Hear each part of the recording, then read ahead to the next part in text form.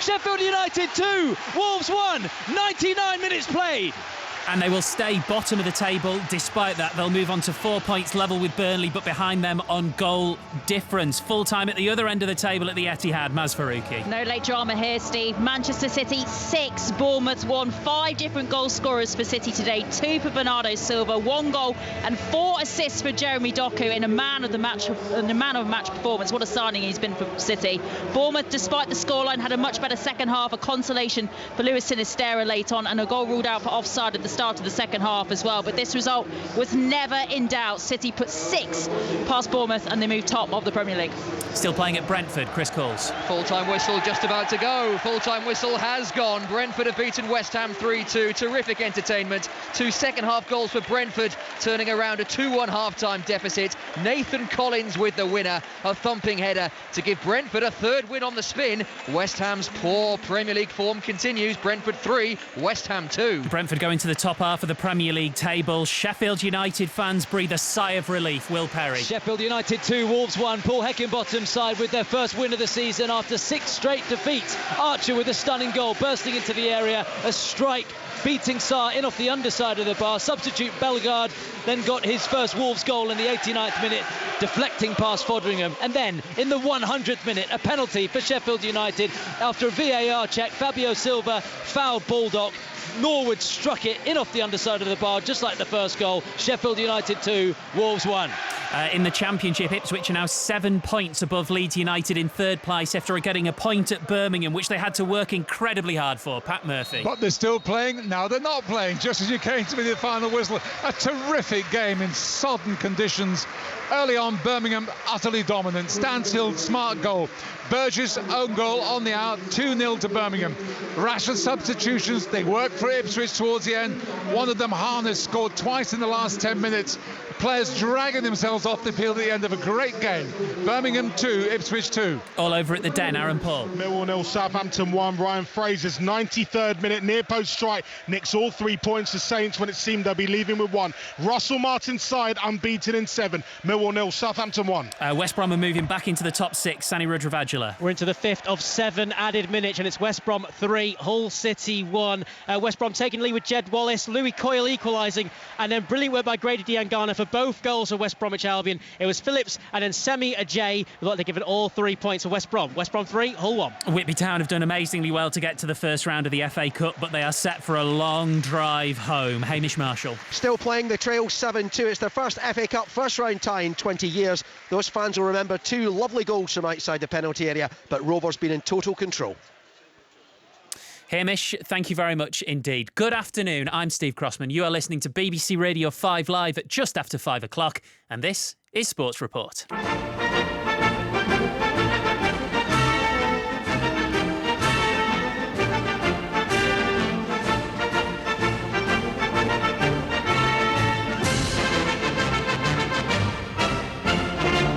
The headlines this Saturday tea time. Manchester United return to winning ways just. Bruno Fernandes, can he sort things out? Oh yes he can! And in stoppage time, Manchester United get what is surely the winner.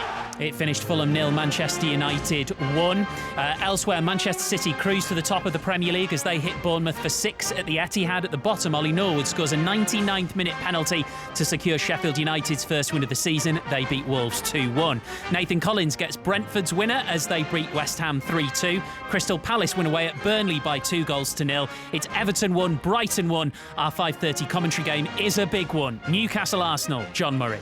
This promises to be quite the test of Arsenal's unbeaten record in the league this season. They have to win to keep pace with the champions now, but Newcastle, of course, will have other ideas. In the Championship, second-placed Ipswich come from 2-0 down to draw at Wayne Rooney's Birmingham. Celtic are 8 points clear in Scotland thanks to a win over 10-man Ross County.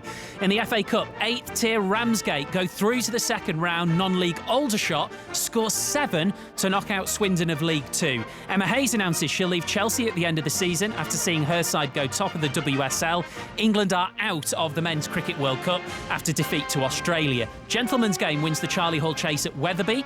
In Rugby League, England's men complete a 3-0 series win over Tonga. England's women run in 11 tries as they hammer Wales. And Bath have missed the chance to return to the top of Rugby Union's Premiership thanks to victory at Northampton. We will bring you as much reaction as we can to all of those stories over the next 25 minutes or so before we take you to St James's Park for full commentary of Newcastle versus Arsenal. We will also get through all of the day's football results, starting in the Premier League, where in the early kick-off it finished Fulham 0, Manchester United 1. And then the 3 o'clock games, Brentford 3, West Ham 2, Burnley 0, Crystal Palace 2, Everton 1, Brighton 1, Manchester City 6, Bournemouth 1, and Sheffield United 2, Wolves 1. Let's start then at the Etihad Stadium, where Manchester City absolutely cruised to victory. Maz Faruqi. Yeah, and he's already made quite the impact in the Premier League this season, but the cameras rightly focused on Jeremy Doku at full time here at the Etihad. He turned on the afterburners for 7 first half minutes to put Manchester City out of sight and make it 15 home Premier League wins this year. All wins here in the league in 2023 then for the champions. His pace created goals 1 and 2. The first he finished, the second he laid on for Bernardo Silva, and the third he had a big part to play in as well. His shot from the D, taking a big deflection of Manuel Akanji, who was eventually credited with it. Doku picking up then 2 more assists after the break as well, helping Foden to the 4th, Bernardo Silva to his 2nd of the game before Nathan Ake, back in the team today, headed in a 6th. So the City goals coming from everywhere, all over the park today. It was an emphatic result, but knowing Pep Guardiola as we do, he will be furious that his side didn't keep the clean sheet this afternoon with that consolation goal for Luis Sinisterra in the second half.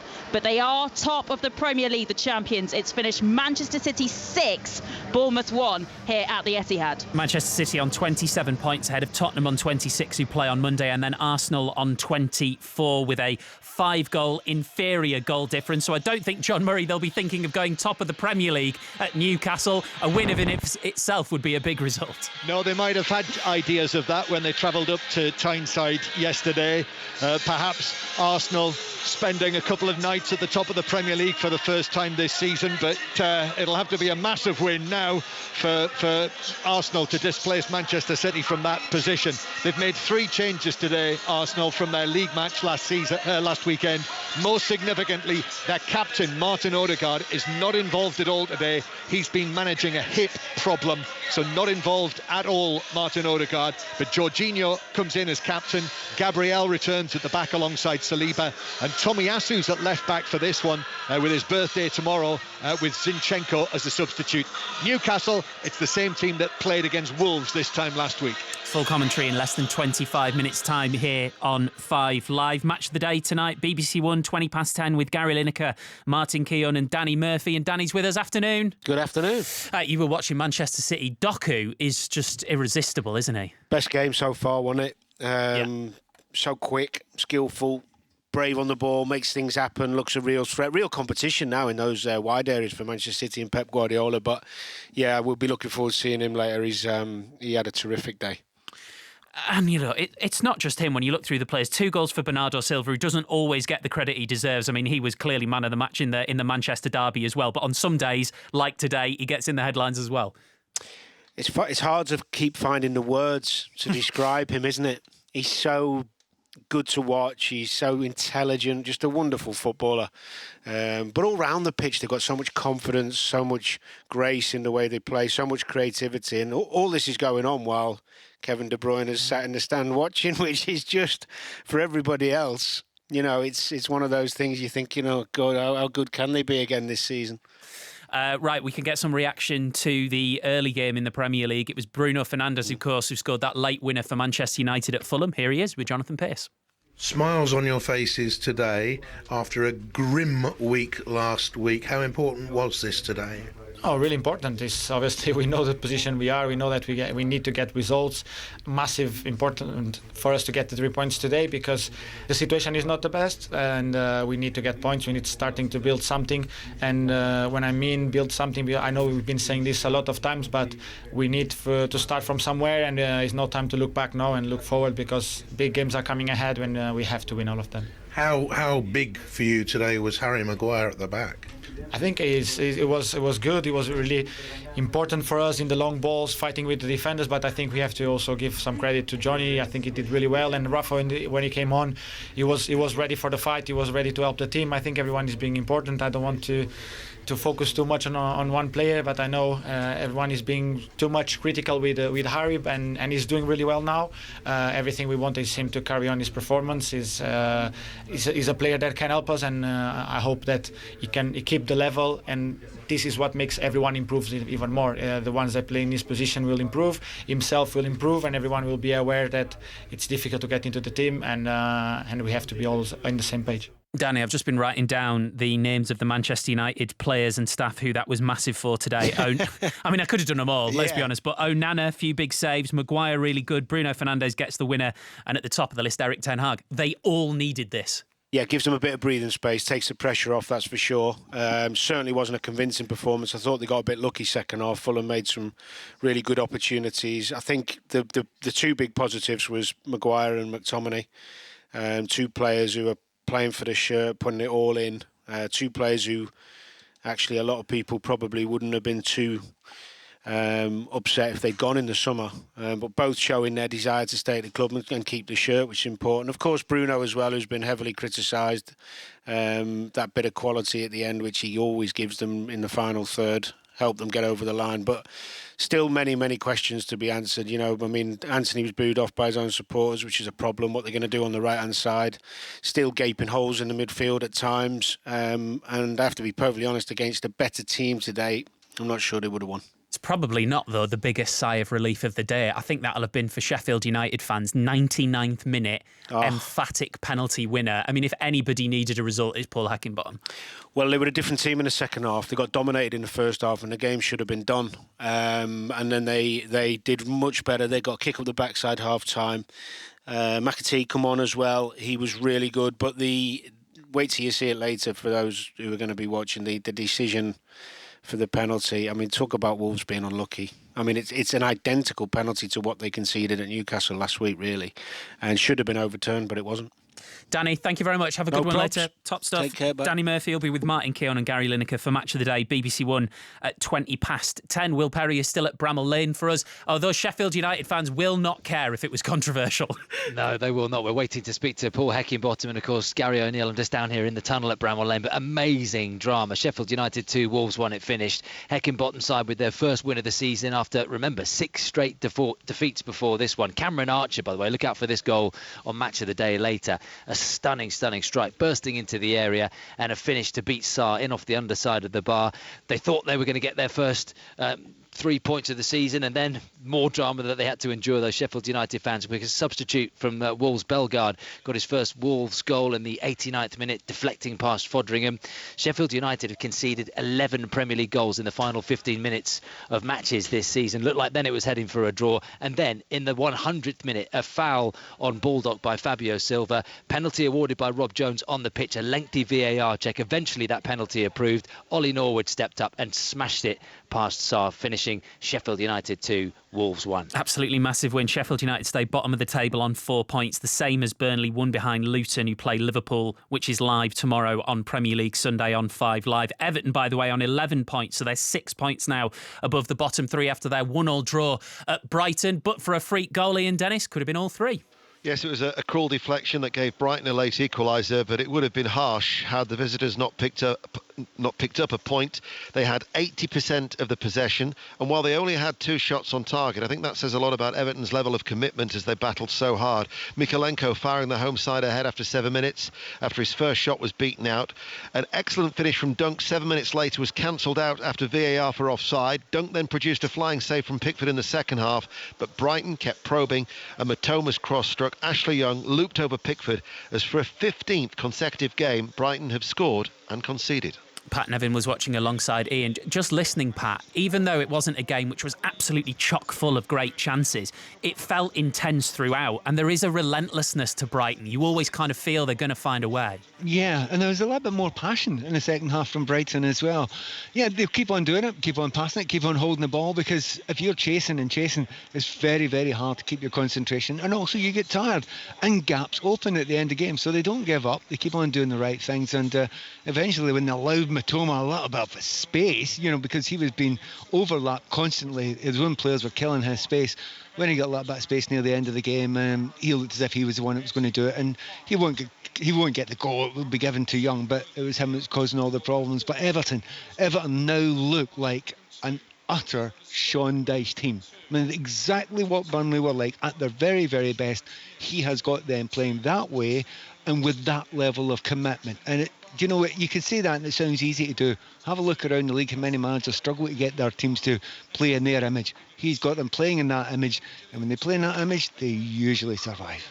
Pat, Ian, thank you both very much indeed. Brighton 6th in the Premier League after that then, 18 points. They are 4 behind Aston Villa in 5th. Villa play Forest on Premier League Sunday. Another live commentary tomorrow with us on 5 Live. Right, let's get to the game of the day, I would say, in the Premier League. Brentford 3, West Ham 2. Chris Coles. Yeah, reckon so, Steve. Just waiting for some reaction here in the Brentford tunnel too. An excellent game, a 5-goal thriller edged by Brentford. They led through Neil Mopai's header, but trailed at the break. Mohamed Kudus' stunning acrobatic volley and Jared Bowen's tap-in subject to a lengthy VAR check. That gave West Ham a 2-1 half-time advantage. More of the same in the second half. Chances for both. Brentford took theirs from 2 crosses. First, Konstantinos Mavropanos on his full Premier League debut, heading in to his own net. Nathan Collins then powered a header home. That was the eventual winner, despite late West Ham pressure. 3 in a row now for Brentford. Just 1 win in the last 7 Premier League games for West Ham. Brentford 3, West Ham 2. Let's go to Turf Moor next. That one finished Burnley 0, Crystal Palace 2. So Palace go 10th in the Premier League table. Burnley second bottom, and their home form, Katie Smith, is now more than a concern. Yeah, and it felt a bit ironic, Steve, as we hit added time. A firework display was going off behind Turf Moor. Nothing much to celebrate at Burnley tonight. They become the first Premier League side to lose their first 6 games at home at the start of the season. And as they've consistently shown under Vincent Kompany, they play nice football. They were far more creative than Crystal Palace, but ultimately couldn't take their chances. Sam Johnston also making a few decent saves from Goodmanson and Rodriguez. The noise coming out the club from the fans still seems to be very much behind Kompany after what he did last season. But even the boss himself reflecting yesterday about just how much the league has moved on in recent years. And a result for Sheffield United, of course, going to be a major concern for them now. For Palace, solid table slide staved off for now, and great to see Eze back as well with an assist. Katie, thank you very much. In the Championship, Ipswich have cut the gap to Leicester at the top of the league to 4 points. They had the opportunity after Leicester lost to Leeds on Friday to do more than that, but having been 2-0 down at Birmingham, Pat Murphy, they will take it. Indeed, and it's a measure of Birmingham's dominance in the first hour that they were good value for Jay Stansfield's smart goal, then an own goal from Cameron Burgess. They'd snapped at Ipswich from the off, giving them not a moment's peace in the sodden conditions. Wayne Rooney applauded so much his palms must have been sore, but he'll want to know why Ipswich got back into the game in the final 20 minutes. Their substitutes brought fresh impetus, and one of them, Marcus Harness, scored twice in the final 10 minutes as Birmingham lost concentration and shape. But consolations for both sides. Birmingham's best display under Rooney, while Ipswich showed great character despite being below par for most of this pulsating game. Southampton had a really rocky start to this season in the Championship, but quietly they have been getting better and better. Another win for them today at Millwall. Aaron Paul. Yeah, smash and grab at the death from the Saints, who had chances aplenty but were consistently thwarted by their former keeper Bart Bialkowski in the Millwall goal. The Pole making a string of cracking saves from Armstrong, Alcaraz and Sulemana until the 93rd minute, when Ryan Fraser hustled to keep the ball alive and tucked the ball in at the near post for another late goal for the Scot and a big 3 points for his side. As you say, Steve, after a patchy start to the season, the Saints very much marching on, 7 unbeaten now. For Millwall, it's simple. Bring on the new manager. Millwall 0, Southampton 1. Other scores in the Championship. Bristol City beat Sheffield Wednesday by 1-0. The winner scored by Rob Dickey after Barry Bannon was sent off. It finished Huddersfield 0, Watford 0. Game of the day, Plymouth 3, Middlesbrough 3. Josh Coburn scoring twice for Middlesbrough against a Plymouth team that tried to sign him in the summer. Let's go back into the Premier League and get some reaction to our commentary game, which was Everton against Brighton. It finished in a draw, and Gary Flintoff is with Sean Dyche. Sean, thank you for joining us on Sports Report. Is today a day you're absolutely delighted with the way in which your side has played, but maybe a little bit of disappointment not to win the game? I'm so delighted with the work ethic of the side. You know, they're a good outfit. We know that. They keep possession. That's how they play. We knew tactically we'd have to be sound, which we were. But 3 games in 6 days, and the players are putting a massive shift, and they did again today. And their commitment to that and to the badge is growing all the time. The belief in the work ethic is growing, and I think we can play, you know, and we've shown that early season at home when we've dominated games. We haven't always got the right result. We did against Bournemouth. Today was a different style of performance, and I'm so pleased with the flexibility of a side that needs to find different ways to play, needs to find different ways to get points and wins, and I think we're doing that.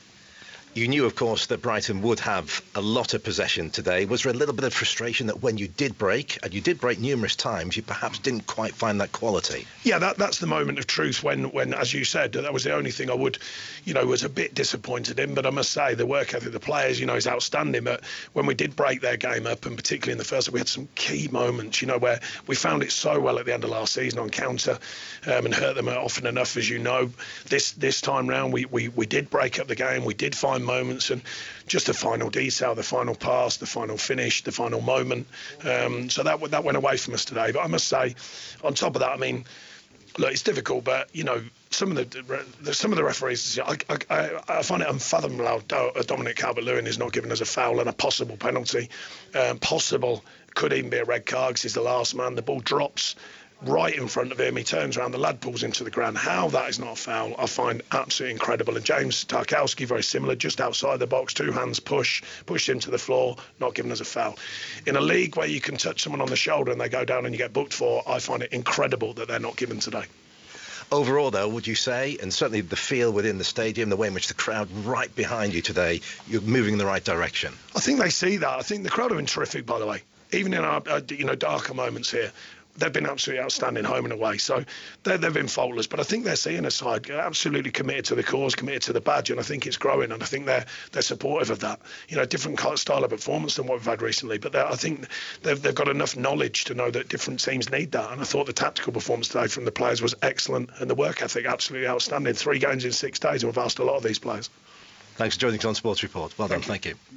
Gary Flintoff with the Everton manager Sean Dyche live on Sports Report. I'll wrap up the rest of the Championship scores now then. Preston, their 5-match winless run is over. They beat Coventry today at Deepdale by 3-2. QPR, first game in charge for Marty Cifuentes. They did lead through Elias Chair, but they were pegged back. Finished Rotherham United 1, QPR 1. Stoke 0, Cardiff 0. Swansea played for 60 minutes with 10 men after Charlie Patino was sent off, but they held on for a 0-0 draw with Sunderland, and West Brom are into the top 6 after a 3-1 win over Hull City. England have officially been eliminated from the Cricket World Cup after suffering a 5th defeat in a row, beaten by 33 runs by Australia today, having been bowled out for 253, chasing 287. David Millan and Ben Stokes did make 50s. Here's captain Joss Butler. I feel like we're having the same chat after every game at the minute. Improvements again today, getting back to more like the stuff we can play, but still short of it. To lose by 30 odd, plenty of ways we can find those 30 runs we needed. Sport offers the broadest of emotions. You've experienced the highest of highs in this game. I wondered whether it feels right now like the opposite end of the spectrum, the lowest of lows. Yeah, it's certainly a low point. I've had a few, but definitely as a captain to be stood in this position when you arrive in India with very high hopes is incredibly tough, incredibly disappointing, and it hurts a lot. Are those feelings heightened by the fact that, coming into the tournament, fancied ourselves to have a real go at it and push whoever it was going to be all the way. We haven't done ourselves justice. It's incredibly tough to reach those highs, absolutely. Everyone knows how much hard work goes into that. And even when you come up short, there's so much hard work that goes into that. So, we feel like we've let ourselves down. We've let people down at home, the people who support us through thick and thin. And that, obviously you wear that on your own shoulders. That is England captain Joss Butler. Let's bring in correspondent Jonathan Agnew. He said there, we've let ourselves down, we've let people at home down. We haven't done ourselves justice. Hard to argue with that? No, it's absolutely spot on, isn't it? I mean, the one thing I've got to say about Joss Butler, and I've just seen him walk across the ground, a very downcast looking figure, is that he's fronted up and he has been honest throughout all of it. I mean, I think he's as puzzled as a lot of other people as to what has absolutely gone wrong here. I say I'll cast myself back to the first match, actually, on this ground against New Zealand, and I don't really think that England ever really got over that. There were some confused messages. Key players out of form, Root, Stokes, Butler, that's 3-4-5. Stokes, of course, only coming in late after an injury as well. You've got those three key batsmen out of form and really struggling. I know Stokes got 64 today, but it really took him a long time to get any sort of eye in, any sort of fluidity, rhythm to his batting at all. That was not a typical Ben Stokes innings. He's struggling. And therefore, you are unlikely to win games when you have key personnel who are so out of form. But there are aspects of the game that was a bit better today. They fielded very well. They showed, I think, a lot of character, actually, from that regard, given the stick that they've been getting. Chris Wokes had a better game today. He got 4 wickets. But the sad thing is it's all so late. And the absurdity of the situation, really, or the actual situation, is that England are now actually having to try and beat the Netherlands on a net run rate situation in order to qualify for the Champions Trophy, which is like a mini World Cup that takes place in 2 years' time. I mean, who on earth could possibly have thought that would be the case? Thank you, Jonathan. That is our correspondent, Jonathan Agnew. In the days of the match, Pakistan kept their hopes of qualifying for the semi-finals alive as they beat New Zealand, set 402 to win. Pakistan raced to 160 for 1 in 21 and a half overs. Then the rain came down, so they got a revised target of 342, but only 4 more overs were possible. So Pakistan win by 21 runs, thanks to the Duckworth-Lewis-Stern method. Tomorrow at 4:45 a.m, New Zealand versus Pakistan. No, that was today, wasn't it? Sorry. You can listen to all of the Cricket World Cup, though, as it goes on 5 Sports Extra. Onto the Scottish Premiership this afternoon. Ross County 0, Celtic 3, Kilmarnock 1, Motherwell 0 this evening. The first of this weekend's League Cup semi-finals gets underway at Hampden Park. It's Hibs against Aberdeen. We're underway. Gavin Wallace. Oh, Steve, you've just came to me as Martin Boyle has just put one just inches by. Hibs 0, Aberdeen 0 at the moment. Barry Robson has urged his Aberdeen team to make memories. Nick Montgomery makes his first visit here and he means business. He wants a repeat of them last winning it in 2007. Barry Robson, incidentally, scored a penalty the last time Aberdeen won that in 2014. That was at Celtic Park against Inverness Cali Thistle. But a couple of minutes or so on the clock, Stephen. Both teams are really just starting to edge into this. Hibs, though, looking the better. It's Hibs 0, Aberdeen 0. Right, let's crack the knuckles and get through some more of the day's football scores, and we'll stay in Scotland. In the Championship there, Dundee United are top of the league. They're 5 points clear of Raith Rovers. Dundee United winners today, draw today, 1-1 against Inverness. It finished Arbroath 1, Partick 3, Ayr United 2, Queen's Park 2 and Raith Rovers 1, Airdrieonians 1. Into Scottish League 1, Falkirk drew 1-1 at Queen of the South, so they have a 3-point lead at the top over Hamilton, who lost 1-0 at Cove Rangers. Other scores, Edinburgh City 1, Montrose 5, Annan 2, Kelty Hearts 2 and Stirling 0, Alloa Athletic 2. In Scottish League 2, Peterhead top of the league after a 2-0 victory over East 5, 2 points clear of Dumbarton. They were also winners. Bonnyrigg Rose, they beat them by 4-0. Other scores, Clyde 1, Spartans 2, Forfar 1, Stenhousemuir 3 and Stranraer 3, Elgin City 1. Into the FA Cup then, some really good stories this afternoon, so we'll just get through them as quick as we possibly can. Ramsgate, the lowest ranked team playing in the competition today, beat Woking by 2-1. Lee Martin, one signed by Manchester United for £1 million, scored the winner for Ramsgate in that one. Elsewhere, Scarborough Athletic were seconds away from beating Forest Green Rovers. Jonathan Greening, Scarborough, they conceded a 93rd minute equaliser, so there'll be a replay. It finished 1-1 in that one. Barrow beat Northampton by 3-1 in the early kick-off. 10-man Barnet won by 1-0 at Curzon Ashton. Finished Alfreton 2, Worthing 0, Bolton 4, Solihull Moors 0. Exeter lost 2-0 at home to Wigan. Leyton Orient beat Carlisle United by 3-1. Gillingham won 2-0 at Hereford. Maidenhead United are out. They lost 2-0 at Oxford. Swindon 4, Aldershot 7 is an unbelievable score. Aldershot, shocking their higher league opponents, were 7-0 up. Jack Barham scored a hat-trick, but then Swindon scored 4, so 11 goals, and Aldershot remarkably go through by 7-4. Newport 2, Oldham 0. Marine 1, 1, Harrogate 5, Port Vale 0, Burton Albion 0. They finished with 10 men, as did Eastleigh, but they still beat Boreham Wood by 5-1. Finished Peterborough 2, Salford 2, Bradford 1, Wickham 2. Shrewsbury beat Colchester United by 3-2. Whitby of the Northern Premier Division conceded 7 at Bristol Rovers of League One, losing by 7-2. Finished Lincoln 1, Morecambe 2. Reading are through after a 3-2 victory over MK Dons. It's Doncaster 2, Accrington 2. Finished Chester 0, York 0. So they will replay. Notts County beat Crawley by 3-2. Worksop conceded 5 at Stockport. That finished 5-1. It was Yeovil 3, Gateshead 2. Tranmere ended with 10 men and lost 4-3 at Stevenage. Chesham United are out after losing 2-0 to Maidstone United. Bracknell were brave but lost 2-1 at Cambridge, and it finished Wimbledon 5, Cheltenham 1. Those the FA Cup scores this afternoon. Horse racing next. Gentleman's Game, a surprise winner on the big race of the day, the Charlie Hall Chase at Wetherby. Watched by John Hunt.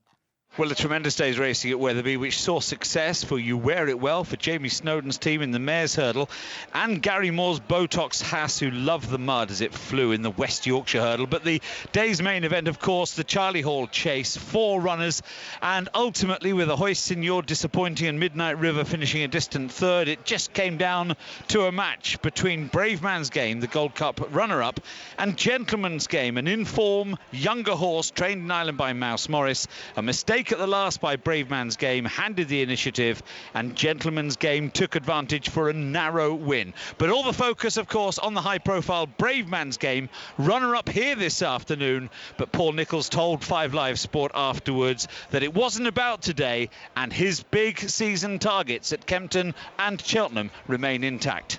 Just got a bit tired in the ground. The other horses had a run. This time last year, you get away with horses needing to run a little bit on better ground. On this ground, you don't. You know, we always almost expect too much first time out. But everything to win first time out on that ground. He's just needed a bit of a blow, and if it had been good ground like last year, it wouldn't have happened, you know. And our targets are the Cheltenham Gold Cup and the King George, and it hasn't made any difference to how we're running the King George at all. And Steve will be back shortly for all the news from America, where it's a big night of racing, the Breeders' Cup at Santa Anita, California. Lots of European horses, the top-class ones like King of Steel, Auguste Rodin and Inspiral, all struck their stuff tonight stateside, and we'll be keeping you up to date on that throughout the evening. Thank you very much, John. Chelsea are top of the WSL after a 6-0 win at Aston Villa. After the game, Chelsea announced that manager Emma Hayes is going to leave the club at the end of the season. BBC Sports' Emma Sanders is with us. Has this come out of the blue or not? Yeah, I think it has come out of the blue. It's hugely significant news, not just for Chelsea, but for the WSL. Emma Hayes has been linked with the USA vacant job. She is a strong candidate to take over that role. But it is surprising the timing of the announcement. She is obviously hugely successful during her time at the club. She's been there 11 years, won 13 major trophies, the most decorated Chelsea manager of all time. But yeah, it looks like she might be heading stateside. So a big loss for the WSL, that. Huge. Emma, thank you very much indeed. That's our reporter Emma Sanders with us in studio. Let's finish with the scores in Northern Ireland and Wales. So Northern Ireland, Crusaders 0, Coleraine 2, Glenavon 1, Dungannon 0, Glentoran 2, Carrick 3. It finished Loughgall 5, Ballymena United 2, Newry City 0, Linfield 3. And in the Welsh Premier this afternoon, the leaders TNS won 2-0 at Newtown. Haverfordwest beat Colwyn Bay 5-0. Cardiff Metropolitan 3, Connors Quay 1, Carnarvon 2, Pennybont 4, Bala 0, Pontypridd 0, and Barrytown 0. Aberystwyth 1. Let's tell you about the Rugby Union that happened this afternoon. There were 2 big games as well. In the Gallagher Premiership, defeat for second place Bath at Northampton. And in Rugby League, England's men completed a 3-0 series whitewash of Tonga with a 24-6 win at Headingley. The women's side rammed in 11 tries, 66-0. They beat Wales. Whistle has just gone at St James's Park. We're underway in the Premier League for full commentary of Newcastle versus Arsenal, and Chris Waddle is with John Murray. Thank you, Steve. Yes, welcome everyone to Tyneside. Arsenal kicking off, but Newcastle on the attack through the middle. Here's Gordon moving in field, 25 yards out, gives it to Joe Linton. Lovely turn onto his left foot, goes square from him to Longstaff. Now Almiron reaches Trippier on the right hand side. Trippier's ball across, diving header away from Gabriel. What a start from Newcastle, Chris Waddle. Start straight with, and Jorginho tried to con the referee with a dive, and he didn't bite, thank God. And the way Newcastle go, and they nearly scored straight away. So it is Newcastle United against Arsenal here on what is a dry autumnal night. There is rain forecast, but there is a chill in the air. And St James's Park has just fallen silent actually before kick-off to mark Remembrance Sunday next weekend. But wreaths were laid and buglers played the last post. But the noise now, the volume has gone up for what is the 7th Premier League match of today, but the biggest of the weekend if you look at the league positions this morning. 6th against 2nd this morning, but now Arsenal have slipped down to 3rd with Manchester City going to the top of the league. But Newcastle, black and white stripes, they're attacking towards the Leazes end in the first half, which is to our left, and goalkeeper Pope has overhit a ball downfield, so it's the goalkeeper at the other end, David Raya, who has got it. And Newcastle, same as this time last week when we brought you commentary from Molineux on the 2-2 draw. So Newcastle with Pope in goal, Trippier, Lascelles, Cher and Byrne, then Longstaff, Guimaraes and Joe Linton, as David Raya will have to clear, which he does under some pressure, and it's just kept down in front of us, and Arsenal with the ball at the back. So the front line for Newcastle, Almiron back on the right. Saliba's got to be careful inside his own penalty area, but he manages to get away from Guimaraes and from Gordon, and it is Arsenal who bring it forward. So that Newcastle front line, Almiron on the right, Wilson through the middle and Gordon on the left. Throw-in is given Newcastle's way. It was. And that was Mikel Arteta right in front of it, protested about it. Gordon, good tackle on Saka, just comes off Saka. All the black and white hands go up, and they get the throw in. But I think with Newcastle, I've been here many times, Johnny, they come out the blocks very, very quick. And Arsenal are mixed at the minute. They've dropped off for 5 minutes. Now they're trying to press them high, and they just seem to don't get it right. But we know Newcastle show a lot of energy in the first half hour of the game.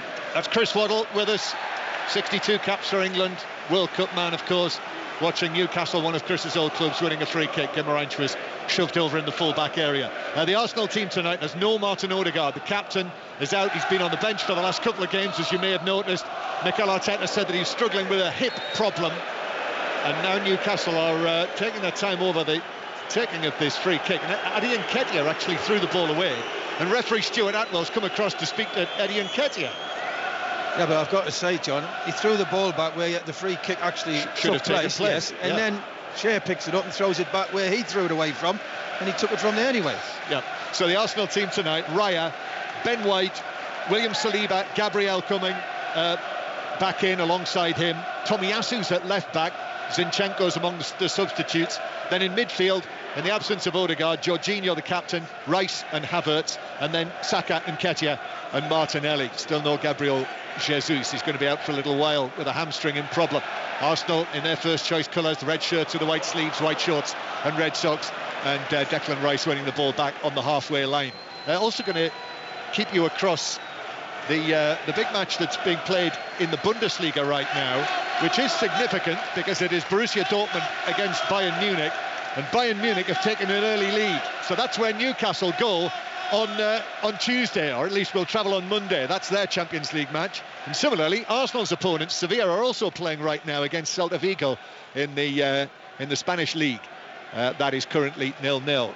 Just waiting to find out who scored the Bayern Munich goal, which is always of interest, as Jorginho will give the ball to Declan Rice, and Rice plays it up the left-hand side, and here's Martinelli into the action, right for the ball into the penalty area, looking for the hat-trick man of last weekend, Eddie Nketiah, but a header away by Jamal Lascelles, and Newcastle clear it up towards Callum Wilson, who does really well actually under pressure, but couldn't release the ball for Almiron as the challenge came in on him, and it's out of play for a throw-in. And the goal scorer was actually Upamecano for Bayern Munich, who has come in. There's every chance, Chris, with De Ligt out injured. Upamecano coming back in.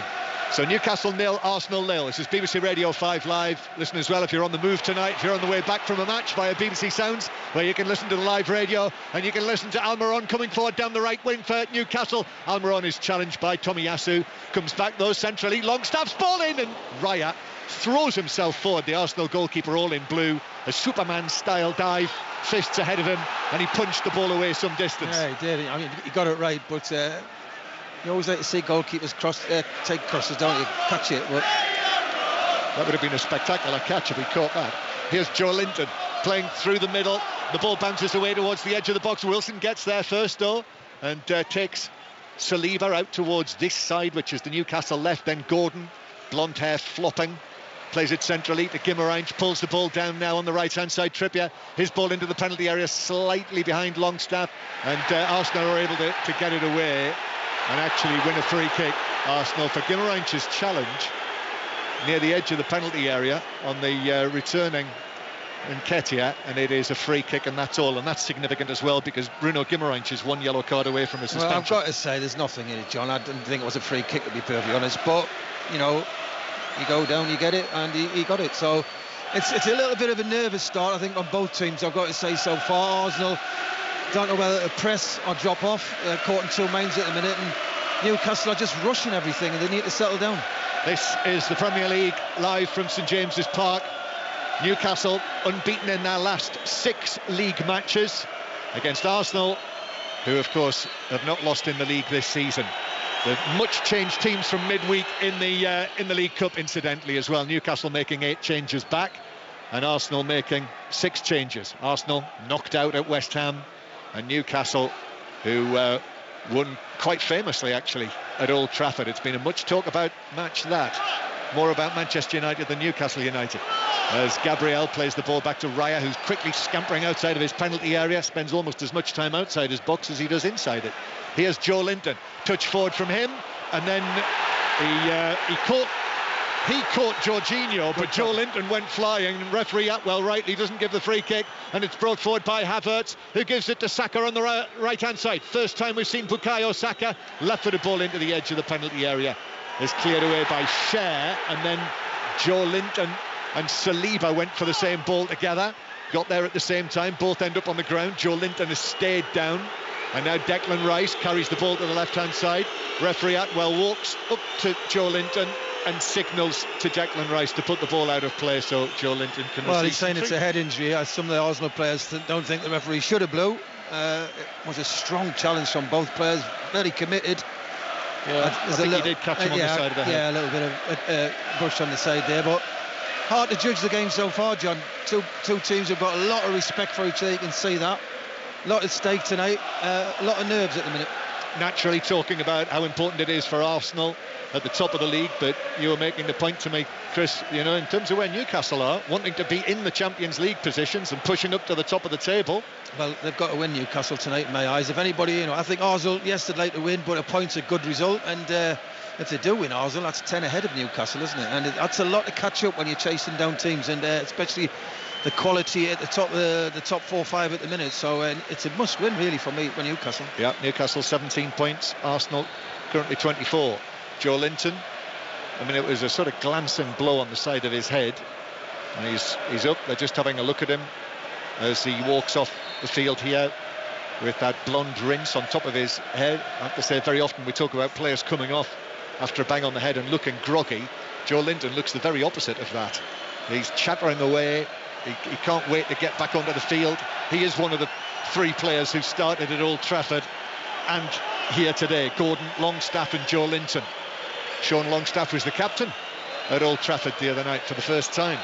Newcastle 0, Arsenal 0 is the score, with Declan Rice in possession. And of course, you know, there's frustration here because they want Joe Linton back onto the field, but the regulations now say that you have to wait 30 seconds if a player's received treatment.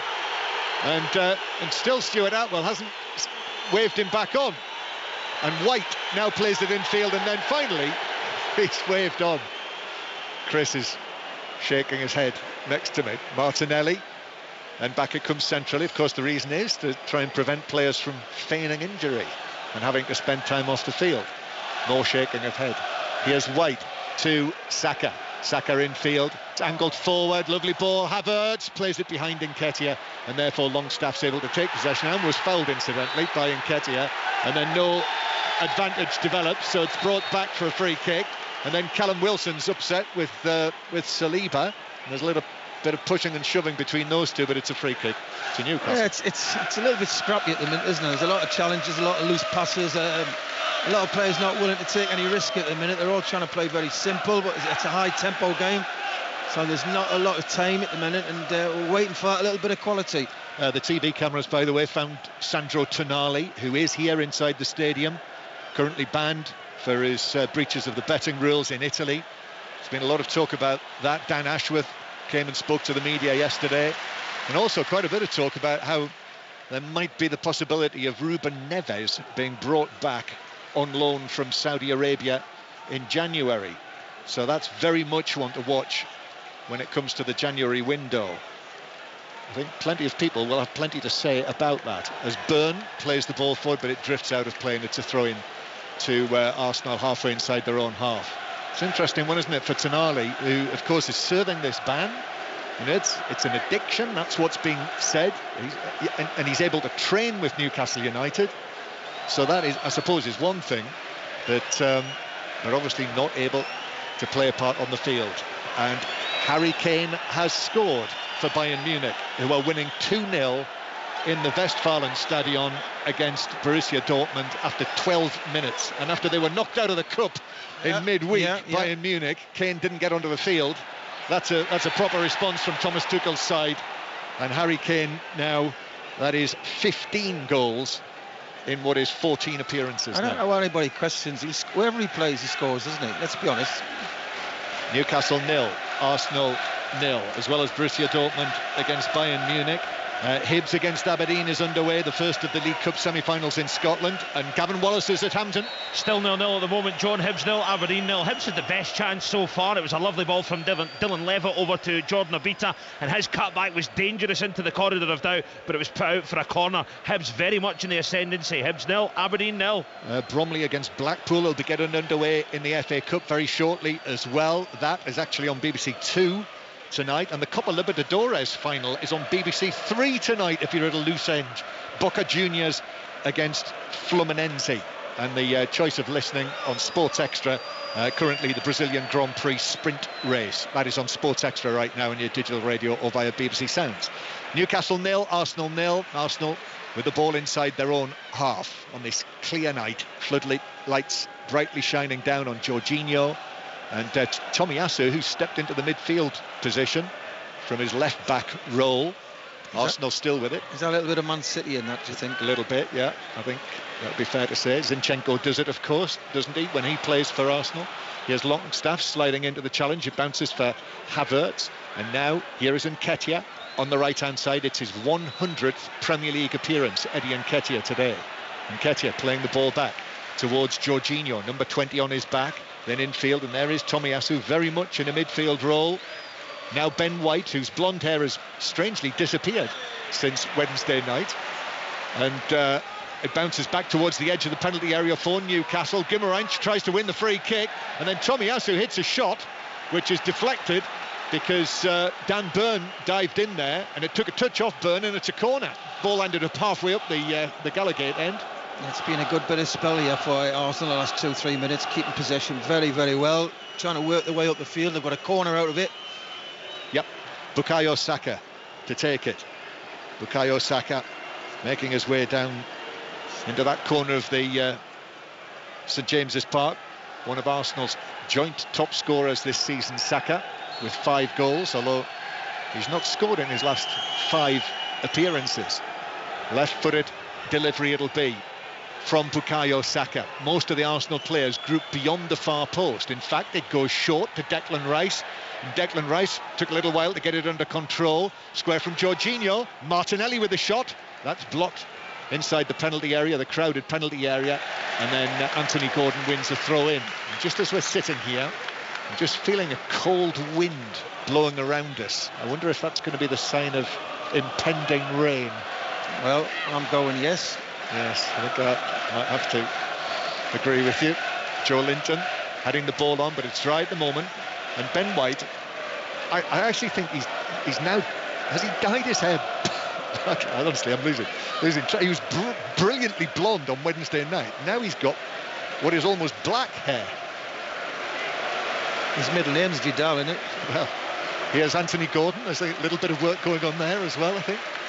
And it's cleared into the stand by the black-haired Ben White for a throw-in to Joe Linton. Joe Linton now back into the centre circle. Forward from Lascelles, but that's onto the head of Saliba, who's able to head it away. Jorginho Then Ben White plays it back to David Raya, who's right on the balls of his feet, turns the ball out towards Gabriel, who's put under pressure there. The pass was slightly behind Gabriel, but Almiron's all over him.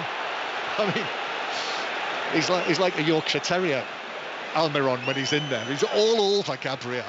I mean, he's so enthusiastic.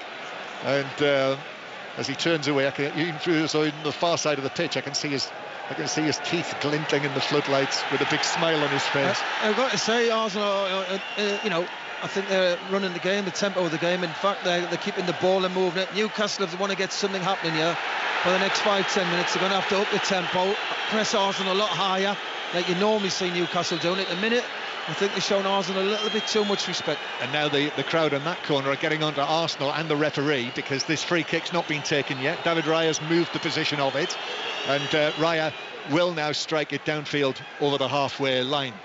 Don't know if they'll have Yorkshire Terriers in Paraguay, will they? They probably will, won't they? There's no reason to they're should. everywhere. There we are then. Chris Waddle, all-knowing, even on Yorkshire Terriers. Yeah, favourite subject. Newcastle 0, Arsenal 0. Celebrity mastermind coming up, Chris. Ball's played back towards the edge of the area, and Raya had to stretch for that. Passes the ball out from the back, and then White forward to Havertz, who's playing as a sort of right-sided central midfielder, and then Rice stepping in, but he couldn't get there. Trippier, his England colleague, got to it first, stabbed forward by Almiron. Now to the right-hand side to Trippier, and Trippier will go in field. And Bruno Guimaraes has a little bit of space there. There's not a great deal of space, but couldn't find the crossfield pass to Gordon. So Arsenal break forward. Arsenal, who did win here last season by 2-0. Odegaard scored one of those goals. The other was an own goal by this man, Ben White. And White, I'm not sure he kept that in. The Newcastle fans think it went over the white line. He was being put under pressure by Gordon, but the assistant was right there and said that it did not go out of play. Here's White again on the right flank. Saka in. Nice touch from Havertz. Didn't run into the path of Saka though, and Newcastle are able to play it away. It's been good from Arsenal so far. There's been some intricate play with Joe Linton now for Newcastle going for a longer pass, but that was intercepted by Tomiyasu on the halfway line. And there's the Newcastle man down. Trippier stayed down, and it's been won back by Arsenal, and Nketiah in the full-back position. But there's cover there with Longstaff, and it's won back by Bruno Guimaraes, leaving Nketiah on the ground, and Bruno Guimaraes now down the right flank for Almiron. Almiron's onto this, near the right corner of the box. Left-footed ball right across the penalty area. Wilson's there, tried to give it back to Almiron, but Almiron coming in at such pace. He didn't have a chance to control that. And it's bounced for Rice, and what a run from Rice from deep inside his own half to the edge of the area, but he played it behind Nketiah.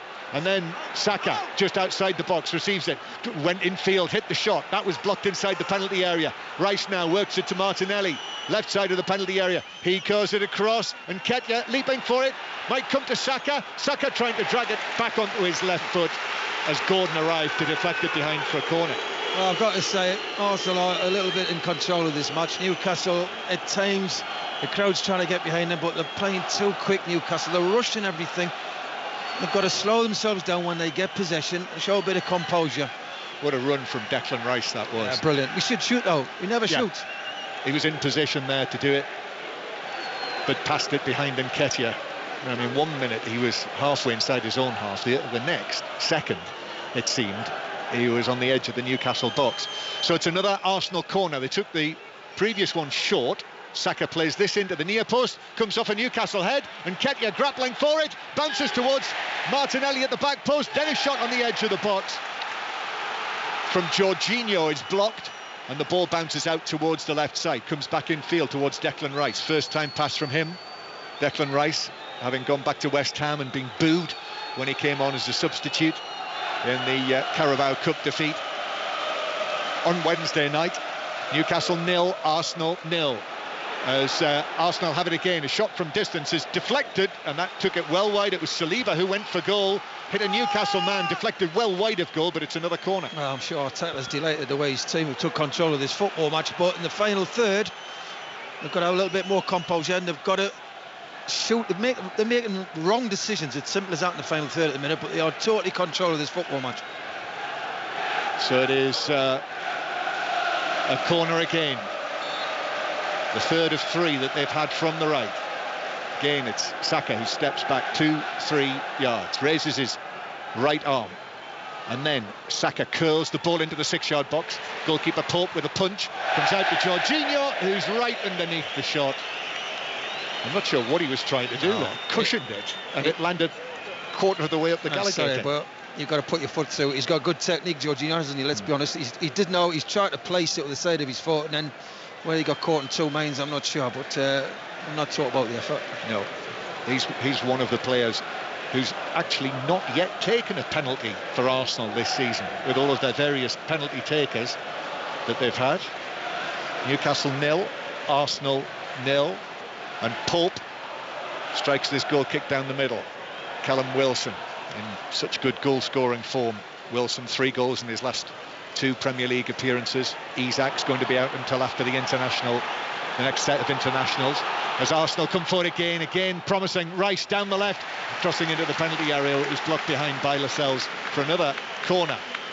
Celta Vigo have taken the lead against Sevilla in the Spanish league, and it is Bromley 0, Blackpool 1 in the later kick-off in the FA Cup first round. So Blackpool leading against the National League side, who are going so well under Andy Woodman, as you may have heard, Gareth Southgate's great friend. Corner then for Arsenal, this one from the left-hand side, the first they've had from there. Martinelli takes it, gets it back from Rice. Martinelli curls it towards the back post, and Nketiah on the stretch, but in doing so could only head it wide of the far post, and maybe Gabriel behind him was a better option, but Nketiah heads wide, goal kick Newcastle. Yeah, I don't think there's a lot of communication between the two, John, but Arsenal really are playing well. The tempo's good about them. Newcastle can't put 3 passes together at the minute. They're really flat, and Arsenal in the final third are not showing enough quality, and that's why they're not winning this football match. Already halfway through the first half here on Tyneside. 0-0. We'll have more interviews and reaction to the day's sport at half-time. Manchester City now top of the Premier League after their 6-1 win against Bournemouth. So that's boosted their goal difference as well. Manchester City now plus 20 with 27 points. And Manchester United, if you haven't heard, won with a late goal at Fulham in the first Premier League match of the day. But we'll round everything up for you at the break. Still Hibs 0, Aberdeen 0 in the semi-final at Hampden. Dan Burn waiting to take this, and the referee Stuart Atwell's telling him to go back 4 or 5 yards to take the throw, which he does. Guimarães under pressure from Havertz, who's gone down, caught by a flailing hand, and he's gone down feeling the side of his head. Newcastle continue, play hasn't been stopped. Mikel Arteta is asking why. Now Almiron away from Tomiyasu on the right hand side. Almiron back onto his left foot, little ball into the penalty area. No, it's actually been blocked by Declan Rice, who's shown too much of that to Almiron, who dived in to try and win it back, and it was there to be won, but he caught Rice, and it's a free kick. And now Mikel Arteta again is actually being spoken to by Jason Tindall. So Jason Tindall and Mikel Arteta exchanging words, and fourth official Graham Scott is standing between them. Well, I thought, John, and I didn't see any contact at all. Havertz goes down, and play on's the right thing. And it's strange, isn't it? You get this slap in the head, and when they don't get the free kick within seconds, they're up running behind them again. So good refereeing that. Newcastle 0, Arsenal 0. So free kick for what was the Almiron foul on Rice, who struck long downfield, and actually in the end Trippier gets the ball and plays it back to Nick Pope, who's cleared it out of play on the halfway line. Groans from the home supporters. Many of these Newcastle fans, they say thousands and thousands are heading to Germany next week. We'll be going with them. Neil Lennon's coming with us to Dortmund for the what is a 5:45 kickoff on Saturday. So you'll hear that on 5 Live, an early finish to Drive. So don't miss it. As Almiron bringing it forward, gives it into the penalty area to Wilson. Wilson then fouls Gabriel, who went to ground and is now being helped to his feet, and it's actually a goal kick to Arsenal, that's all. Yeah, I've got to say, good defending. Callum Wilson's not looked very sharp tonight, has he? Gabriel deserves so well. He just checks his run, knows what he's doing, lets the ball out of play. It's Arsenal for me have been the plus, but final third, both teams are struggling. But at general play, Arsenal are the better team. Yep, Callum Wilson who's scored 18 goals since the beginning of April. So in the latter part of last season when he scored those 11 goals and 7 this season. Here is Wilson through the middle, but challenged by Jorginho. And then it bounces back for Gabriel on the edge of the area. Back to David Raya. Right footed ball to the halfway line. Nice touch from Nketiah to bring it to Havertz. Now Saka. Saka comes in field, rolls it square. Rice again, very advanced in that left-sided central midfield role with Jorginho in the middle. Back to Rice again. Now Martinelli. Martinelli trying to curl it in, which he does nicely. Saka with a touch. Back to Jorginho. He lifts it forward into the box. A stretch for it by Tomiyasu, but he can't reach that. Defender Trippier was there with him as well, and it's through for a goal kick. Well, Arsenal up to the last... Well, up to the 18-yard line are good. They're hustling Newcastle. They're getting the ball off them very easily. They're moving the ball very well. I like Declan Rice playing further forward. Yep.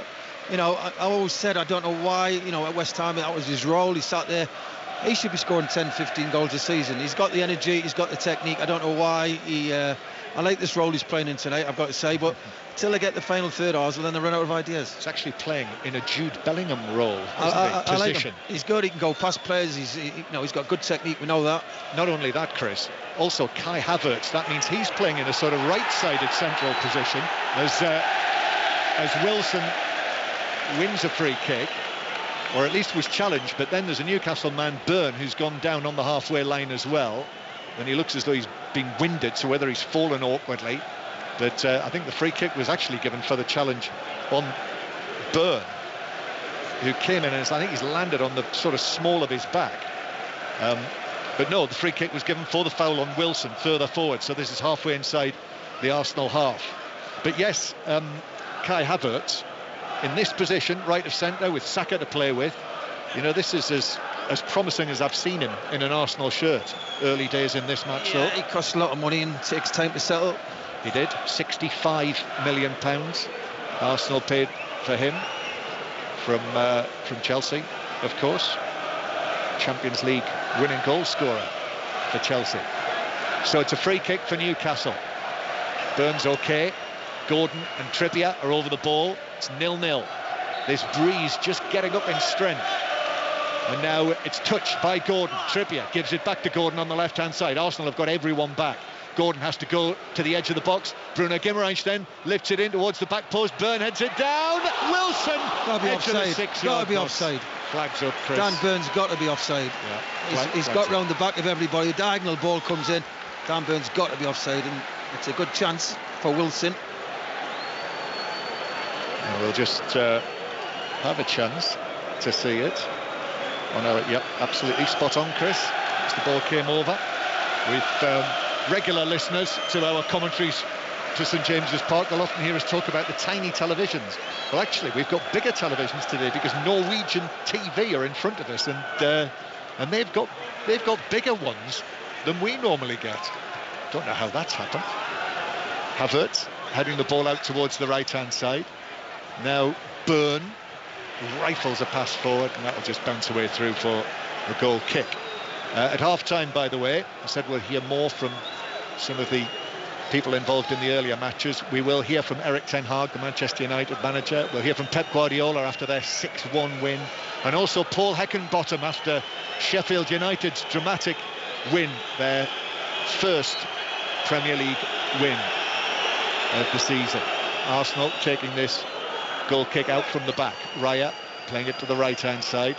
Now White up to Saka, who is fouled by Byrne, who I think is he's certainly still indicating that he's feeling where he landed on at the base of his spine. Yeah, I've been watching him, John, and he's not comfortable. There's something at the back behind his hip, and he keeps rubbing it. He's not happy with it. Well, what Newcastle do not need are any more injuries, particularly with Dortmund coming up next week. Such an important game, probably need something from that. You'll hear that on 5 Live. We'll be in the stadium in Germany, Borussia Dortmund, Newcastle. After that, we'll be in Madrid. Ian Dennis is going there with Pat Nevin. Atletico Madrid against Celtic. We'll have Manchester City against Young Boys covered. And then on Wednesday night, more Champions League commentary with Arsenal at home to Sevilla. You'll hear that in full, and we'll be with Manchester United in Copenhagen. Here's Tomiyasu. Now the ball on the left-hand side. Martinelli coming in field towards Jorginho. who turns and gives it to Gabriel. Now it finds its way to White again, and then White with a touch to Saka. He's going to get a card, Dan Burn. That's 3 on Saka. Tripped by Dan Burn. I think that's going to be enough for a yellow. No, not. I think next one definite. I think that's 3 now. I don't know how many cards you got to before you get a yellow, but he's struggling. Dan Burn is struggling. It looks like his left hip. Yeah. And he had to fall a long way, didn't he? He did. Yeah. And if you're playing against Saka, you've got to be absolutely tip-top, haven't you? So this could be an opportunity for, obviously, Lewis Hall's on the bench. Has he been sent to warm up? Anyway, it's a free kick to Arsenal from the right-hand side. Martinelli is going to take this. Saka runs over it. Right-footed curler from Martinelli. That's headed away by Joe Linton across the penalty area, actually. Lands on the back of Tomiyasu, who will celebrate his birthday tomorrow, the Japanese. 25 tomorrow on Bonfire Night. Ball to the right-hand side. Martinelli bounces away. Gordon being leaned into by Havertz, and the ball runs out of play. I suspect they don't talk about Bonfire Night in Japan. As Dan Burn takes the throw, Joe Linton under pressure plays it square, and now Longstaff rolls it into the path of Trippier. Trippier already halfway inside the Arsenal half.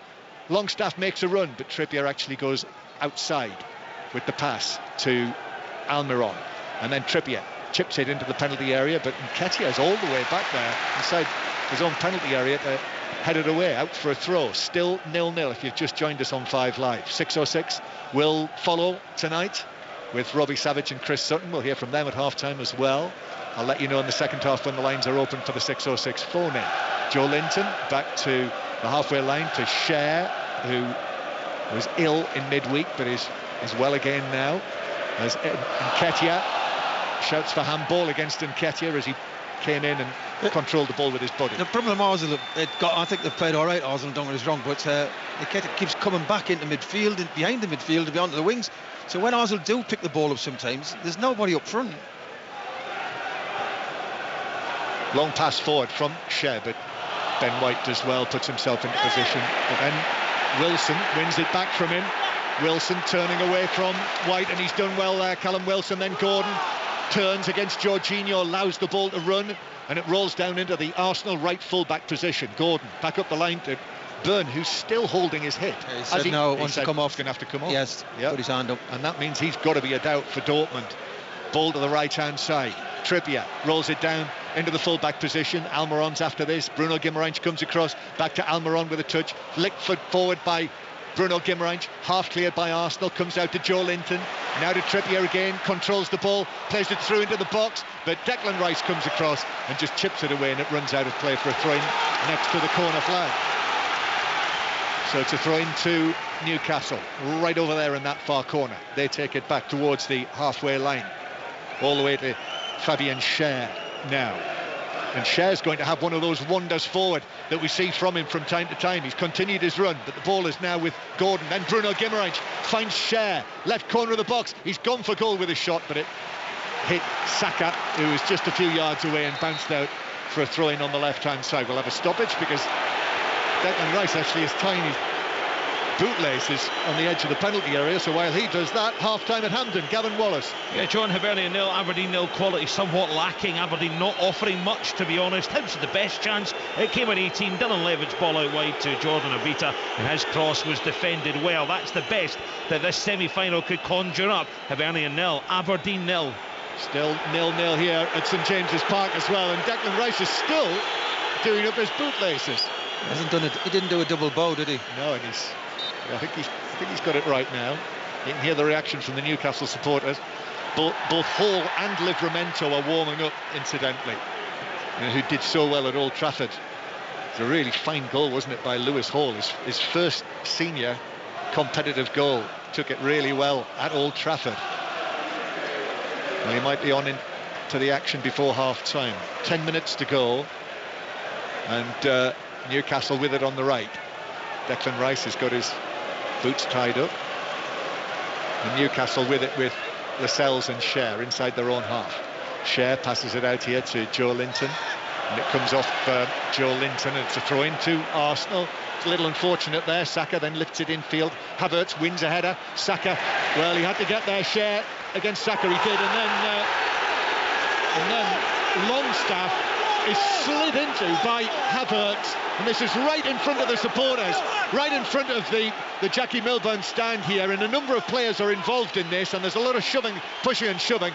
I mean, Havertz went in at pace and caught Longstaff, and the crowd have reacted. It's a yellow card has been produced by Stuart Atwell for Kai Havertz, but clearly VAR will have a look at that. I don't know if he caught him, John, actually. I know it was late, it was high, but I don't know if he's actually caught him.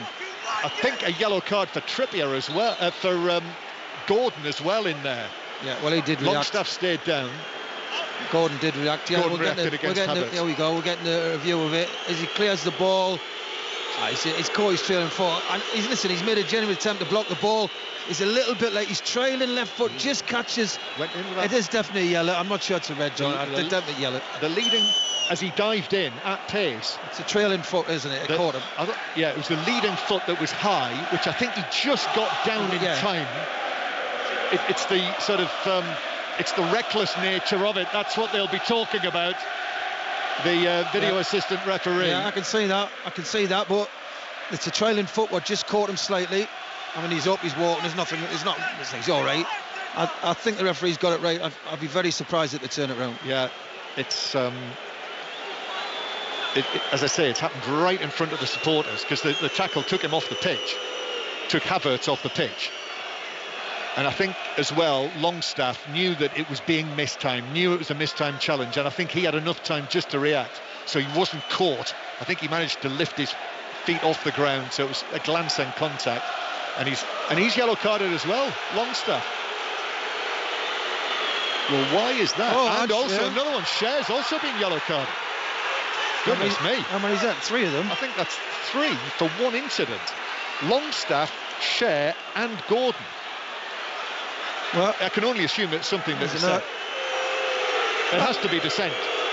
Yeah, and listen, we got the benefit of a replay, a slow motion and everything, so I think you got it right. I mean, they've all been talking to him in the I'm sure, but I think you got it right. Yellow card, definitely. Longstaff's received treatment, so he's going to have another 30 seconds off the pitch. And Newcastle have got this free kick to take. 38 minutes played, BBC Radio 5 Live, and more to come at half-time on all of the earlier events in the various sporting fields. But this has whipped up the crowd here at St James's Park, which can have a positive effect on the home team, as we well know.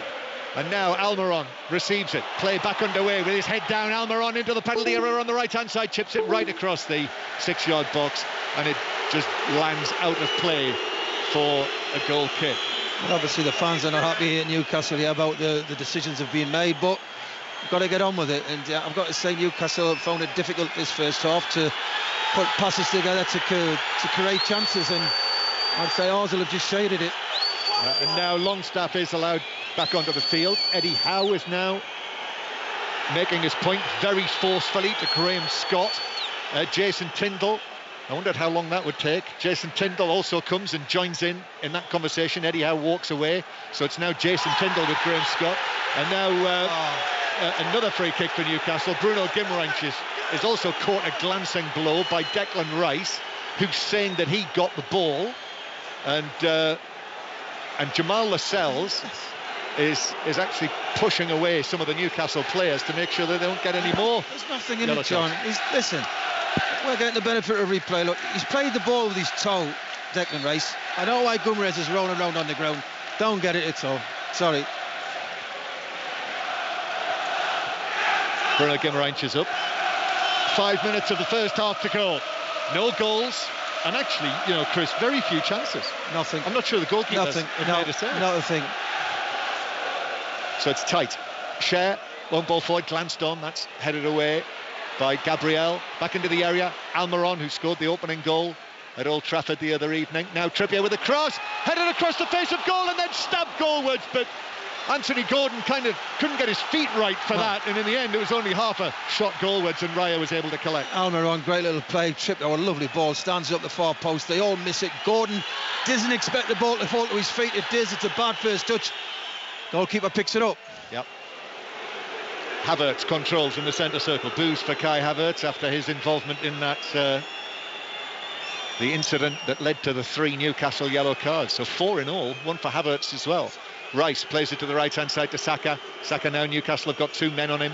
White turns it back centrally, 25 yards out. Jorginho pulls the ball to his left to Gabriel, and then Tomiyasu drops back into position. Out to the left it goes to Martinelli, ball on the ground. Tomiyasu also turns full 360 degrees. Tomiyasu coming in for Zinchenko, who's among the Arsenal substitutes for today. Jacob Murphy, by the way, is on the bench for Newcastle. Looked as though that shoulder injury that he suffered against Dortmund was really quite serious. But 2 matches out and he's back on the bench. Here's Saka, now square from Havertz. Jorginho lifts it into the penalty area, but it just bounces through to Paul, who can take that quite comfortably. Well, we've played 42 minutes, John, and I've got to say I'm waiting for that bit of quality in the final third from both teams. Some of the approach plays be nice on the eye, but both teams look, showing each other a lot of respect, and who's going to be the bravest to actually make something happen here? Because at the minute they get up to the 18-yard line and they run out of ideas. Yep, they do. But it's they're well matched. Here's Wilson now. Black and white stripes pouring forward. Red and white dropping back. And then there was no run forward for Trippier's pass to Almiron, who was expecting it to come to his feet. But Trippier played it forward beyond him and actually drops down onto his knees in frustration. Jorginho down in the box. And Jorginho sat down next to the penalty spot. Not sure what he's done. But this would be a problem for Arsenal with no Odegaard. Well, so Vieira could come on. Yeah. So Rice could drop back into the central position, although he's up on his feet. So, he looks okay. He's fine running to the halfway line. Newcastle 0, Arsenal 0. And Raya with the goal kick, which he takes now. Still no rain. It's held off so far. Shouldn't have said that. Havertz now gets the ball down towards the edge of the penalty area, into the box to Nketiah. Lascelles comes in, but it was shoulder to shoulder. Nketiah went down, and then it was chipped away out of play via a deflection for a throw-in to Newcastle. Nketiah went down very easily, but Lascelles challenging, shoulder to shoulder inside the box. There's nothing in that at all. Leaned into him. Nketiah went down. But he had every right there to challenge for it in that way. Throw into Newcastle. Byrne, who seems to have recovered for the time being. I suppose the issue of, I'm just watching him now. Byrne is definitely hobbling now as he runs away. We might not see him come out for the start of the second half. Bruno Guimaraes has warned that Nketiah is coming, and then finds the pass through the middle to Joe Linton. Right foot shot hits Gabriel, bounces across the edge of the box to Gordon. Now back to Bruno Guimaraes. Low shot from him, but dragged 3 feet wide of the left post as he looked at it, because Declan Rice came across. Got to say, Arteta's going mad on this touchline with Saka and Ben White about closing the ball down a lot quicker. He's kicking every ball. That's what he does. Goal kick to Mikel Arteta's team. Graham Scott just reminds him that he's outside of the coaching area.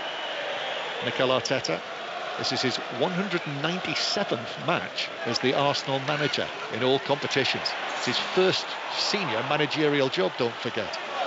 Challenging for the title again. Here is Saliba, Ben White, and then Longstaff in on the challenge. Jorginho goes down. Oh, hey, is this a pantomime season, isn't it? Nearly. Here is Tomiyasu, 4 minutes of added time. Tomiyasu gets away from Almiron, now to the corner of the box, but his cross is blocked by Trippier, and it bounces away out towards the far side, and Newcastle actually win the ball back. And Jorginho has recovered from that blow that he took. I'm going to say, the magic sponge, they haven't even put it on. It is magic, isn't it? Yeah. Do it from the dugout now. Jorginho, who's been down now twice in a short space of time. In the FA Cup, Bromley 0, Blackpool 2 is the score with half an hour played. So Blackpool 2-0 up at Bromley. Mansfield Wrexham tonight, by the way, is on Sports Extra. That is a simulcast with Radio Nottingham. 7:45 kickoff. Wrexham in the spotlight again. It should be a good game, that. Yeah. Mansfield, second big game of the week for them. As the ball is played back towards the edge of the penalty area. The cup match for Mansfield as Newcastle try to work it forward. Still 0-0 and still a match where, well, David Raya kind of had to make a save, didn't he, from Gordon there a few moments ago, but it was a routine save. Share now through the middle. Longstaff with a pass, but that was slightly behind Callum Wilson, and that meant that Saliba was able to step forward, and Saliba now passes it to Rice, and Rice receives it and is just trotting forward with the ball at his feet. Upright as ever, Declan Rice.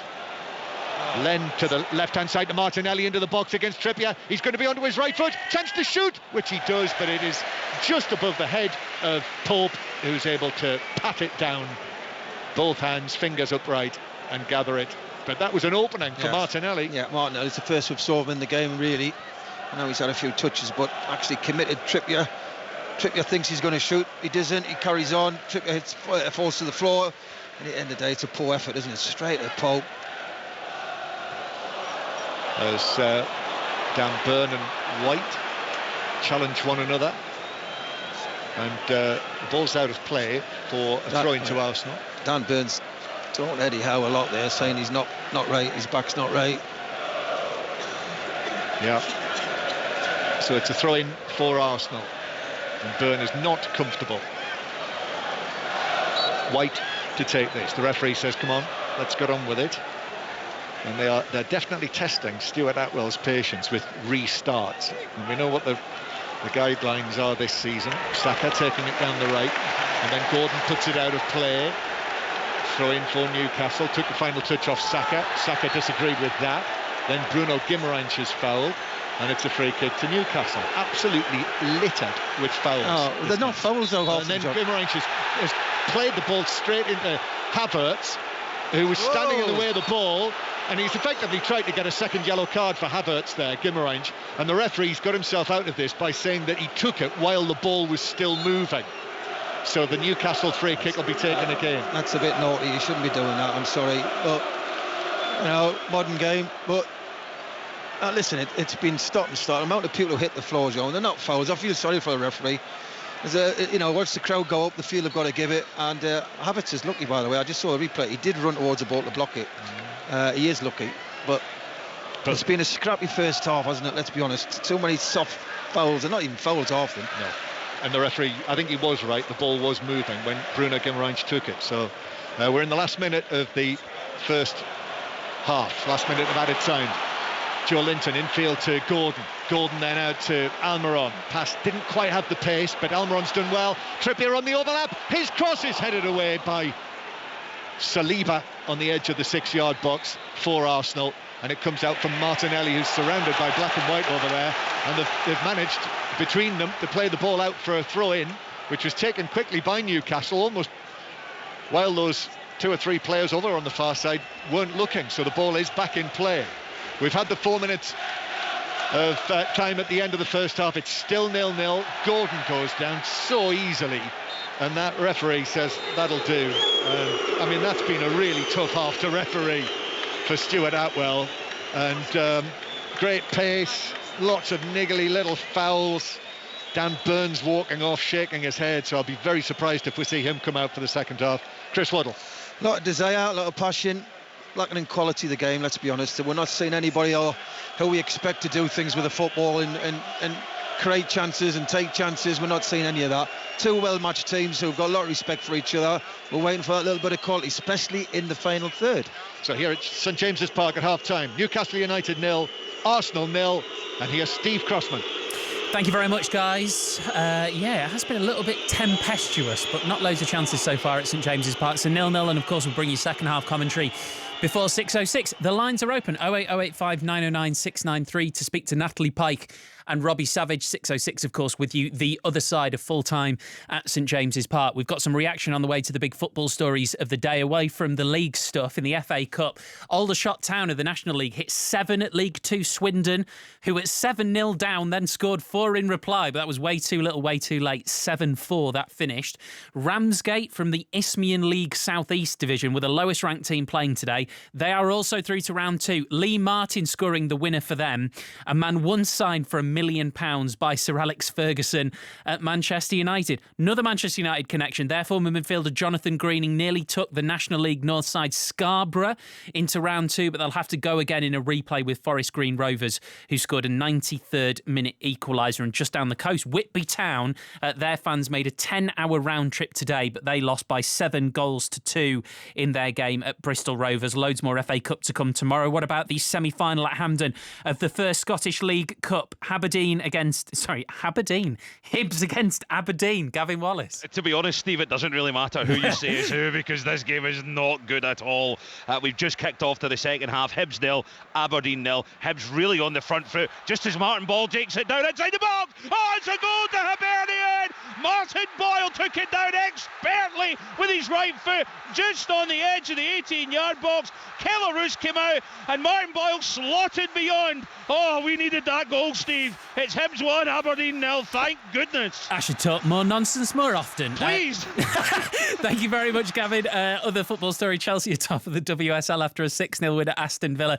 Big news after the match, Chelsea manager Emma Hayes. It's been announced by the club that she is going to leave them at the end of the season. She's been heavily linked with the USA women's national team job. England have officially been knocked out of the Cricket World Cup after a 5th defeat in a row. Beaten by 33 runs by Australia. They were bowled out for 253, chasing 287 to win. In Rugby League, England's men completed a 3-0 series whitewash of Tonga with a 26-4 victory at Headingley. England's women's side got 11 tries. They were 66-0 winners over Wales. Gentleman's Chase was a surprise winner in the big race of the day. That was the Charlie Hall Chase at Wetherby. On 5 Sports Extra, shortly, live F1 underway in 7 minutes' time. British driver Lando Norris of McLaren starts on pole for the sprint race in Sao Paulo. Much more football reaction on the way, and then the second half from St James's Park after the news with Dan Maudsley. Listen on BBC Sounds. This is BBC Radio 5 Live. Good evening. The Israeli military says it's investigating after a UN-run school was hit by an explosion in northern Gaza. The UN Palestinian Refugee Agency says thousands were sheltering there and up to 20 people are reported to have died. The US Secretary of State Antony Blinken has held talks with leaders from several Arab nations in Jordan. He reaffirmed America's support for what he called humanitarian pauses in the fighting in Gaza, while Jordan and Egypt called for an immediate ceasefire. Tens of thousands of protesters have joined pro-Palestinian rallies in towns and cities across the UK. Videos on social media showed demonstrators in London, Sheffield, Manchester and Glasgow waving Palestinian flags and calling for a ceasefire now. And homeless charities have condemned the Home Secretary, Suella Braverman, after she called people living in tents on the street a nuisance. She said for many it was a lifestyle choice. BBC Sounds. It's 2003 in Birmingham. Doors are being slammed in your face, you're not welcome here. They were capable of murder. Drive-by killings, gang wars, a vigilante group that fought against Jamaica's notorious Yardies. The homeboys thought, we're not going to take this anymore, we're going to be even more violent than you. Before turning on each other. I'm Livy Haydock and this is Gangster, the story of the Burger Bar Boys. Listen first on BBC Sounds. This is 5 Live Sport with Steve Crossman. On 5 Live. Listen on BBC Sounds. 08085 909 693. The lines are open right now for 606 with Natalie Pike and Robbie Savage. Here's some reaction to the big stories in the Premier League today. Oliver Norwood's penalty gave Sheffield United their first league win of the season. They beat Wolves. Cameron Archer opened the scoring. Bellegarde scored an 89th minute equaliser, but Norwood then slotted home the winner in injury time. Here's his manager, Paul Heckingbottom. We've had some unkind moments. We know, and I know, I've looked at some results again today. There's hidings in this league, you know. There's games where you're not in them. There is. The quality in this league is frightening. However, we've been in more than enough games and been in it to the death more than enough times to not have got the win yet. And today we've done it. I think what's important from my point of view now is for us to be able to win those games when we're maybe not as dominant as we were in the second half. I thought we were the best team in the second half and pushed for the win and got the win. It's amazing what a win can do in the season, isn't it? That can do wonders for that dressing room. I mean, just seeing the players walk behind you, they look like different human beings already. Yeah, listen, it's the best job in the world, but it can be tough. It can be tough, but you can't feel sorry for yourselves when things are going against you. You just can't. You've got to put in performances like that, and I think today you can see there's no one feeling sorry for themselves. Everyone's fighting and everyone got what they deserved today. Big win for Sheffield United, but it doesn't lift them off the bottom of the Premier League table. Bournemouth are fourth bottom, 1 point above Luton, despite a 6-1 hammering at Manchester City. Erling Haaland did come off injured at half-time. Despite the one-sided scoreline, City boss Pep Guardiola has praised the courage shown by Bournemouth. When a team is losing 3-0 and have the courage to do man-to-man means a lot to me. A lot of respect for Andoni and for Bournemouth. And yeah, the quality we have up front make the difference. And yeah, we have in a good moment right now. What a productive day for Jeremy Doku for you today. 1 goal and I think it was 4 assists as well. What about the way that he's adapted to life at Manchester City? It seems as if he's settled very, very quickly. Well, if you ask me how settled, if you see how he's playing, he's settled quick. It's not just today. And all the games I played really, really good. We are really pleased. Bernardo Silva gives us the same level of performance wherever you play him, it seems. That's why he's... Is there anyone playing better than him, do you think, at the moment? In the league or in Europe? In the world, yeah. I said many times, he's an extraordinary player, and today make a good shoot in a short corner, and after the first goal and the action for the second was looks like Messi, you know. I remember in that moment when arriving the keeper and make this chipping, I remember Messi that had done many times. Finally, Erling Haaland went off at half-time. Is he okay? Has he picked up an injury? Yeah, I have some twist in the ankle. He didn't feel comfortable, and yeah, we didn't take risks. Hopefully next Tuesday or mainly next Sunday against Chelsea. Pep Guardiola with Match of the Day, Simon Brotherton. Match of the Day, BBC One tonight, 10:20, Gary Lineker, Danny Murphy and Martin Keown. A big result in the early game in the Premier League. Manchester United winning 1-0 at Fulham, courtesy of an injury-time Bruno Fernandes goal. Must be a relief for the United manager, Erik ten Hag.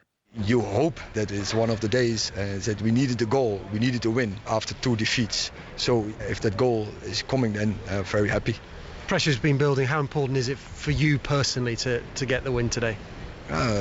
If you don't want to face pressure, don't go to work at Man United. That counts for everyone. That counts for the players, counts for the coaches, counts for the manager in particular. But yeah, we can deal with that. We focus on performance. Given the 2 results you've just had, what pleased you most about today? That we today, the spirit from the team, but the recovery. And that is the demand we have spoken about the last couple of days. We have to do that better, and today was much better because Fulham is a good side on the ball, and not many teams get the press on against them, and that is what we did. We didn't allow them to get into the game, control the game with a very good press, and I think also on the ball it was solid. Erik ten Hag with John Southall. Brentford came from behind to win 3-2 against West Ham. Thomas Frank feels his team deserves a lot of credit for that performance. Second half, in my opinion, there was only one team on the pitch. And the way we were calm, disciplined, kept going, turned the game around, it's very impressive. We've seen you score some lovely goals on the floor this season, but your 2 goals in the second half came from 2 crosses into the penalty area. As a manager, I guess you don't really mind how they go in, but a nice variety for you. Yeah, definitely. We're actually quite big on crosses. Either the early cross or the 2 crosses we scored from the second half, or the low cross or the ball under. So we work a lot on that. But it was very nice to see. 3 wins on the spin now after a good start, then a little wobble, and now 3 wins on the spin. You must be pleased that you're back on track, so to speak. Yeah, I'm so pleased that we now got 3 wins in a row. And I think us doing that, it's difficult in this league. But us doing that with the amount of injuries we had this season, we have now we lost Aaron Hickey before this game to hamstring injury. 7 players out plus Ivan Toney. That's incredible. We put some strong players on the pitch, but we don't have the same power to shoot with. West Ham, they put Danny Ings on 100 Premier League goals. We don't have that. So the players, everyone involved, deserve huge amount of credit. That's Thomas Frank with Chris Coles. In the big FA Cup upset today, 8th tier Ramsgate beat National League side Woking 2-1 to book their place in round 2. Here's the Ramsgate manager, Ben Smith. For us, it's a case we're building a community club here. The work that goes on off the pitch, it gets showcased when you get to these rounds of the FA Cup, and the chairman must take a massive amount of credit for this. He's built this club up from having 100 in attendance to regularly hitting 1,000. Yesterday was our big day with 3,000. But yeah, the way the club has grown is just incredible, and I'm delighted to be a part of it. How are you going to enjoy this evening? Oh, we just got to soak it in, enjoy it. You don't get these times in football, don't come around too often. You just got to enjoy it. That's why I'm in football. I'm not in football to be a full-time manager. I'm a deputy head teacher of a school. It's about enjoying it and making memories. And if we can leave a legacy for those young lads that were there today, those little moments for a deprived area, like Thanet is, I think are gold dust, and we've given a golden moment to so many people. Best day in your footballing life? Absolutely. Ramsgate manager Ben Smith asked how he's going to celebrate with the party already starting behind him. 08085 909 693. Robbie Savage and Natalie Pike will be with you for 6:06 after full time at St James's. Afternoon, Natalie. Good afternoon. I wish I was in Ramsgate right now, Sounded, I don't know if it's my kind of music, but I could get into it for an FA Cup celebration. Why not? There's a lot to get through there. What do you want to talk about? There is a huge amount of football, so many stories that have happened today. First of all, I'd love to speak to a Ramsgate fan. If you were at the game today, come on and tell us how you are celebrating. Manchester United fans, how much relief do you feel after getting that late winner today? Could this kickstart your season? Sheffield United fans, first win of the season. How big is that?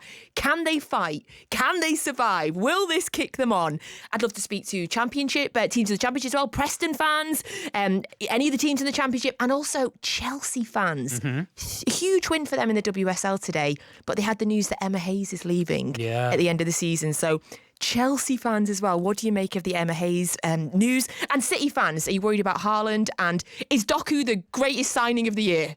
There you go. Easy. There you go. And Pep Guardiola says Bernardo Silva's basically Lionel Messi now. So basically, great, lovely, we'll take that. 08085 909 693. Natalie, thank you very much Thank indeed. you. Natalie Pike, who's with Robbie Savage for 6:06. That will be with you once we're done at St James's Park. Newcastle versus Arsenal is going to get underway shortly in the second half. We've got boxing tonight as well on 5 Live from 10 o'clock. An IBF Super Featherweight title fight between Wales's Joe Cordina and the American Edward Vasquez. Let's bring in the former world champion Barry Jones, who is part of our team. Barry, just tell us what's on the line tonight. Why should we be excited about this fight?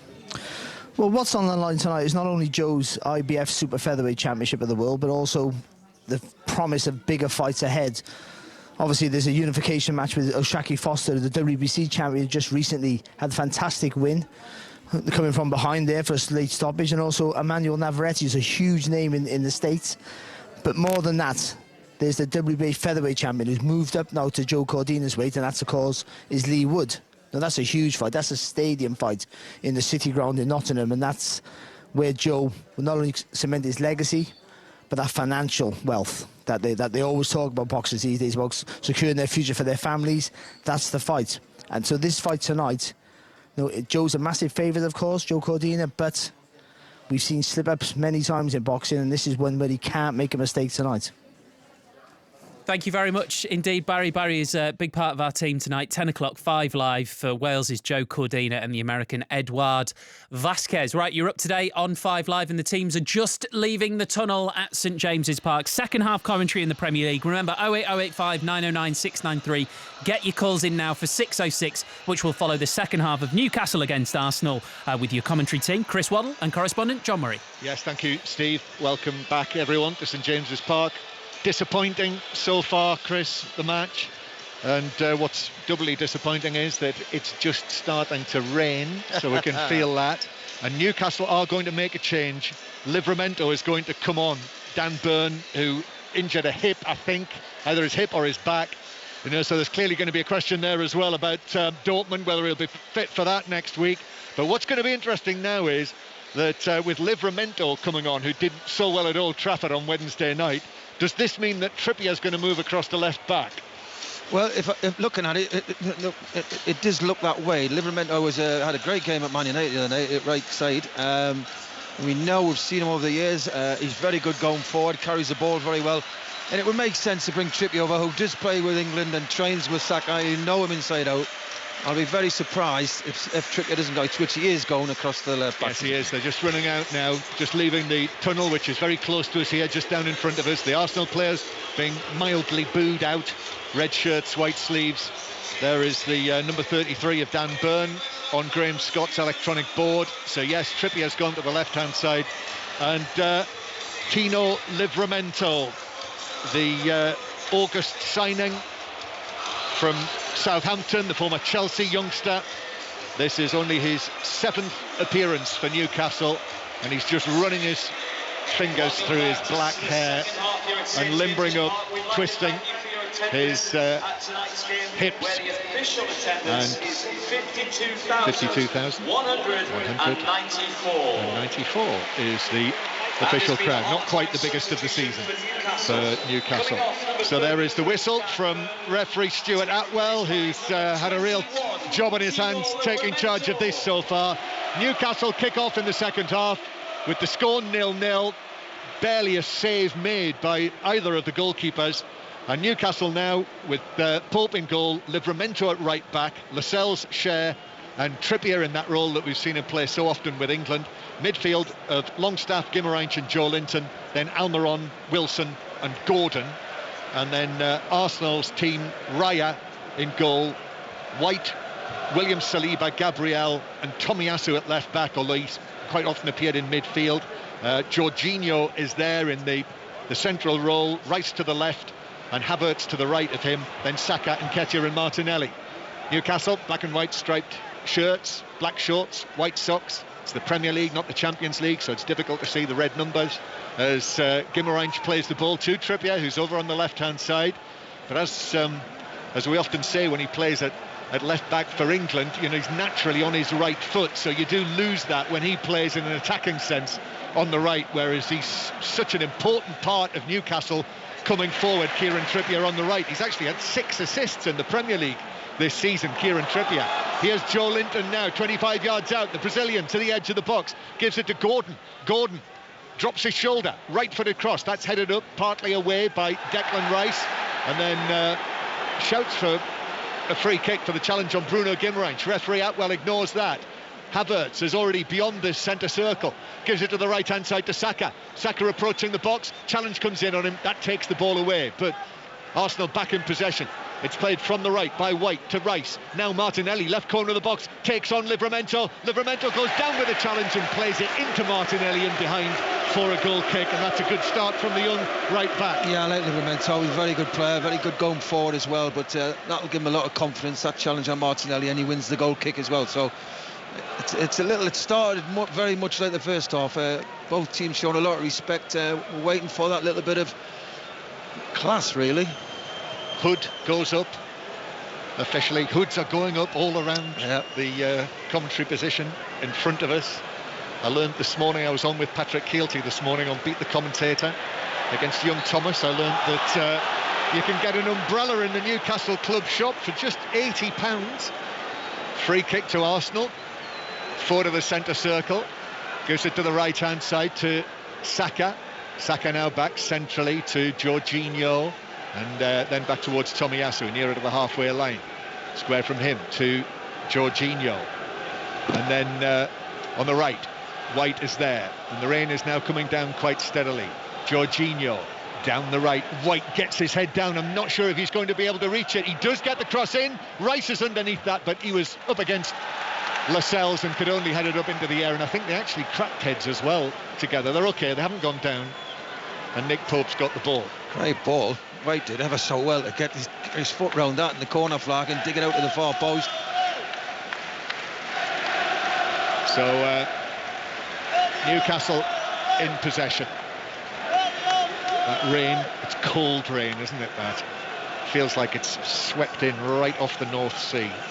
As Wilson's down in front of us, Gabriel puts a challenge in on him. They're still tangling, the two of them, right down in front of us. Play continuing. Here's Nketiah near the edge of the box. Hasn't had a chance yet in this match. The hat-trick scorer of last weekend. Saka, right side of the box. White makes the run, but it comes back centrally to Jorginho. There's no Odegaard. Rice with a lovely pass to Ben White, who couldn't beat the first defender, Kieran Trippier. And Newcastle look to break away as they attack towards the Gallowgate end.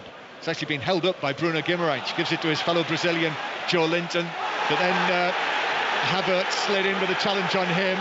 The referee, the Newcastle fans are saying that Wilson was fouled centrally, but he's getting back to his feet. Here's Livramento now on the right-hand side.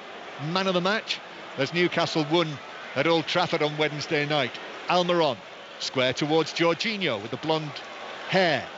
Now to Trippier, but this move has gone static. It's almost a stationary ball that Cher has at his feet. Back to Trippier, up towards the corner of the box, and then Saka blocks it out for a throw on the far side. I mean, they have cancelled each other out, Chris. That's what's happened. Yeah, they have. They've matched up, and it's like no risk, John. Nobody wants to show that quality, that little bit of risk where you know something might happen. You know, they're all playing very, very safe. It's like as if they're quite happy if it stays 0-0. Throw-in is taken over on the far side. And the rain is coming down quite heavily now. Mikel Arteta's unhappy about something that's happening on the far side. I think it's the way that Newcastle have got possession back, and it's played by Cher out towards the left-hand side to Trippier, and then Newcastle just playing it back towards the edge of their penalty area. Out to the left, Trippier towards Joe Linton, who's almost on the left wing, does well, plays it infield. Gordon in a more central role, through the middle, looking for the run of Wilson, but Gabriel was able to step forward for Arsenal. And now Nketiah leaning into Lascelles. That looked like a foul. Certainly Trippier wanted that, but Kieran Trippier has to pass it back into central defence. And Lascelles straight back up on his feet. Lascelles, an extended spell in the team because of the injury to Botman. So Dan Burn, that'll be one of the questions that will be asked. Rob Schofield is here with us. They'll be asking the questions to the managers. You'll hear them in 6:06 later, Eddie Howe, about what Dan Burn's chances are of being involved in Dortmund on Tuesday night. You'll hear that match. 5:45 kickoff, by the way, starting our Champions League coverage this coming midweek, live from Germany, the commentary. Here is Gordon. Gordon now through the middle towards Almiron. Livramento is available on the right-hand side. Livramento with a cross, but goalkeeper Raya is able to come out and clutch that ball quite comfortably, caught it and underarms it out. Chris Waddle. I like Livramento. He gets forward ever so well. I know he leaves a gap there, Martinelli. It's been cancelled out again, but Martinelli will not enjoy tracking Livramento every time he goes forward, which he's got to. Yep, Tino Livramento, he's been earmarked, hasn't he, really, since he was a very young boy, that he would be going places, and then got those injuries, of course, which meant that he was barely able to play in his latter time at Southampton. Valentino, to give him his full first name. Don't know how many Valentinos we've commentated on, you and I, over the years together. No. Not many. I can't think of another one. Here's the ball headed back by Joe Linton. Bruno Guimarães drives the pass forward to Gordon. Left side of the box now, up against White, onto his right foot, trying to find a position to shoot. He's in the D now. Then he backheels it to Guimarães, and then Guimarães just stabs it to the left. Cross from Trippier, left-footed, but that's headed away by Arsenal. And then there's a foul as Gordon and Nketiah collide, and it's a free kick to Arsenal. And that's the end of that. I think Gordon's been booked, hasn't he? Yes, I'm just wondering, if he stays. Well, it's definitely foul, but he stays down. The referee just obviously has a quiet word with him. But I mean, both teams, John, at times they move the ball well. And once they get over the halfway line and then towards the final third, they're just lacking ideas or belief, confidence, whatever you want to say. It's nobody wants to take a risk. So it's a free kick for Arsenal.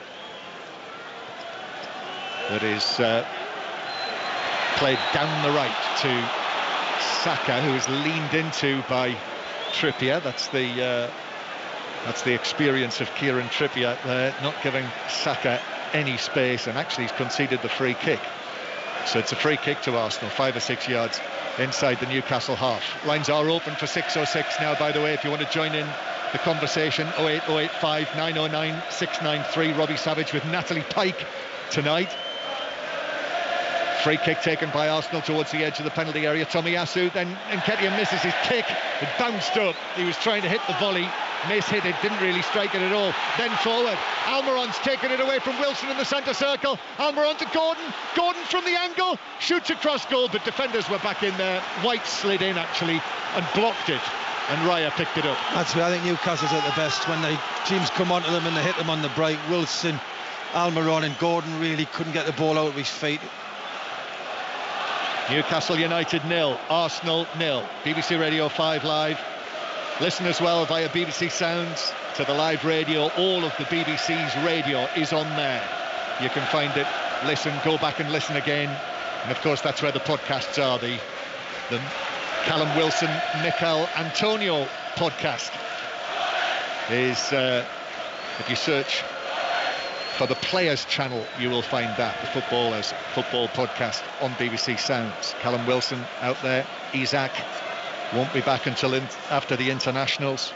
Gabriel Jesus out for Arsenal.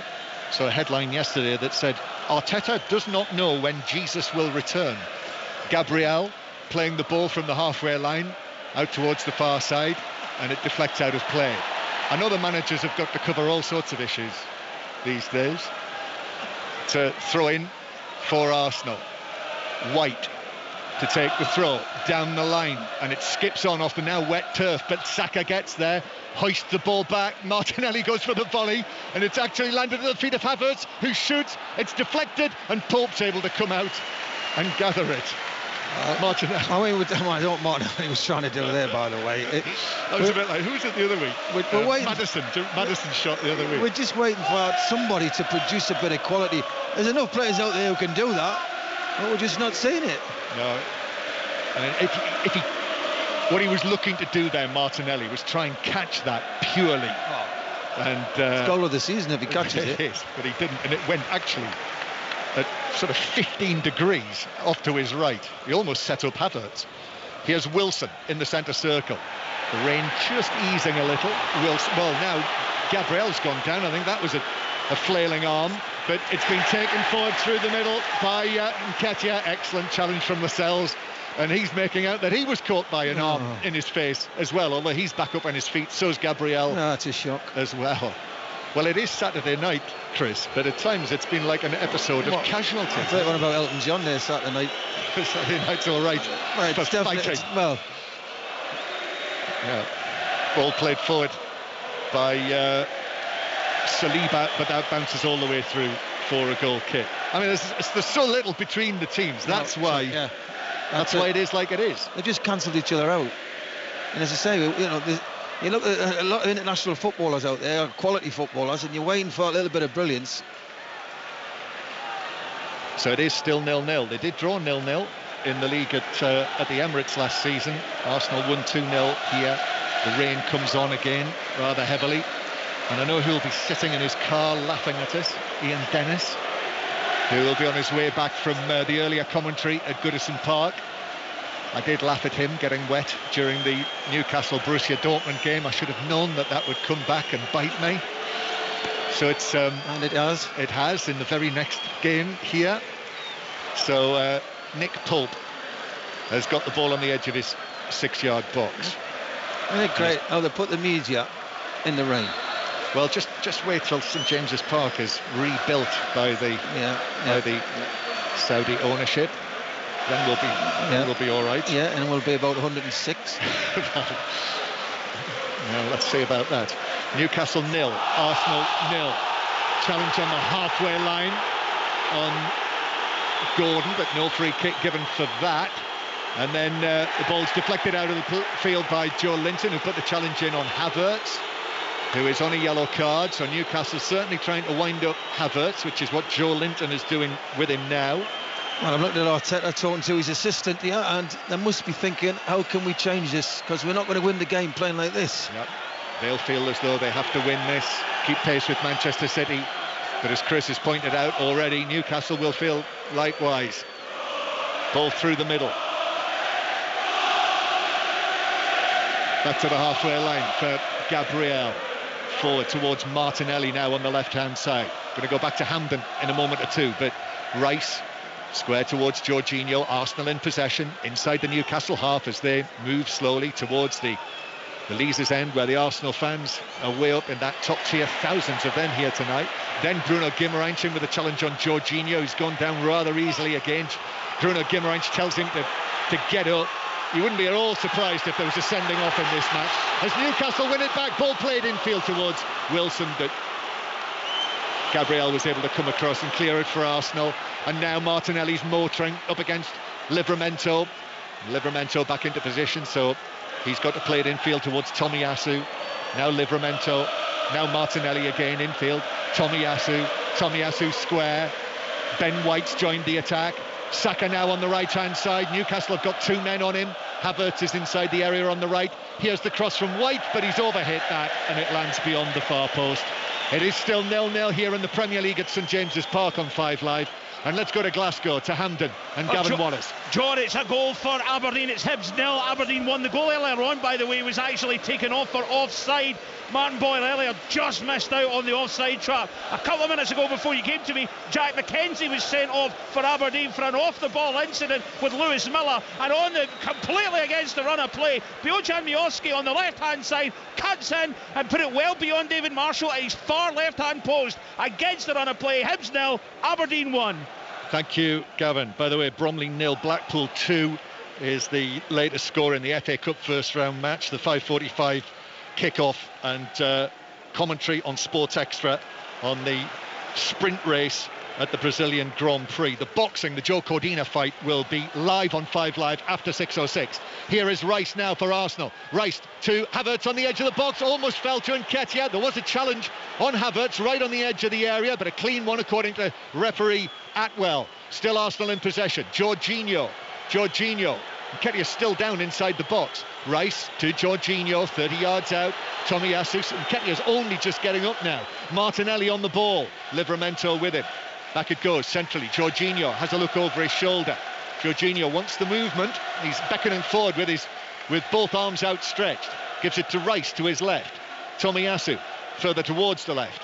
And then Arsenal go back towards the halfway line. Newcastle, you can see the lines. Arsenal trying to find a way through. That's a good ball. Rice to Martinelli. Martinelli's chipped to the back post, away from Trippier, and then headed wide by Rice, who was arriving onto it. Got a header to it, and it's out of play, wide by 3 or 4 yards. And Nketiah's sat down in the 6-yard box. And Newcastle are actually going to be next to make a change, and it's Joe Willock who is going to come on. So it's actually Newcastle who are going to make the next change. Well, that was the best bit of play Arsenal's played all game, and there's a good chance Rice comes up with a follow-up with a header which goes wide, but the approach play was the best we've seen from Arsenal, and it's took them 60 minutes to show what they can do. Double substitution. Interesting, because Callum Wilson's coming on. Gordon's going centre forward. Yeah, well, that's how they played it at Old Trafford the other night. Yep. So the double change. Joe Linton left, Willock into midfield. Almiron also coming off, and Jacob Murphy makes his return. So this is a significant change here from Newcastle, from Eddie Howe. Also coming off, number 24, Biggie Almiron. So Murphy onto the right-hand side. It's been one of them games, John, though, isn't it? I mean, some players coming off may think, why me? But he could have took most of them off, couldn't he? Let's be honest. There's nobody tonight, really. They're all committed. But when you're looking for what they can offer, they've not shown it tonight. So Willock coming on. Joe Willock, who's missed most of the season so far. He had that Achilles injury, so this is only his 4th appearance since coming back. Scored the 3rd goal on Wednesday night at Old Trafford. So Willock has taken up a position in the midfield, on the left-hand side of midfield, and Joe Linton further forward, and here is Joe Linton now trying to chest the ball down near the edge of the box. Murphy could be under this. Murphy pulls the shot right across the penalty area. The crowd shouting for a possible penalty for a challenge on Joe Linton. Ball's been kept in on the left-hand side, chipped across, Joe Linton on the line, and then in from Gordon, and Newcastle take the lead. Joe Linton with the initial header, it was blocked, but Gordon was there, just a couple of yards out, and Newcastle are in front against Arsenal, 1-0. I think there'll be a VAR on this, definitely. There's a lot of things happening. That ball did it. I mean, he did ever so well to keep the ball in, and the cross was great. Was a scramble? Was he offside? There's a lot of things to look at here. This could take some time. Yes, this could, definitely. Initially in there were shouts for a penalty for a foul on Joe Linton. Yep. The Arsenal players are surrounding referee Atwell, who's obviously waiting to get advice. But it was kept in over on the far side. After that initial shot across goal, it was Willock who kept it in and then crossed. And the question here is whether Joe Linton fouled the Arsenal player almost on the goal line. Yes, he did. A shove in the back? Yes, he did. On Gabriel? Well, we'll see. Are they brave enough? That's out of play anyway, John. Look at that. Oh, and also the ball's out of play. There you go. Listen, there's too many things. There's no way this is a goal. Well, if this is a goal, right? VAR, well... The ball was out of play. It was out of play. Before it was kept in when the ball was played across, so this goal will not stand. And now the rain is absolutely hammering down. Yeah. So this goal will not stand. The goal disallowed. It's got to be. The ball out of play, and it will resume as a goal kick. And the rain is now absolutely torrential. So 0-0, Newcastle United 0, Arsenal 0, goalless draw. Not really many chances in the match. We thought we had a goal there for Newcastle. It's been ruled out. And there's also a check going on for a possible foul, but surely the ball was out of play. Yeah. Unless VAR has decided, and I know it can be misleading, the whole incident of ball is out of play, depending on what the angle is. But then there's the possible foul by Joe Linton on Gabriel. It is a foul, and the ball's out of play. I don't know how does it take so long. This. Well, they must have not been able to prove that the ball was out of play, even though it looked clearly out of play before the cross. So now it's come to the possible foul, and I mean, Joe Linton looks as though he has both hands in the back of Gabriel, and. Can somebody tell the ref it's raining? Never mind VAR. And there's a possible offside as well. Oh, wow. But does that mean, are we saying now that they've decided that's not a foul by Joe Linton? That's unbelievable. Because if that's the case, and they've decided that the ball didn't go out, and that wasn't a foul by Joe Linton, now it's down to whether one of the Newcastle players were offside, because two of them were beyond. There was only one defender back. The goalkeeper was ahead of the two Newcastle players when the cross came in, and the question will be whether the ball actually. Wow, this is unbelievable. But we knew this would take a good while. Yeah, but John, the first one, the ball's out of play. They didn't need to look at this. So now we've got 52,194 people here inside St James's Park. The rain pouring down. Yep. Nothing happening apart from VAR checks going on. This is the third VAR check. Yep. Still the players are gathered around the referee inside the penalty area, and we'll wait to see whether this Anthony Gordon goal is going to be allowed. Still the talking going on. It looks as though well, Jason Tyndall's celebrating there. It's a goal! It's a goal! Well, I have to say, you're going to have to explain to me how that's been allowed. Wow. That's quite baffling. Wow. Well, I'm sure Match Today will have a field day tonight talking about that, as a lot of people will be. I mean, it's great for the game, I've got to say, but how can you give that a go? Wow. Well, that is... I have to say, I'm amazed by that.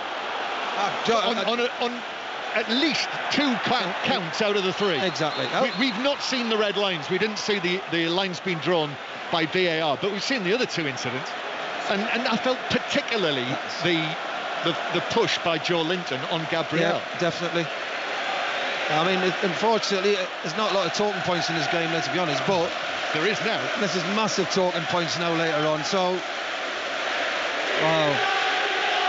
Well, you can hear what that's done to the atmosphere inside St James's Park, and now Arsenal are looking at the possibility of losing in the Premier League for the first time this season. And let me tell you, Mikel Arteta will have plenty to say about this. I mean, there was a question over whether the ball was kept in, and the pictures we've had of that would certainly indicated that the ball was out, but I know it can be misleading. But it's Joe Linton's challenge on Gabriel that is... I'd like to see the one out again, because it looked out what we saw. We only saw it briefly, I know that. Yeah. Now, we're getting a great angle here of Joe Linton and his... Oh, he doesn't let him... It's two hands in his back. I mean... And then it falls to Gordon, who turns it in from a yard and a half wow. out. Wow. Rain absolutely pelting down, and we're just waiting here. Another stoppage in play. Newcastle have got a free kick in front of there, halfway inside their own half. But the score: Newcastle United 1, Arsenal 0, and Anthony Gordon's goal. You won't get too many easier opportunities than that. It was an empty net. He was standing in the middle of the goal when it bounced to him, and with his right foot swept it in. But we will certainly ask the question to the Premier League Match Centre to see what they've got to say about this. But it's another one, another debatable decision that you'll be able to talk about with Robbie Savage and Natalie Pike on 606 later. That'll be an apology on Monday. 08 085 909 693 to join in the conversation tonight. Here is Martinelli. So now it's Arsenal who've got a cause. Mikel Arteta standing there in the torrential rain as Livramento slides in on Martinelli. Throw in. Tomiyasu takes that. Quick throw down the line. Martinelli is away from Livramento, but he's coming back up the touchline, this way towards the halfway line. Gives it to Declan Rice. Zinchenko is going to come on as Arsenal's next change. Indeed, Arsenal's first change, first substitution to be used by Mikel Arteta. No Odegaard tonight. He's had this hip problem. So Jorginho captaining the team. And Arsenal, who I think probably over the piece have had more of the match, and I think had looked more threatening, but haven't been able really to test Nick Pope. Now they've got to come from a goal down. Saka going back towards the halfway line. Newcastle United, who've already won at Old Trafford this week, knocking Manchester United out of the League Cup. What a week it would be if they could now win in the Premier League against Arsenal here on the Saturday. But Arsenal with Tomiyasu, well, that's asking an awful lot of Martinelli, who won't get there first. Livramento does. I think he was fouled possibly as well by Martinelli. He didn't go to ground, but in actual fact it's been given as a corner. So the final touch, it was over the line. The assistant on the far side has given that one, and it's a corner. The referee's now running over to speak to Martinelli, I presume to tell him to make sure the ball's in the quadrant. That's the only thing I can think that's about. Zinchenko is waiting to come onto the field. He looks like a drowned rat, Zinchenko. Be cold as well. In fact, he's rubbing his hands together. Can't wait to get into the action. And the corner is taken. Martinelli in, comes off out. Newcastle head at the near post, which took it right across the goal and beyond the far post for another corner. Murphy, wasn't it? The near post tries to head it clear. It comes up to save his head. It's another corner. Saka taking it from the right-hand side, but yeah, Saka to take this, so it's the in-swinger. We've got less than 20 minutes to go. Newcastle leading through that controversial goal. Saka with the in-swinging left-footed corner. Here's the delivery now to the near post. Attempted flick on by Tomiyasu, who's blocked by two Newcastle defenders. And in fact, the final touch was off Tomiyasu. And it is a goal kick to Newcastle. Who's coming off? It's actually White who's coming off. So Tomiyasu must be going to go across right back. Ben White to be replaced Zinchenko. by number 35, Alexander Zinchenko. Comes on at left back. 1-0 Newcastle lead. I will quite like to know what the time of the goal was for Newcastle, because by the time it was actually given, it was probably about 4 minutes later.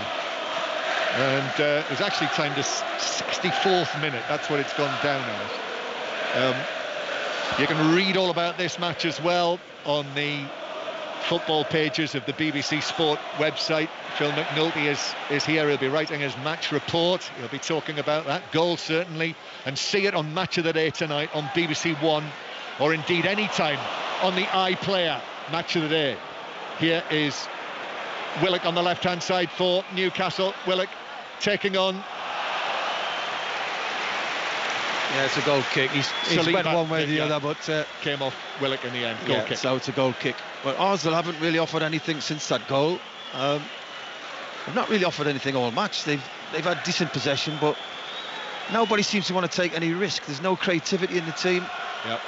Odegaard when he's at his best, and I don't know how long he's been playing with this hip injury, as Newcastle with Trippier very nearly find a way through, but that's given us a free kick actually when Trippier initially won it back.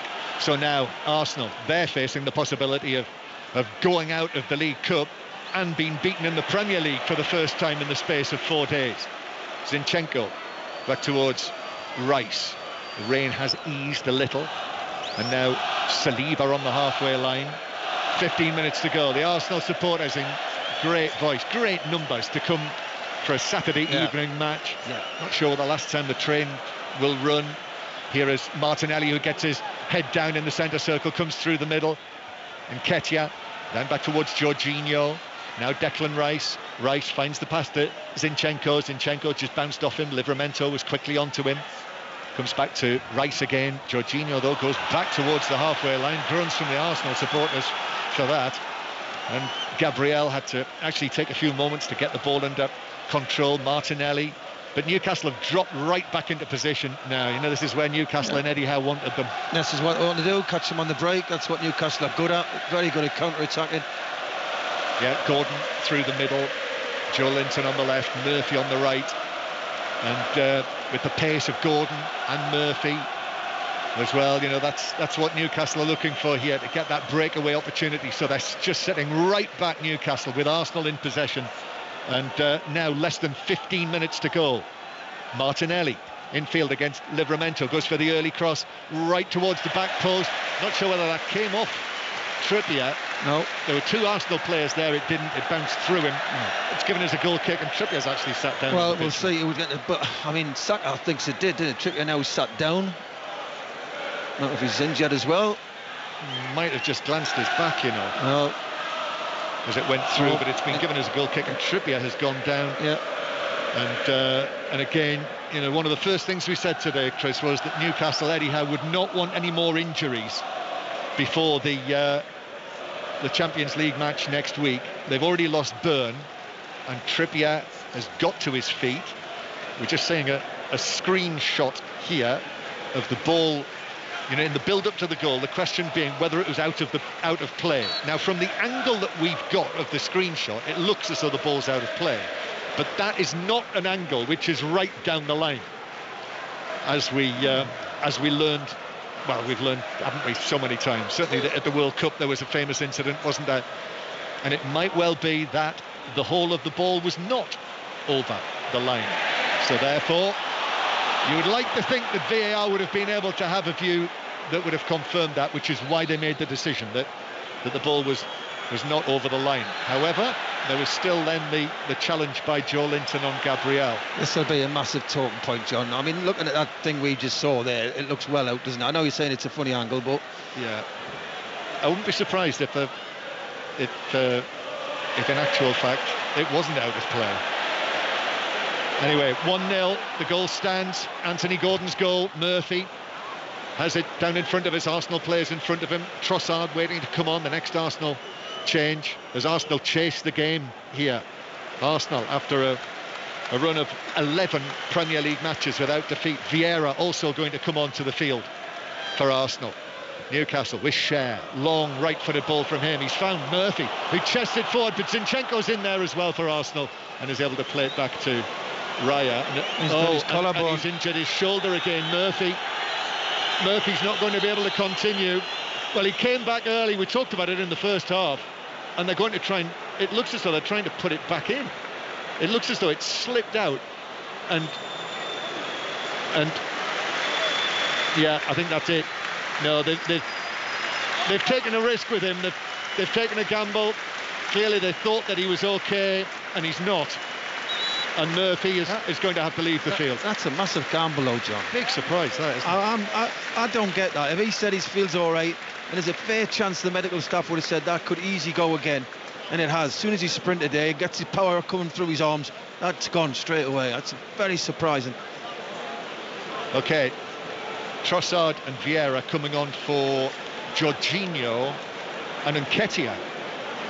Meanwhile, Matt Ritchie is going to come on for Newcastle. And while they make that change, let's get another update from Hampden on the semi-final. Gavin Wallace. It's still Hibs 0, Aberdeen 1. We are deep into stoppage time. 7 minutes of it. I actually make it 7 minutes and 10 seconds as Hibs go for a long throw. Bojan Miovski is the difference between the two at the moment, but full time is hurtling towards us, John. It's still Hibs 0, Aberdeen 1. Matt Ritchie has come on for what is his 200th appearance for Newcastle.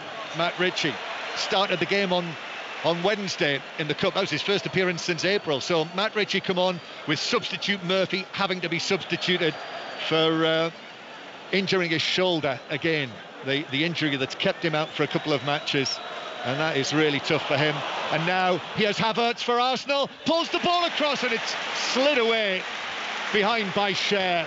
And it really opened up for Arsenal there on the right side of the Newcastle defence, but Cher to the rescue. A bit of luck, was it? Shevchenko's pass came off Livramento into the pass of Havertz. I don't know, he seems to rush it. He doesn't pick anybody out. He just puts it into an area which is easy clears by Cher for a corner. Corner to Arsenal. Newcastle leading 1-0. Trossard just under the field. He's going to take this. Zinchenko makes himself available on the edge of the box. Arsenal players grouped beyond the far post as Trossard looks to take this. He waits. Still he waits. Right, here is the corner, which is taken short to Zinchenko. Trossard wants it back, which he does, gets it back. Joe Linton tries to get there. The cross from Trossard, headed across the box, and Joe Linton in position near the dead ball line, just volleys it away up in the air. Header is won back for Arsenal by Saliba. But Joe Linton's there again for Newcastle. They get in between Trossard and Martinelli, win the ball back, and then play it across the penalty area. That little episode there sums up just why Joe Linton's so popular after his early difficulties as a Newcastle player. And it is all over in the semi-final, Gavin. It is indeed, John. Hibernian 0, Aberdeen 1. No need to mention the first half. The second, though, exploded into life. Martin Boyle on 48 had a goal chopped off from VAR. It took a good 6 or 7 minutes. Jack McKenzie made Aberdeen go down to 10 men. He got involved with Lewis Miller. There was no need for that as well. And then against the run of play, Dante Polvara slipped in Bojan Miovski, and the composure to slip it beyond David Marshall was absolutely superb. Aberdeen get through to the final to play Hearts and Rangers on the 17th of December by the skin of their teeth. Hibs 0, Aberdeen 1. Yeah, you'll have coverage of Hearts Rangers tomorrow on 5 Live. All the top football, more FA Cup tomorrow, and 2 Premier League commentaries. Nottingham Forest against Aston Villa, Luton Town against Liverpool. 5 Live, the place to hear them tomorrow. 2 o'clock, 4:30 the kick-off times, and also India South Africa in the morning on Sports Extra, live from India in the Cricket World Cup. We have Chris Waddle. Less than 10 minutes to play. Arsenal on the front foot at the moment, but caught offside. Free kick Newcastle. Should never be offside, Martinelli. He's looking like a race, had time in the middle of the park to spray it out to him. He's looking along the lane. He's really wide, and he's still offside. That's poor from the winger. Well, I've got to say, John, Newcastle haven't played Arsenal. You know, what they're shown tonight, nothing going forward. Absolutely nothing. Yeah, missing Jesus, certainly. Hamstring problem. So Newcastle take this goal kick downfield. Nick Pope looking at another possible clean sheet. He's barely been troubled. Gordon's been caught offside. In any case, the cross from the right-hand side is caught by Raya, and the referee just tells him to play on with it. Because of the droplets of rain, just have to clear them to see that we have got 6 minutes plus added time. 6:06 to follow. Book your call now, 08085 909 693.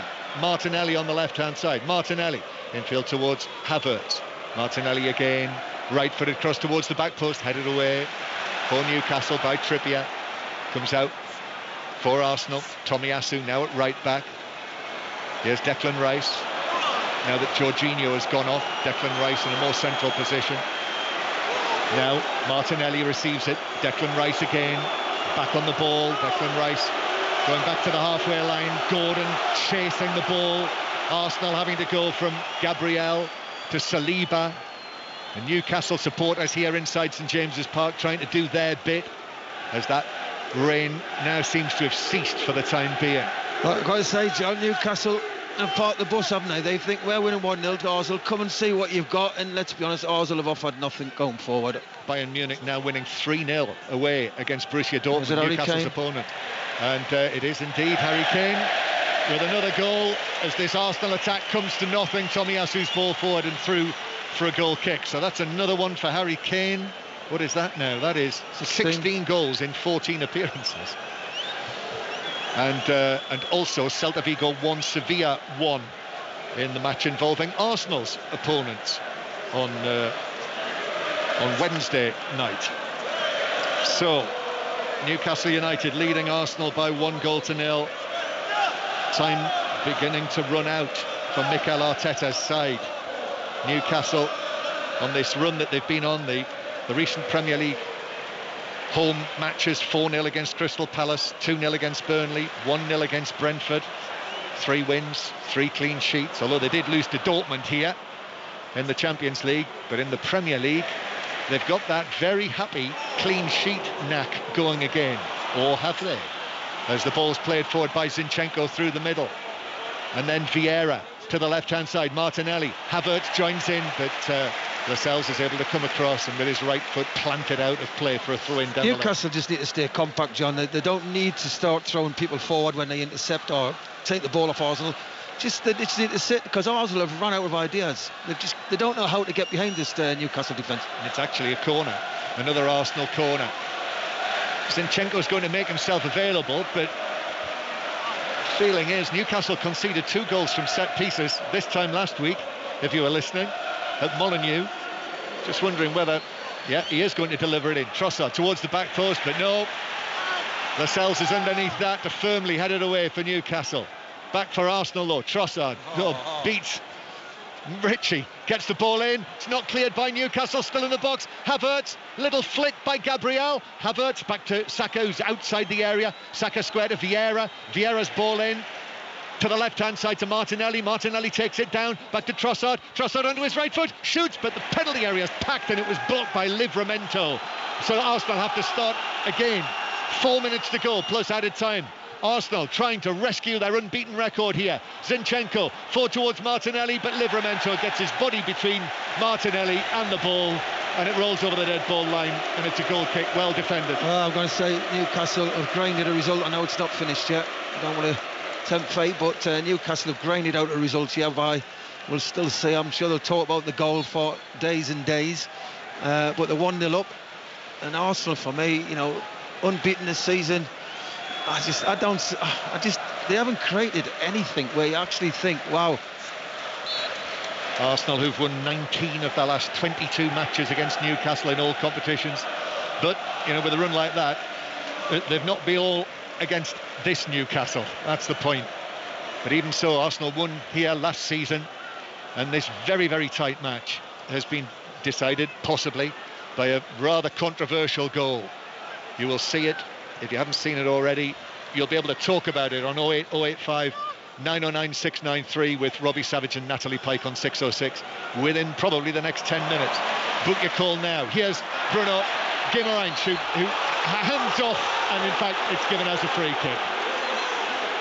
Vieira was in there, and the hands came up, and it is a yellow card actually as well for Bruno Guimaraes, and that means he's going to be suspended. So as well as the injuries, Bruno Guimaraes won't be able to play at Bournemouth next Saturday. To me, I just saw the replay, John, and he just pushes him off. I don't think there's any intent. Look, he pushes his chest. I don't know why he's holding his face. That's where they should use VAR. Can't use it for yellow cards. Arsenal get the ball moving. Zinchenko receives some information. I think they've changed to 3 at the back. I think he's told Zinchenko to play further forward. Gabriel to Saliba. Saliba back to Gabriel. Just over 90 seconds to play, plus added time. Be quite a bit of that after all of that VAR. Here's Martinelli, gets down. Livramento puts in the challenge.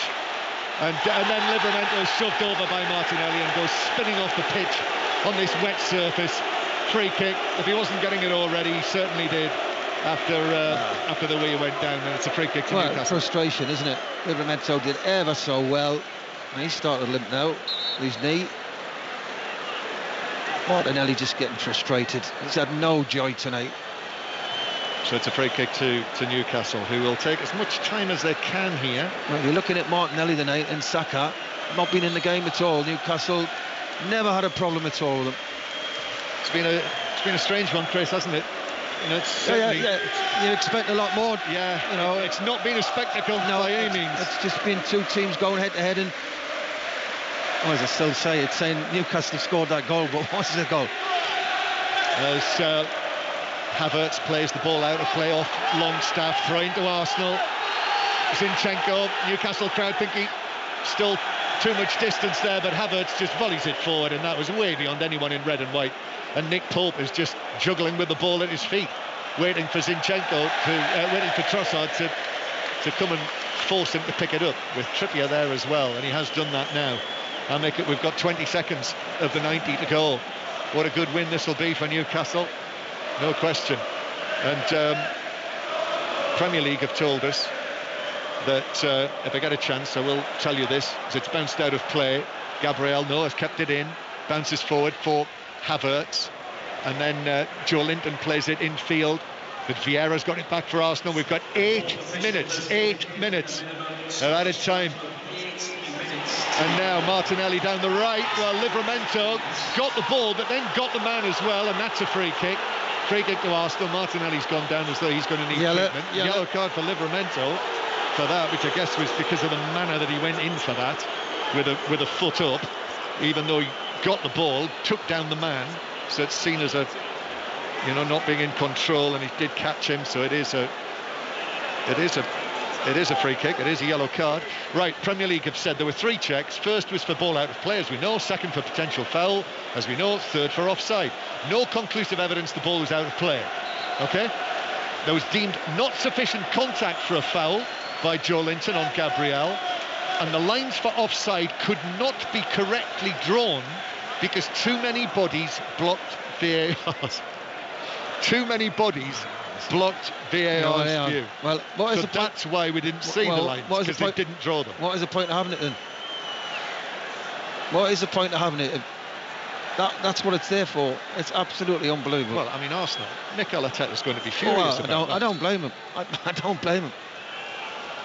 I have to say, I do my best to defend VAR, but sometimes... I don't. I know you don't. Free kick then. So it looks as though that's the goal that's deciding this high-stakes Premier League match that we're talking about. Ball played in by Vieira. Newcastle header away. Comes out to Trossard. Trossard twists. But Arsenal lose possession. Trossard dispossessed by the goal scorer, Gordon. Rice comes across. Rice plays it forward. Bounces off Ritchie.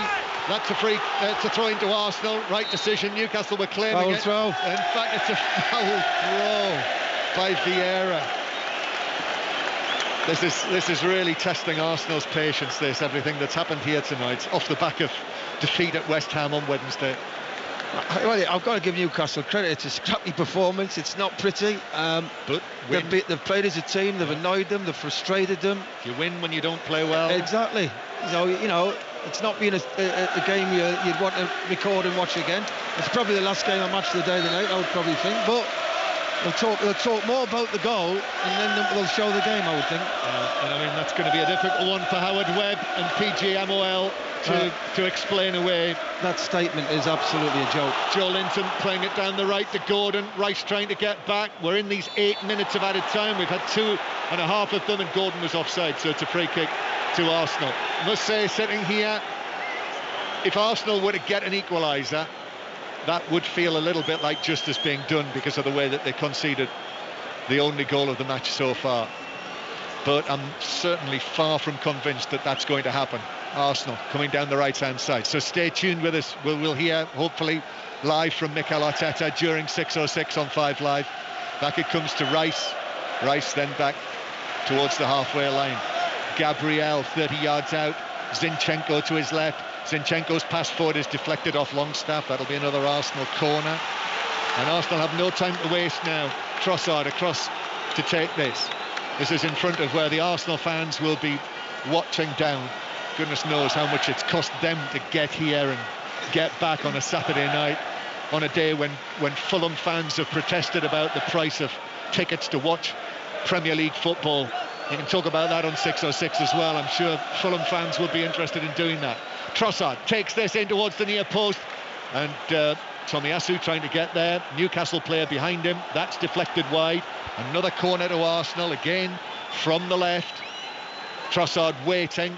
Saka waits on the edge of the box, just holding his groin. He's limping. I'm not sure he's in the best of health either, Bukayo Saka. Trossard waits to take this latest Arsenal corner, which he does now towards the near post. It's flicked right across the penalty area, but it falls to the feet of Gordon for Newcastle, who's going to be able to run it away. Vieira actually has to backpedal. Gordon then hits a long pass, looking for Willox through the middle, but Trossard coming back was able to volley it with his right instep back towards goalkeeper Raya. Declan Rice now. I make it, we've had 4.5 minutes of the 8. Still plenty of time for Arsenal, but not if they play like that. Saka's pass forward, easily cleared away. Joe Linton does well. Rice though tackles back, takes it away from the falling Joe Linton, and Arsenal have to start again. Zinchenko once more. Zinchenko, but Arsenal certainly not going gung-ho here, because Newcastle are very quickly back into their places. Zinchenko playing it in field. Saliba out to the right-hand side. And now Saliba's ball in from central after getting it back. Again, it's headed away for Newcastle. Saliba out towards the right-hand side. Vieira is there. Vieira's ball across field towards Zinchenko. We are deep in added time. Arsenal facing their first Premier League defeat of this season. Zinchenko though got it back and pulls it across, but Lascelles was there, didn't put it out of play. Martinelli overhits his pass out towards the far side. That looked as though Trippier was tugging the shirt of Gabriel, and then as Gabriel takes possession, he goes down. That's given as a free kick. The first one was a foul, pulling the shirt, and then that was definitely a trip. So, well, he's sort of used his body to knock him over, Trippier.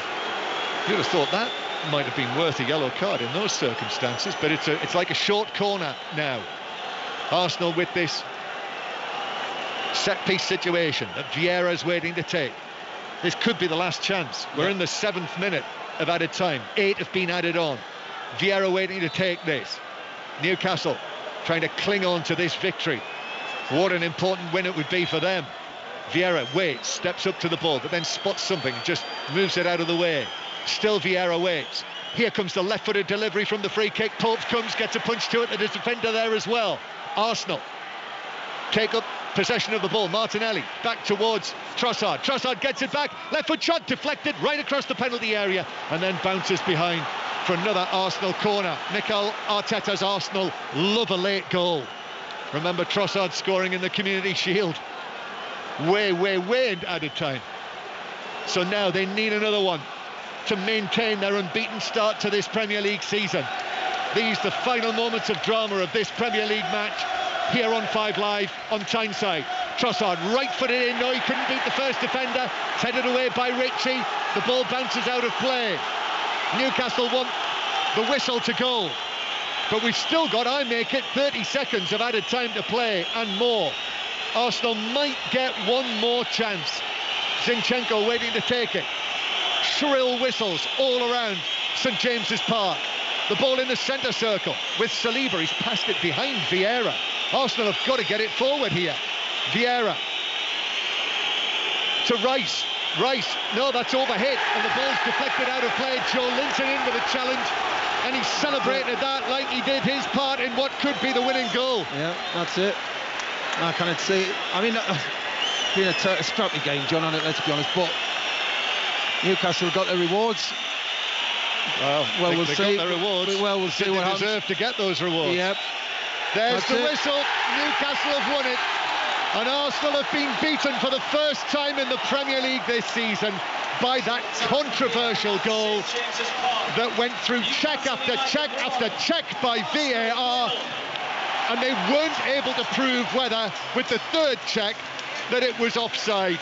And Mikel Arteta must be absolutely fuming. Arsenal beaten, knocked out of the League Cup on Wednesday, unbeaten for the first time in the Premier League here today on the Saturday. But for Newcastle, on the other side of that coin, what a week for them. Winning at Old Trafford and knocking Manchester United out of the League Cup, and now beating Arsenal here today. Well, I've got to say, it's been a scrappy game, and Newcastle have grinded out a result. We'll talk about this goal. We'll talk about this goal for weeks. Yeah, we'll talk about it, certainly. You'll see it on Match of the Day tonight. You'll be able to talk about it on 606 shortly. But Arsenal's players, you know, this has been tough to bear for them. Arsenal's performance very, very poor. Newcastle, I'm not saying they played well at all. The goal, as you say, John, that's the talking point about the game. The rest of the game, there's not a moment in that game I'll remember apart from that goal. They just cancelled each other out. There was no risk, no entertainment. No, it was two teams who just come head to head, scrappy game, a lot of falling around, a lot of free kicks, and that goal, as you say, we'll talk about it for weeks and weeks. And that basically sums the game up, that goal. So there we are. Boos for the officials, you know, who feel that really the game's been spoiled. They feel through officialdom. I think Arsenal have got more of a point about that. You know, it was a really scrappy game filled with fouls. It will not live long in the memory, but it's an important win for Newcastle. They'll go to Germany in really good heart now next week. Listen to us there in Germany with them on Tuesday evening, 5:45 kickoff. They've won 5 out of 6 at home in the Premier League now this season, Newcastle United. And after this, that means Tottenham are the only unbeaten team in the Premier League this season. They play on Monday night against Chelsea. You'll be able to talk about this in a few minutes' time on 606 with Natalie Pike and Robbie Savage. But the final score here on Tyneside, Newcastle United 1, Arsenal 0, and 606 will follow after the 5 Live News with Dan Maudsley.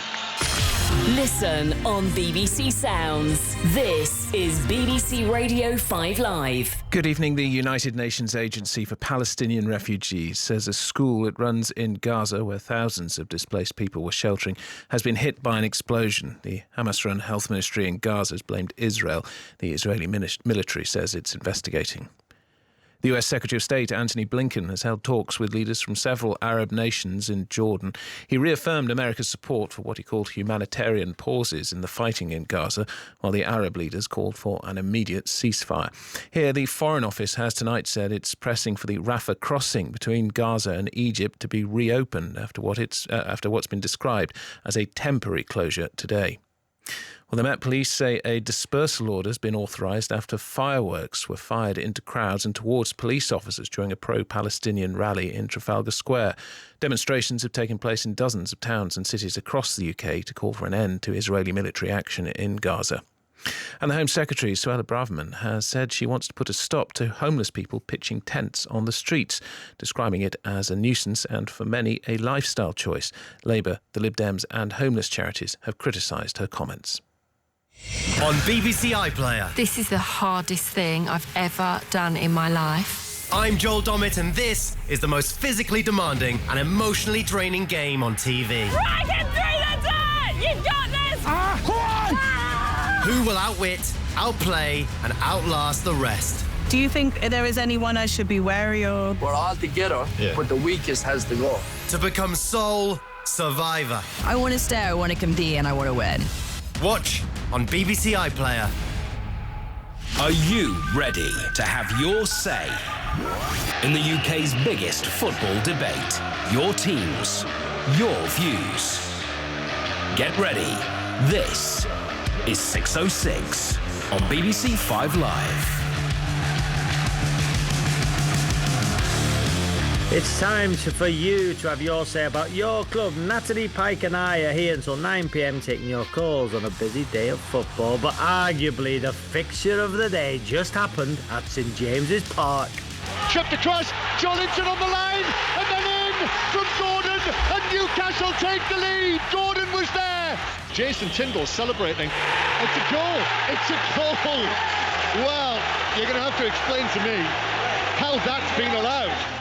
Robbie, what a win for Newcastle, but John Murray was clearly as confused as I was, and as I'm guessing as everybody was about that goal. What did you make of the VAR decision? We're not going to be talking about VAR. Listen, the first instance was the ball in play? And the pictures I'm clearly seeing, for me, the ball is clearly out. You can see the grass. So for me, is it conclusive? Well, on those pictures, I'm sure the VAR in Stockley Park will have pictures of the ball is out. And that is conclusive for me. So whether they don't think it was conclusive enough and it wasn't a clear and obvious error, but the ball's out. So the goal should not be a goal. Nat, what do you think? I agree, Robert. Immediately, as soon as we all saw it, I think we all went, the ball's out, OK, let's all move on. But we didn't, and the goal stood. Now, in regards to Arsenal, Rob, despite their summer signings, do you think they look less like title challengers this season? Oh, it's only their first loss in the league, though, Nat. Come on, let's be fair. Up until today, unbeaten in the Premier League. I still think that Arsenal and Liverpool will be City closest title rivals. I think Spurs will finish in the top four, but I don't think they'll challenge City, so I think Arsenal's still got a good chance. But it's City's, isn't it? Give it City. Do it now, yes. End the league. Newcastle and Arsenal fans, obviously we want to hear from you. How are you feeling after the game? Arsenal fans, what did you make of the goal? 08085 909 693. And after back-to-back defeats, there was a bit of relief for Erik ten Hag earlier at Craven Cottage. Bruno Fernandes, can he sort things out? Oh, yes, he can. And in stoppage time, Manchester United get what is surely the winner. This is BBC Radio 5 Live. Call free 08085 909 693. Text 85058. Text will be charged at your standard message rate. Plus, see our privacy notice. bbc.co.uk/5live. Robbie, there's been a lot of speculation this week about Erik ten Hag's position. He says he can deal with the pressure. How important was that win for United today? It was huge. The game against Fulham, Copenhagen, on a bad pitch. It will be on Wednesday evening. They have to win both games. They've got the first job done. It must be nice for a manager that when your captain's getting criticised, your team's getting criticised for, a lack of desire, energy, and they keep going until the 91st, 92nd minute. Your captain pops up with a goal and your team score late on. So it was a big win, but listen, I think it's only papered over the cracks, hasn't it, Nat? Ooh, OK, United fans, are you behind Ten Hag? We want to hear from you. 08085 909 693. It was a proper busy day of football today. Elsewhere in the Premier League, Sheffield United finally won. City hit Bournemouth for 6, and there were wins for Brentford and Crystal Palace. Everton got a draw with Brighton. Busy day in the Championship as well, Rob. Important wins for Southampton, West Brom and Preston. And of course, it was the FA Cup first round today. Two big shocks, and I'm loving both of these. Aldershot Town won 7-4 at Swindon. Oh, I know. Wow. Incredible, right? But this is my favourite, Rob. 8th tier Ramsgate beat Woking 2-1. First time ever they've made it into the second round. So I would love it if we got a Ramsgate fan on tonight. Were you there? Can you give us a ring if you were? Please, I want to speak to you. 08085 909 693. And in the WSL, Chelsea fans, you won 6-0, but Emma Hayes is leaving you at the end of the season. How are you feeling? What else do you want to hear about, Rob? Well, Sheffield United, I thought my 11-point total when I was at Derby, the worst Premier League side ever, might have been saved. But Sheffield United with a win today, Nat, can Sheffield United fans, or can Sheffield United stay? What do you think, Sheffield United fans? Burnley fans, first Premier League side to lose their first 6 home games. Vincent Kompany, we know the way he plays. Does he need to change his style of play? Whoever your club, we're here until 9 p.m. taking your calls on the weekend's football. And the number to call is 08085 909 693.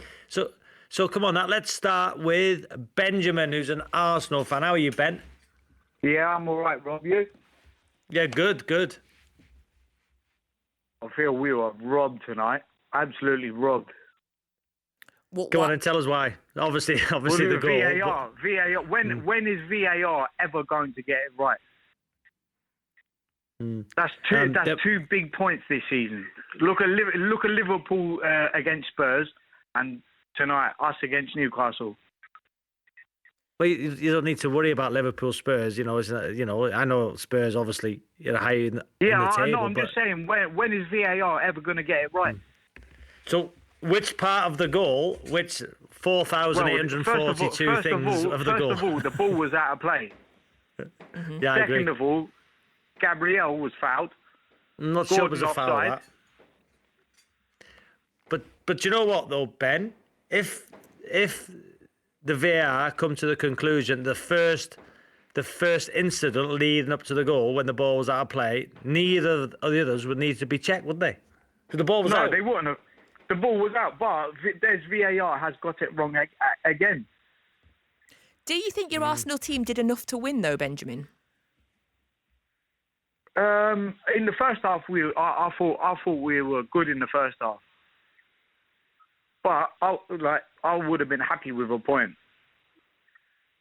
And to be fair, there was a few incidents, Nat, wasn't it? That Bruno Guimaraes was that an elbow, an arm to the head, the tackle from Havertz. I thought Havertz was the right. I thought it was the yellow card. I'm sure there'll be Arsenal fans thinking it was a red.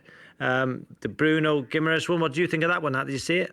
No, I didn't see that. No, one. I didn't see it. I was listening to the commentary. Right. Unfortunately, I was listening to the commentary. But the Havertz, I did see a clip of that. The tackle. It was a trailing leg. It was a mountain out of a molehill. Well, Ben, so what's it feel like now that a lot of people think Spurs, will be Man City's biggest title rivals, not Arsenal this season? Well, Nat thinks that as well. I never said that, Robbie. I never said that, Benjamin. Are you having a laugh? Well, I'm just asking. Listen, I'm asking the question. What do you think? When they get a couple of injuries, and the going gets tough, we'll see the real Tottenham. Are you still challenging them? Are you going to challenge Benjamin? Of course, it's our league title this year. It's yours. You still believe that?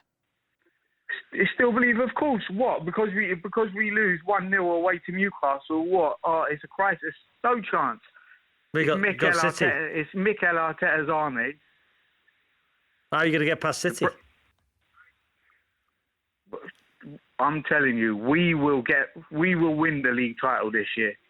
Benjamin, thank you so much. Our first caller tonight says Arsenal were absolutely robbed in the Newcastle game. What do you think? We want to hear from you. Newcastle fans, if you want to defend it as well, then we'd love to hear from you as well. 08085 909 693. We've got another Arsenal fan. I imagine this is going to take up most of the show tonight, Rob. Evening, Aggie. Do you think you were robbed? Hello, good evening, guys. Hi, Robbie. Aggie, first and foremost, how did your operation go and how are you, mate? So, hi, Robbie. Thank you for asking. My operation went really well. It was nearly 3 weeks ago. My tongue is a little bit still swollen, hence the reason why I'm speaking with a little bit of a lisp. Everything was removed. All the cancer from my lymph nodes and the tongue was removed. So Brilliant. We're just on the fight of recovery now. Well, listen, we're all with you, mate. We're getting there. We're all with you, mate, here. Yeah. Thank you very much. I really appreciate it. And I was ringing because a little bit to agree with what the previous caller says, that it was out of play, the ball. But there is no disrespect of losing up at Newcastle on a wet Saturday night. They are a very good team. They really took it to us. There was an incident, obviously, with Bruno elbowing Kai Havertz, and which VAR didn't pick up on. We should have been, playing against 10 men, but we didn't play well enough to win the game. We missed out on a couple of opportunities of having clear goals, and the Newcastle team, they really took it to us. They were faster than us, quicker than us to the ball, 2-on-1. So I think Arteta will go away looking at this game and probably will learn more from this game than he will of any other game this season. So, I'm disappointed, but we can't keep on blaming VAR as an excuse. We should have put the ball in the back of the nets firstly. Aggie, listen, thanks for coming on, mate. Listen, we're all with you. You've got my phone number. You ever need to ring me, Aggie, or, and when you've recovered, come up to another Mac game. But listen, great to hear you doing so well, mate. Thank you very much. And have a good evening, guys, and I'll speak to you again soon. Thanks so Aggie, much. Thank you so much, Aggie. Just before we go to Newcastle, who, by the way, are brilliant at the minute, aren't they? Beating PSG, okay, they lost to Dortmund, beating Manchester United convincingly, beating Arsenal. They are, listen, let's not take nothing away from how well Newcastle are doing, by the way, in that. And I've got to ask you about Man City. 6 goals today. Doku, what a player he is. Oh my goodness, Robbie! Do you know what? The first time he played for City, like you sat up and you went, "Okay, this guy's the real deal." Now every time he gets the ball, you can feel like the electricity in the stadium. Like people are like anticipating what's he going to do. He's a joy to watch. So would you have him or Grealish in the team? They're different players. Depends on the game, Rob. At Old Trafford last week. Oh come on! You're like Chris Sutton still on the fence. At Old Trafford last week, Jack Cup Grealish final tomorrow. Cup final tomorrow. Who are you playing? Doku or Grealish? Who we play? Who's it against though? Grealish at Old Trafford was one of the first names on the team sheet for me. He was exactly what City needed. You play at Real Old Madrid Trafford. in the final. Who are you playing, Doku or Grealish? Right now, after today's game, you're playing Doku. But if you'd have asked me last Sunday after the derby, I'd have said Grealish. Man City fans, Nat doesn't rate Jack Grealish. 08085 909 693. How are you, George, Newcastle fan? You're right, Robbie and Natalie. Hiya, George. I'm absolutely over the moon. I've just come out of the game, watching Newcastle absolutely tore Arsenal a new one. I think we were absolutely fantastic. I don't know what they're talking about, all the controversy. I think the ball was very clearly in. I don't think he's offside, and I don't think it's a foul. I don't think Arsenal. I don't think Arsenal offered anything going forward, and they should have no complaints there. Have you seen them back yet, George, or is that just from your experience in the stadium? I have. Listen. Gabriel, how tall is he? He's 6 foot what? Nearly 200 pounds, and he's gone over like a baby. And he's crying to the referee, "Listen, you're a centre back for Arsenal. You should be standing the ball up and heading it away." Instead, he's gone over, and Gordon's ready to tap it home. Do you know what, George? Listen, because Arsenal fans are saying the ball was out. Obviously, you're delighted with the win. I just wonder if we can add Sam in. Genuinely, it was in. I think it was in. Listen, can we add Sam in? Sam's an Arsenal fan, Nat. Sam, are you there? Yeah. Hello, Sam. Hiya, Sam. Hi. So, Sam, you've got George. Say hello to George. Hiya, George. You're right. Right, so go on then, George. You and Sam take away. George, you first. You explained to Sam the ball. You thought the goal was perfectly good, didn't you? Listen, I'm not a mathematician. I don't know about geometry or any of that. But if you look at it, the ball is a sphere, and the angle they're showing online, it's completely wrong. Some part of the ball may be out, but all of it's got to be out. A little bit of the ball is touching the line. No, honestly, mate, you need to actually get your eyes sorted on this, because trust me, you need to look at the ball and it's gone out. And I'm going to say it now. Trust me, it's going to come and bite you in the bottom, honestly, mate, VAR, because honestly, every team is getting absolutely done in with VAR this season. It's not on, mate. And I appreciate, you're buzzing. You guys played well. Honestly, I'm not saying that Arsenal deserved to win, but look, if a goal didn't stand, a goal didn't stand. It's simple as, mate, and you need to have a proper look at that. George? I don't know, mate. Listen, Arsenal didn't offer anything the entire game. I'm being told that Saka should have Ballon d'Or shouts, but he got pocketed by Dan Burn in the first half, and then Kieran Trippier not even in his proper position. He offered nothing going forward. Injured Dan Burn. Saka was... Sorry, Dan Burn having to foul Saka twice is not him pocketing him and then having to take him off. Offered nothing. Livramento was far better than Burn. Burn. Well, Trippier at left back silenced him as well. Listen, do you know what, mate? Honestly, you weren't that much better. You had a lucky illegal goal, but wait until you come to the Emirates. Honestly, mate. Wait until you see. Okay. Mate, that's the first game in 10 games where you guys have actually scored against us. Do you understand that as well? You guys, and you've had to have VAR and your oil money help you to score today. Take that into consideration. All right. Well, George, listen. You've won the game, George. Listen, you might have scored in that many games, but you've got the winning one today. I can hear the cheers already from the Arsenal fans. It's beautiful. Hey, George, thank you so much for the call. George, Sam. So right, come on, Sam. Well done, George. Well done, Sam. So listen, listen.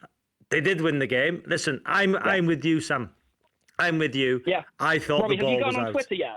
Have you gone on X yet and seen? Have you seen where the ball was? I think the ball's out. Yeah. I think it's out. Natalie does as well. And then that becomes then the foul or the handball or the offside becomes irrelevant because. But have they conclusive evidence to say the ball is out? That is the big question. Yeah. Have they got conclusive evidence that the ball is out? Well, I'm going to give you an idea, Robbie, and honestly, this is just a shout. Why can we tell if the ball's gone into the goal, crossed the line there? Why can't we tell that if the ball's gone out of play? Because there's goal line technology there. There's goal line technology in the goal, and that the referee's watch will buzz on the goal line. We obviously need it if it's affecting the league this much. You know, where a goal like this can change a 0-0 into a 1-0. You know, I think we need to actually start looking at this as a proper. You know, something proper. Otherwise, we are just going to end up with decisions like this. So, do you think then? Let me ask you and Nat, Sam. Do you think that the PGMOL will make an apology because the ball's out? I hate it when they Monday do that, morning, Rob. mate. Yeah, you think Monday morning, Sam? Do you want that though, Sam? Will it make you feel better? No.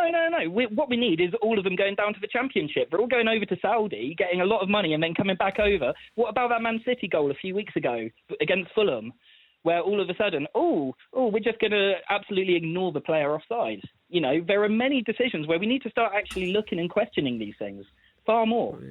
Which goal was that, Nat? I can't even remember which goal that was, to be honest. I'm not. It was against Fulham the other day. They looked at it at VAR. The player was offside quite clearly. And it wasn't given. Nat wouldn't see it was Man City. No, he was offside. He was offside. Well, I didn't hear you saying that on your shoulders, Nat. Robbie. But the thing is, Sam, I can get behind the idea that the ball went out, absolutely, but I still don't think Arsenal did anywhere near enough in the game to win. So are you upset that you didn't get a 0-0 draw? Yeah, because honestly, St James Park is a very hard place to go, and that's why I said to George, look, I don't think we deserve to win. Only Arsenal and Liverpool in the last 2 years have won there. Come on, think about it. Man City haven't been able to get anything really there, apart from maybe a draw. Chelsea, look, it's a brilliant place to go, and I've got a really good Geordie mate. I understand how good they are, but I'm not saying Arsenal deserve to win today, but we definitely didn't deserve to lose on the basis of that decision. Lovely. Thank you. Sam, thanks so much for giving us a call. Arsenal fans, what are you thinking? What are you agreeing with the callers? Or Newcastle fans as well? Do you think that you deserved it? Do you agree with our caller George, who said that it was in? It's 08085 909 693. We've got a Newcastle fan, Robbie. Sahel was at the game. Sahel, what did you make? Hi, yeah. What it was Arsenal, virtually most of the game, they were cheating. Like, they were fouling all the time on the floor, right? They were trying to challenge for everything.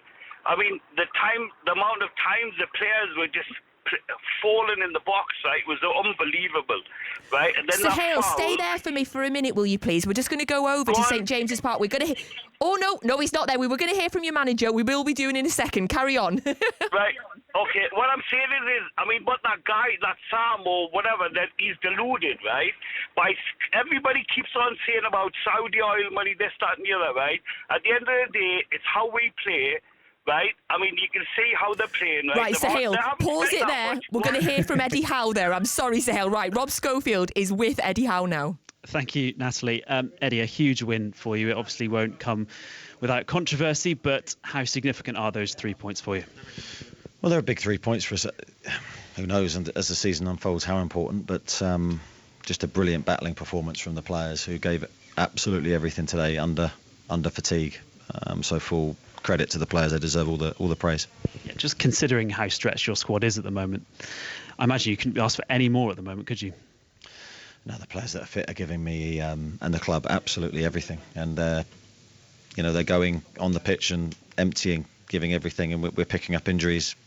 I don't know what we've done to sort of deserve some of the luck we're getting, because they're bizarre injuries. Like Dan's landed on his back today, going for a high aerial ball. That can happen. Looks like he's injured his back. We hope it's not serious, but we don't know. And of course, Jacob's done his shoulder again, which we knew we were taking a slight risk with that, but we needed to, and Jacob was prepared to. So yeah, tough day for that in that respect. The talking point's going to be the goal, of course, and the long VAR check. Can I ask if you've seen any of the images at this point and maybe what you've made of the decision? I've got no idea. I've just seen the goal and being given.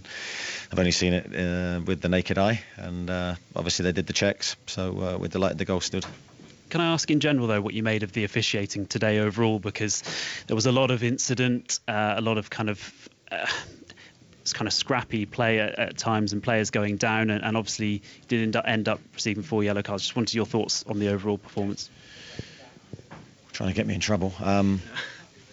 I think for me there was just too many yellow cards in the game. I don't think there needed to be that many. I don't think it was a problem really. The discipline of the game wasn't a problem until the tackle from Havertz, which because I was close to, I had a good view of it. I thought it was dangerously high. But of course that one went with a yellow, and then I think from there it became very bitty, as you say, very difficult. And as I say, probably too many yellow cards, but whether that stemmed from the reaction to that tackle, I don't know. And finally, you mentioned Dan Burnett and Jacob Murphy there. Is your expectation that they're going to be out for the trip to Dortmund? Jacob, definitely. He'll be missing for a period of time now. He'll have that shoulder operated on, which we knew was, as I say, a potential risk. Dan, we don't know, but I think he's in a lot of pain with his back. As I say, he landed on it. So let's wait and see. Eddie, thank you. Congratulations. Eddie, after some of those moments. Thank you to Rob Schofield there speaking to Eddie Howe. What did you make of that, Robbie? He didn't see it. Oh, well, listen, I wouldn't have seen it either if I was a Newcastle manager. It doesn't matter. It's the goal's been given. But all the pictures I'm seeing that... Listen, I was with Howard Webb. I was on a plane journey with him, unfortunately for him. He had me for an hour and a half. And, I like Howard Webb, and he's got a tough job. And when he sees that back tonight and the VAR officials, how do they categorically know it's out? Do you see what I mean? So when you take a corner and the arc of the ball's got to be over the line. Obviously, it's different on the goal line because the ball's got to be completely over the line, and it was. All the pictures I'm seeing, the ball's out. So it took 4.5 minutes to dictate whether the ball was out. There was a foul. There was offside. There was handball. The pies were called. Whatever. There's so many things to that goal, but the first and instant one was the ball out. And surely they should have zoomed in to the minutiae, if that's a word, and said the ball is out. Listen, we might be wrong. I might be wrong. And it might not have been out, but it looks it, doesn't it? The amount of cameras in that ground, they must have been able to give us a better view. Sahel, you heard Eddie Howe talking there. I guess you're the same as him. You don't care. You've won. Yeah, you know what? Obviously, a win's a win, right? But, the amount of yellow cards, right? The amount of fouls Arsenal were playing, right? They were playing to cheat. I mean, to be honest, they were trying to play for 0-0, right? Or sneak a goal in, right? The keeper was taking so long. Every goal kick, right? He was just wasting so much time. You know what?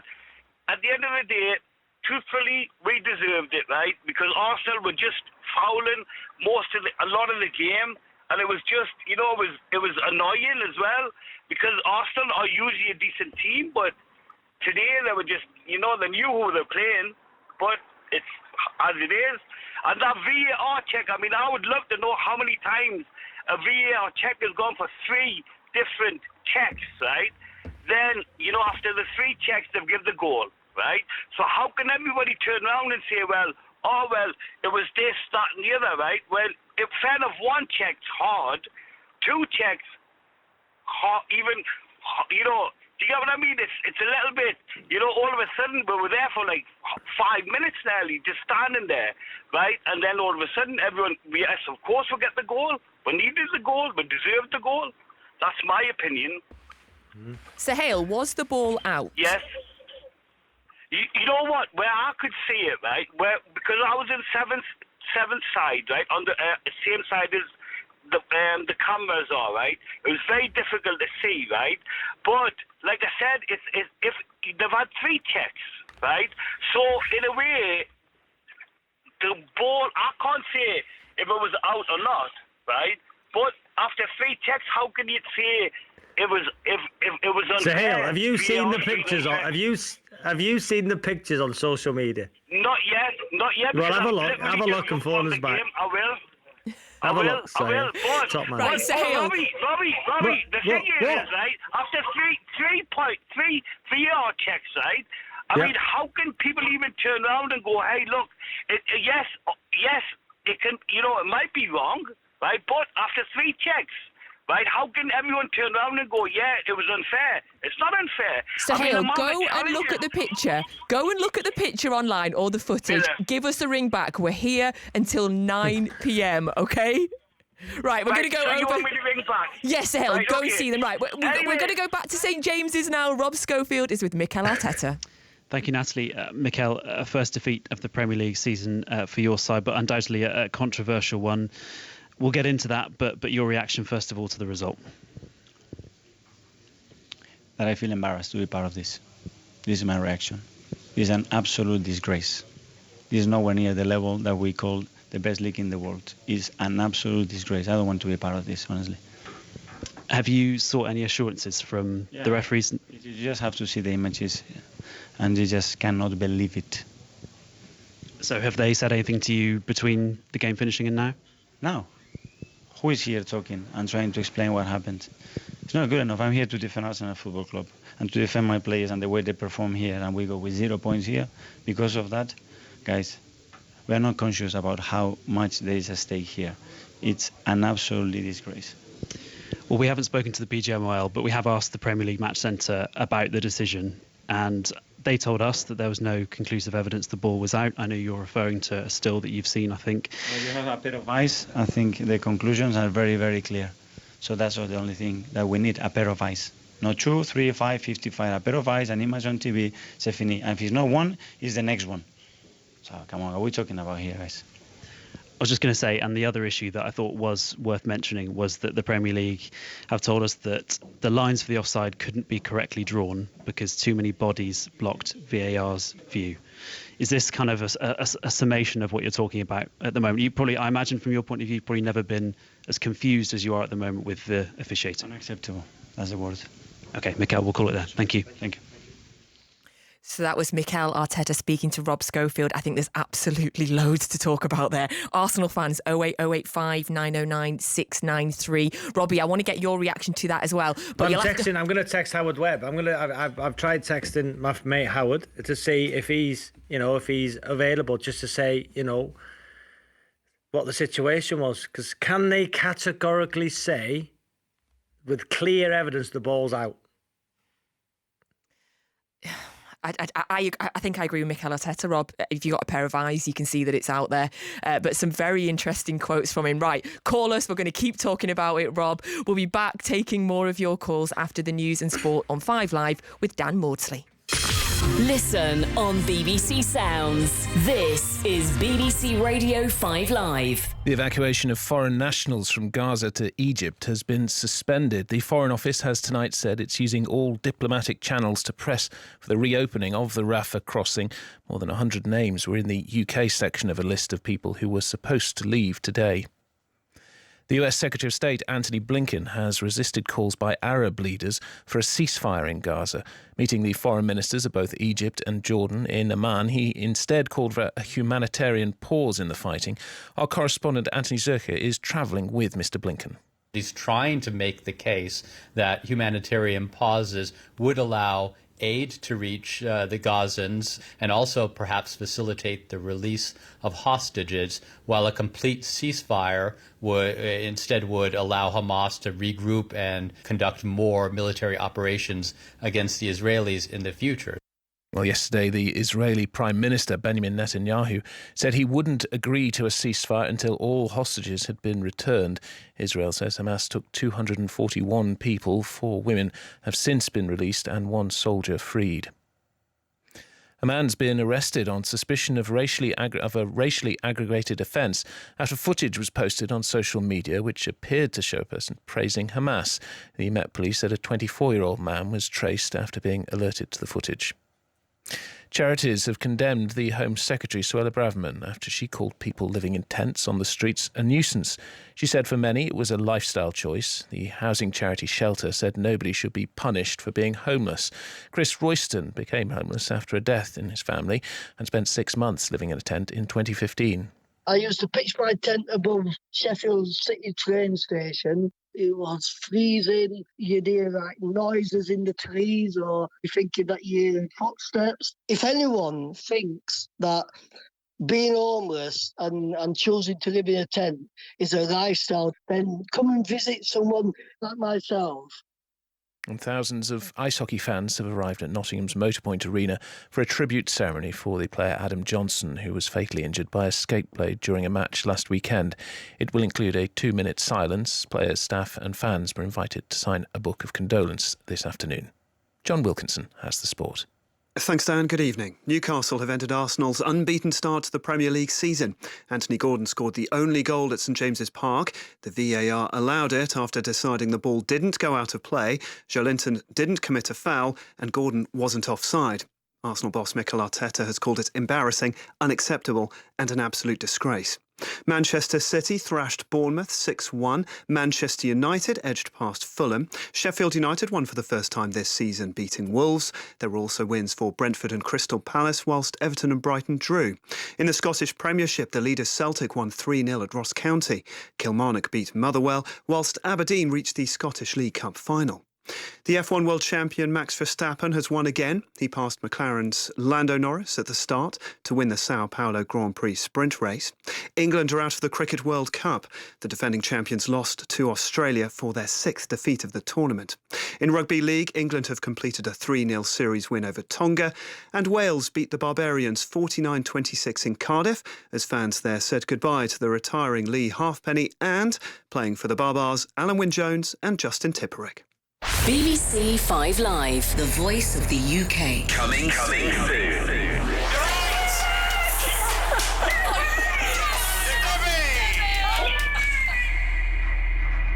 Win the headlines. Your chance to win your way into some of the biggest events of 2024.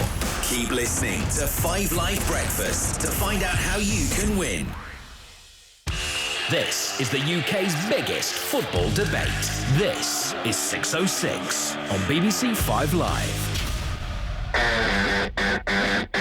Decisive moment of this match.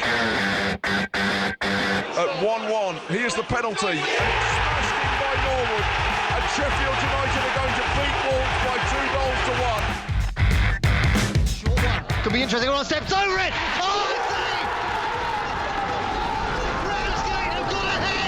Oh, Ramsgate going to make that in sport history. It's Ramsgate 2, Woking 1. We're going to be here with you for another hour. 08085 909 693. I'm so excited. In a minute, we've got a Ramsgate fan. I cannot wait to talk to him. But Rob, come on. You know loads of referees. You must have loads of numbers in your phone. Can you not get us an answer? So listen, I've got a few referees I know very, very well, and I've just had a reply off one referee, and I've sent the image which everybody's seeing online to this particular referee, and the answer is, so it could be out, but I actually doubt it's all out. To intervene, it needs to be clear evidence that all the ball is out. This angle doesn't prove it, and that's the one everybody's looking online at. The on-field decision was that the ball had not fully left, and the evidence was not conclusive to the contrary. Yeah, the angles can be deceptive, and because of the curvature of the ball, obviously it can be hanging over the line, even if we can see grass below the ball. Okay. So that's the argument, and you know, when you read that out, as I've just done so eloquently and informative, after you listen to that, do you think they've come to the right decision? Nah. I would like to see more angles. I can't believe in this day and age with the amount of cameras we have in a stadium that we're getting one angle of that. But can you text back, please, and ask about, was it a push in the box by Joe Linton? I will. Was it a push? Sorry, This is brilliant.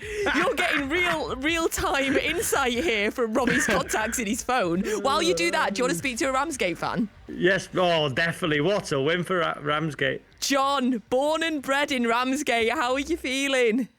I am absolutely buzzing, mate. I cannot believe we've made it to the second round of the FA Cup for the first time in 135 years. Brilliant, fantastic. And I know what it means to non-league clubs. What an achievement. Listen, we were knocked out in the fourth qualifying round against Alfredson, and I think they won today.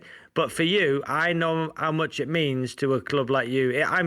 Listen, you should be proud. It's amazing. It's amazing. It's the financial. I mean, it's crazy. 40,000 to get through to the first round, 60,000 for today.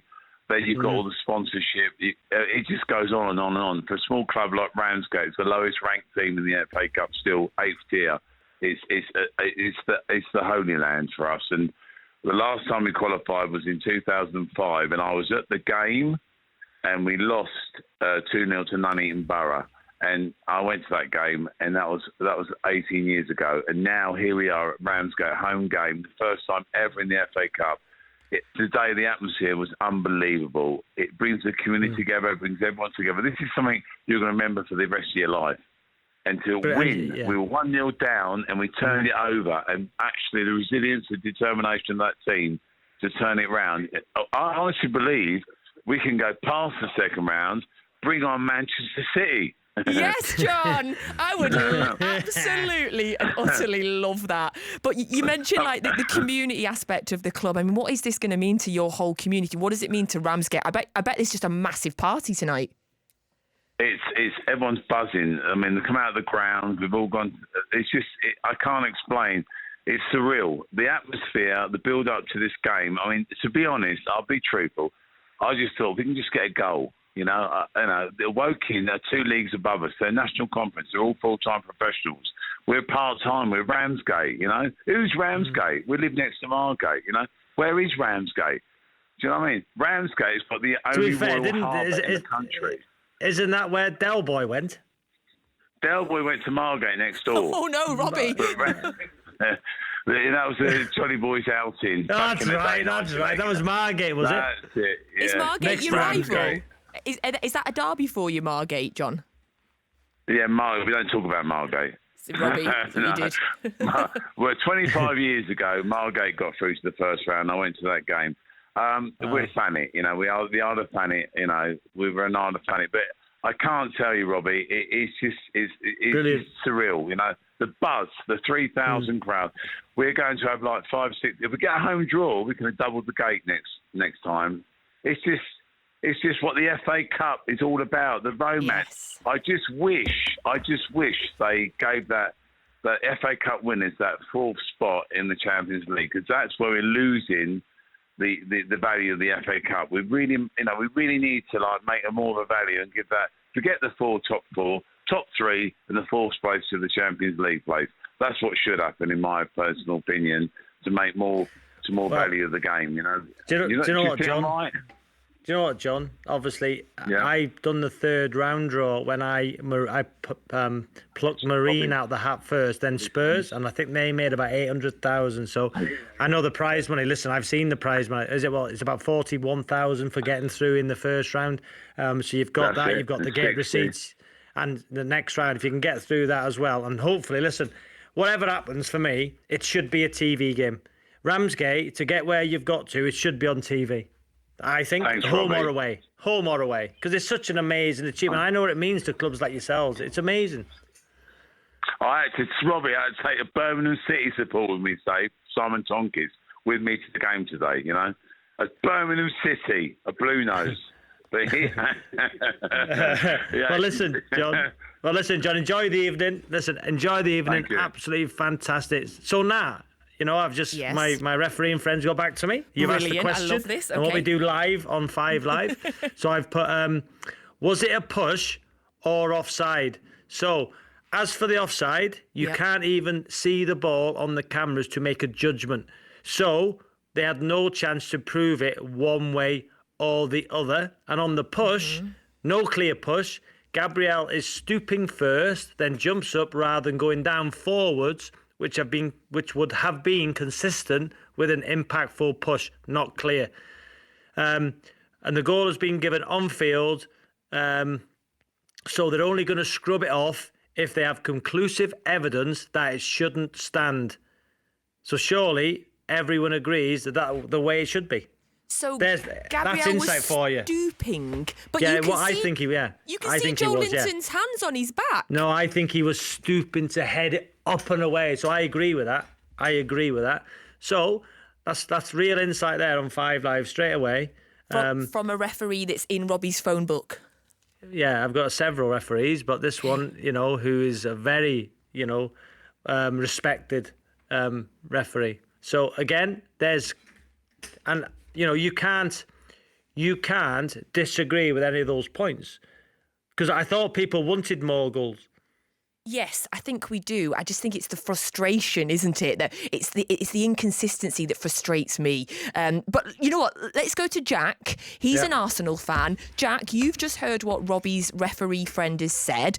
Do you think the ball? You can't tell if the ball's gone out and that Gabriel was stooping. Hello, both of you. Robbie Savage, absolute legend to me. I'm a Welshman myself. Absolutely phenomenal. The best commentary I've ever heard. Rob Harrison Carnu. See you later, Mooney. See you later, Dyer. See you later, Fellaini. But that was an absolute disgrace.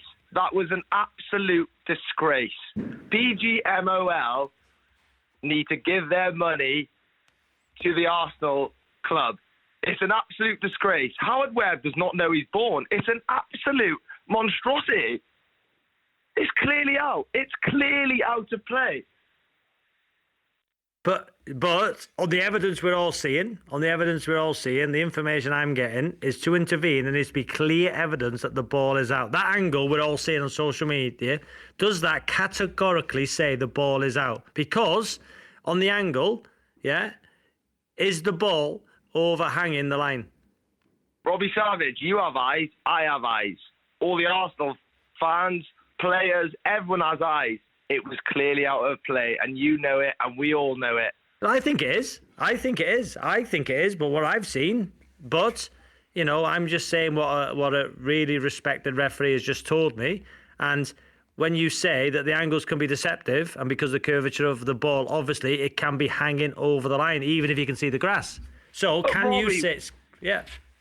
But Robbie, we've watched these referees time and time again. What have they done? They've robbed us blind. It's an absolute disgrace. Do you think there should be a replay? Let's not go there. Robbie, I've just seen it. I'm just watching it again. Arsenal did it once, actually, at Wigan. It should happen again. Go on, Matt. I'm gonna mention those previous Geordies on the line. My God, were they watching the same game? What about Bruno Guimaraes smacking our player in the head? Is that a red? Yeah. What about Havertz's tackle? Well, right, I watched it at the pub, and I thought, I said, I never that's guessed. a red.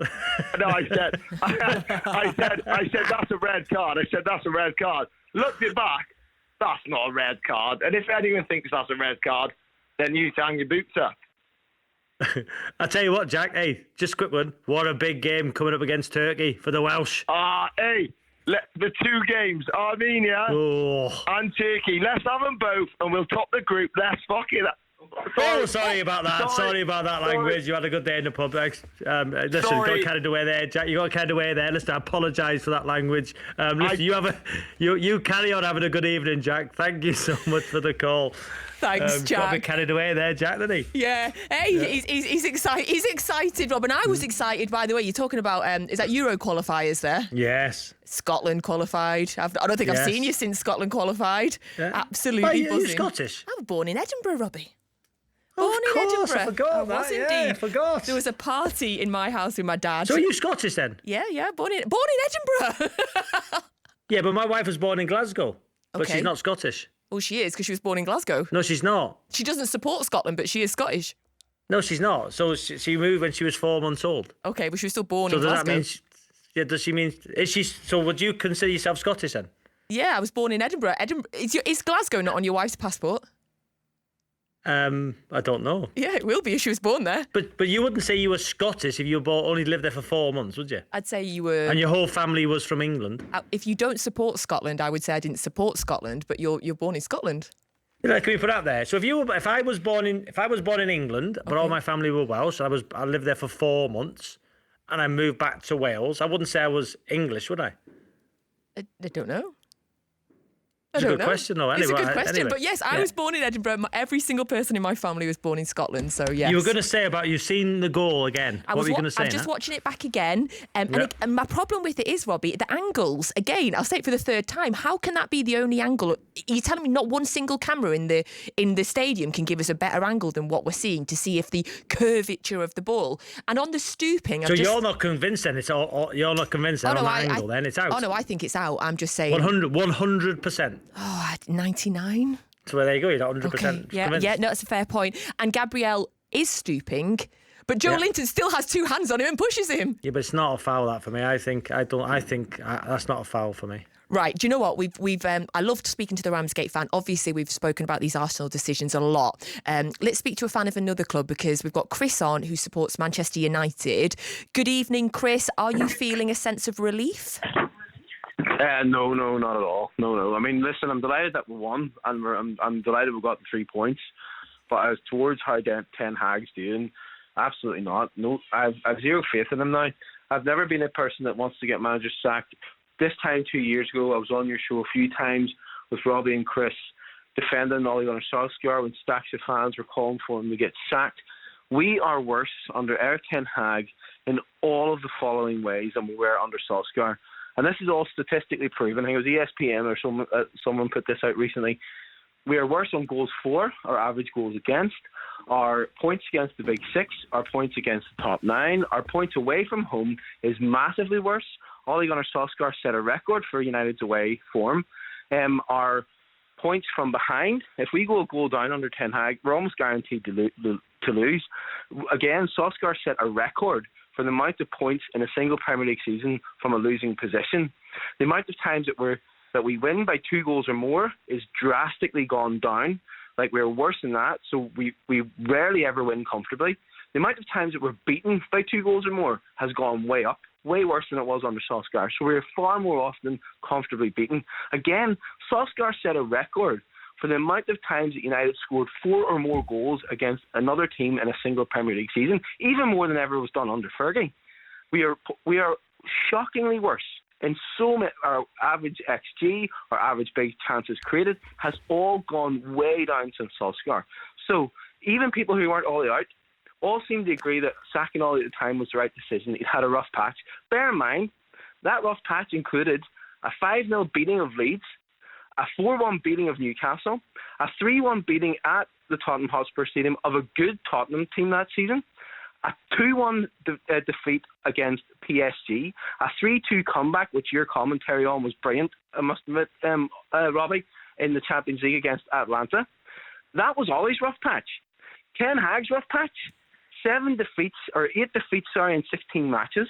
We have had one good performance all season, and that was against Crystal Palace's reserves in the League Cup, which we're not even in anymore. So if it was right to get rid of Solskjaer, why is it not then right to get rid of this guy who is doing statistically, unequivocally, inarguably way worse? Not just worse, way worse. And also, he has been backed. I would say Erik Ten Hag has got about 80% of his first choice signings. No manager gets all of them. In the season that we finished second and got the cup final, the Europa League Cup final, Ole was interviewed at the end of the pitch by one of your reporters. What do you need to turn this team from finishing second in the Premier League and runner-up in the Europa Cup final to winning the Premier League and challenging and winning trophies?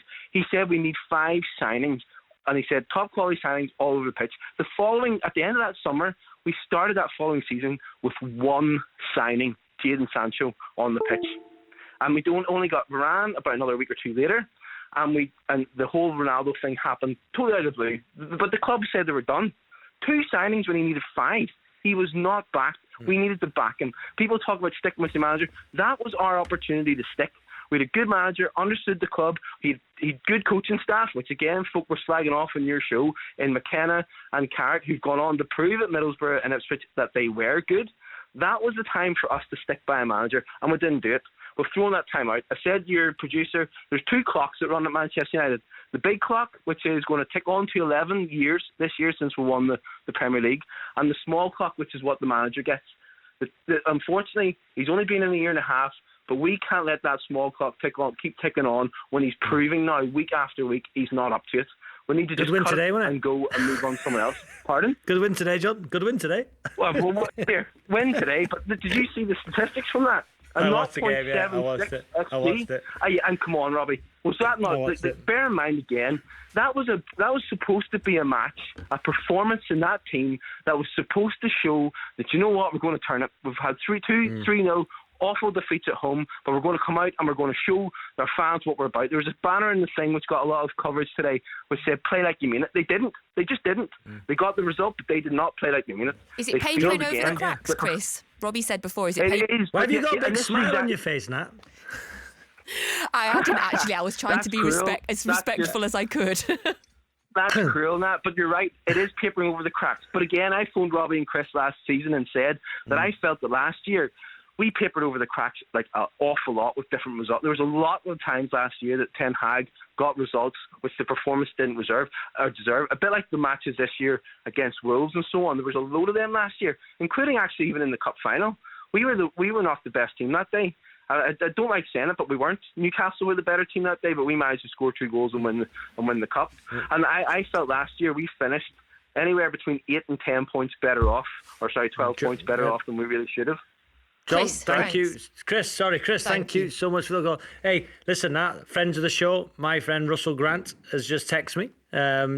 Huge in non-league football. I think he was a patron or one of the high up in the Middlesex FA. Wow. And he's just texted me now. Great news about Ramsgate, Robbie. John said they were the lowest club in the cup. Actually, there's also Crave Valley. They're playing Charlton tomorrow, aren't they? And they're both in the same Isthmian division as Ramsgate, but currently a few places lower. Wow. There you go. Russell, great knowledge. Loves his non-league football. Listen, Strictly's on it, and I was with Russell on Strictly. What a great guy.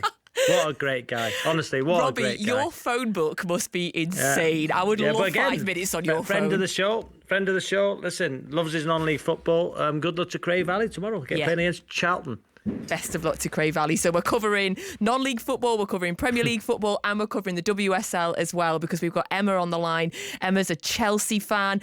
Emma, you had a brilliant 6-0 win today, but you got the news that Emma Hayes is leaving at the end of the season. Tell us, how did you feel as soon as you heard the news? So I was at the game today with 2 friends, Sissy and Steph. We played really well. We got the news. It came on the website. It was very odd timing, and I feel like my parents are divorcing. I feel numb. She's been at the club, this is her 11th season. The most successful manager at both the men and the women's game, for the club, for Chelsea. I feel like it's a nightmare, and I wake up tomorrow and it's all just been a lie or a really late April Fool's Day joke. Emma, where do you think the next destination will be? Because in the statement, did it say outside of the WSL and the biggest club football? Well, it's going to be international, and it'll probably be with the US, because the US were thinking about the England manager Serena, but I'm not sure what talks happened there. But it looks like Emma will be going to the US. As a Chelsea fan, I'm absolutely gutted. I'm not sure if you can tell my voice. And I think once she leaves Chelsea, I don't think we're going to be that dominant that we've been, because she has been the absolute glue to the women's section at Chelsea. You've got to go for the Champions League this season now, Emma, haven't you, just to send her off in the right way? I hope so, but Barcelona, I just look at Barcelona team. just talent throughout the squad. I'm hoping we do get to the final. I'm definitely going to the final. So yeah, it's in Bilbao, but yeah, I'm just very shocked about how it's been announced, because literally it was straight after the game today. What was the atmosphere like? What was the Chelsea fans like? So it was really after the game. So throughout the game, we were really dominant. Villa were really poor. And it's probably one of the best performances this season so far. Chelsea were just on it, playing quite explosive, quick football that Villa couldn't keep up with. It was good spirits with the sort of the away end, the Chelsea end. But for me, it just felt a bit odd, the announcement. I know that the international break is in 4 weeks' time, so I don't know if that's already preparing, whether Emma's already signed something or they're just in negotiation times. But as a Chelsea fan, I'm absolutely gutted, and I don't know who we're going to appoint as the new manager. But yeah, gutted, numb. Yeah. Rob, I don't think it's an exaggeration. As soon as I heard, I immediately thought of Sir Alex Ferguson. I feel like Emma Hayes is so similar to Sir Alex Ferguson in the women's game. And obviously, we've seen what's happened to Manchester United since Sir Alex Ferguson left. Do you think there's any chance that the same could happen to Chelsea when Emma Hayes leaves? Well, there's always a chance, isn't there? And look what Emma's done with that team. Look at the style of football. Look at the players. Sam Kerr was second in Ballon d'Or. Was Sam Kerr? Obviously performances in the World Cup for Chelsea. Fantastic manager. What she's done for women's football as well. As a pundit as well. Insight is brilliant. I think she's amazing, and she will be massively missed for Chelsea. And who knows? Listen, it's Alex. 26 years at Manchester United. Look what's happened since he's left. I think Emma makes a good point. Who knows what will happen? But it's a huge loss for Chelsea Football Club. And what a way it would be to go out by winning the Champions League. If they can get to the final and win it, come so close. They lost to Barcelona, Emma, didn't they? Was it Barcelona they lost to in the final? No, the semi-finals. The final was Barcelona-Wolfsburg. But the year before they lost in the final. Was that Arsenal? 3 seasons ago, Chelsea lost to Barcelona 4-0. That's right. Yeah, 4-0. That's right. Yeah. So wouldn't it be a fitting way to win the Champions League for Emma Hayes and Chelsea? Talk about rubbing it into Emma there, Rob, making her remember that as well. She's having a bad day as it is. I remember it 4-0. I remember it 4-0. They played Barcelona in the Champions League final. I thought it was last year, but they lost in the semi-final, didn't they?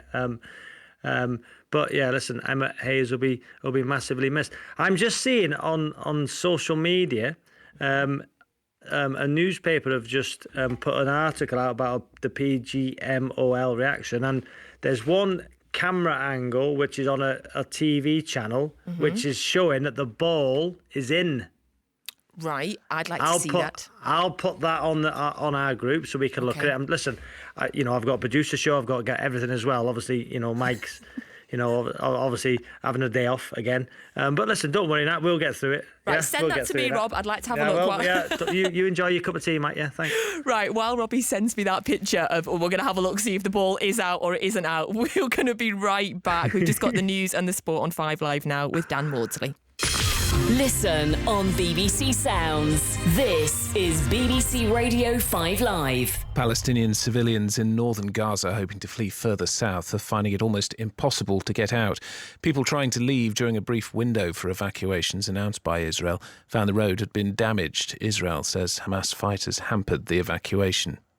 Well, this evening, the Foreign Office has said it's using all diplomatic channels to press for the reopening of the Rafah crossing between Gaza and Egypt, which has been temporarily closed.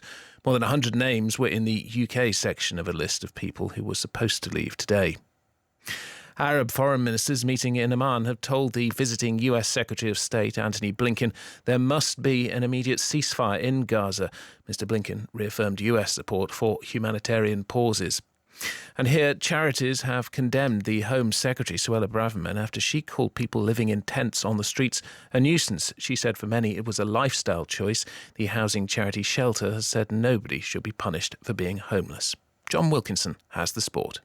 Arsenal's unbeaten start to the Premier League season is over. Newcastle were 1-0 winners at St James's Park this evening, but Anthony Gordon's goal was a controversial one, with the VAR ruling out a ball out of play, a foul and an offside in the build-up.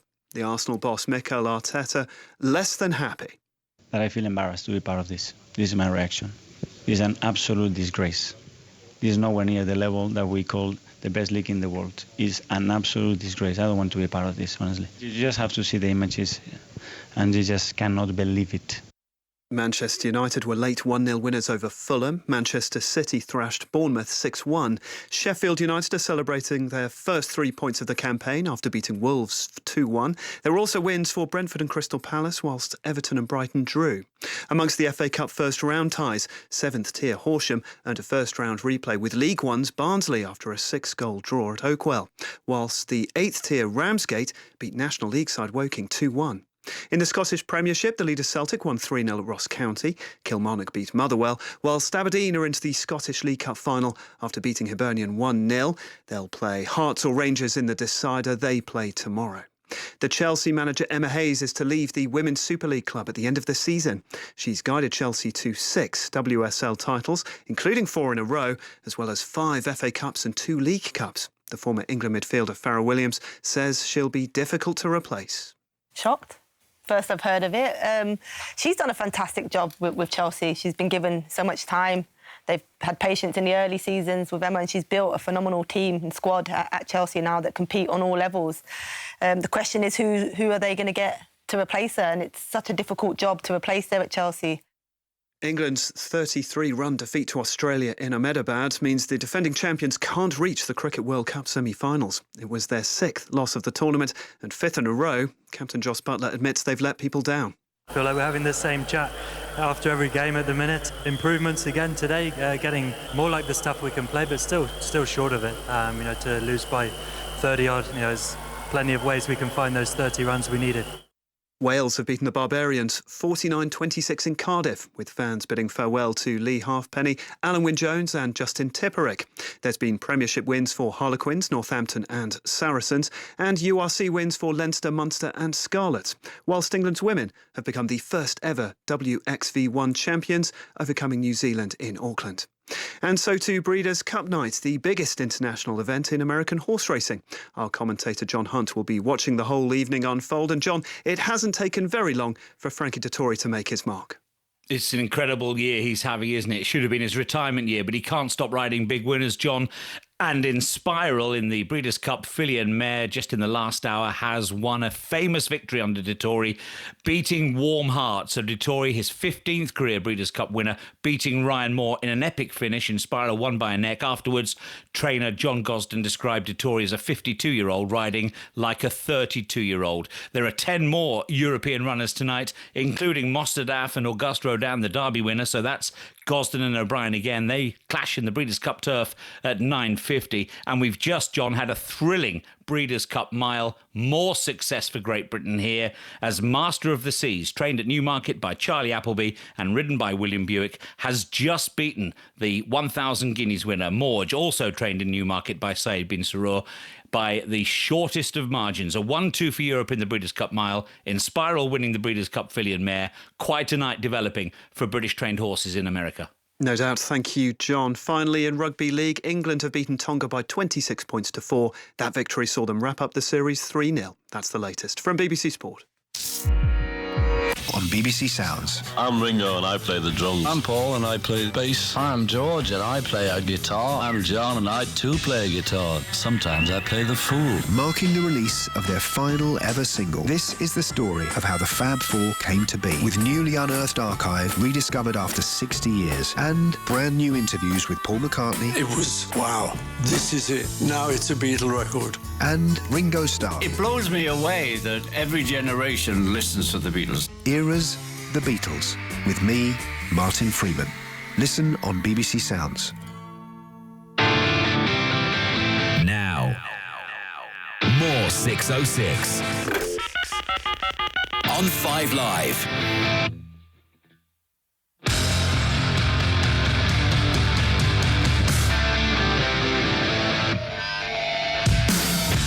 I think we were absolutely fantastic. I don't know what they're talking about, all the controversy.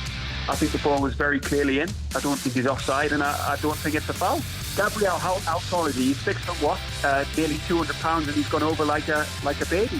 What? Because we lose 1-0 away to Newcastle? What? Oh, it's a crisis. No chance. I'm telling you, we will win the league title this year. We've got a Newcastle fan, Robbie. Sahil was at the game. I would love to know how many times a VAR check has gone for 3 different checks. You know, all of a sudden we were there for like 5 minutes nearly, just standing there. We needed the goal, we deserved the goal. John, born and bred in Ramsgate, how are you feeling? Buzzing, mate. I cannot believe we've made it to the second round of the FA Cup for the first time in 135 years. It's the Holy Land for us. This is BBC Radio 5 Live. Call free 08085 909 693. Text 85058. Text will be charged at your standard message rate. Plus, see our privacy notice. bbc.co.uk/5live.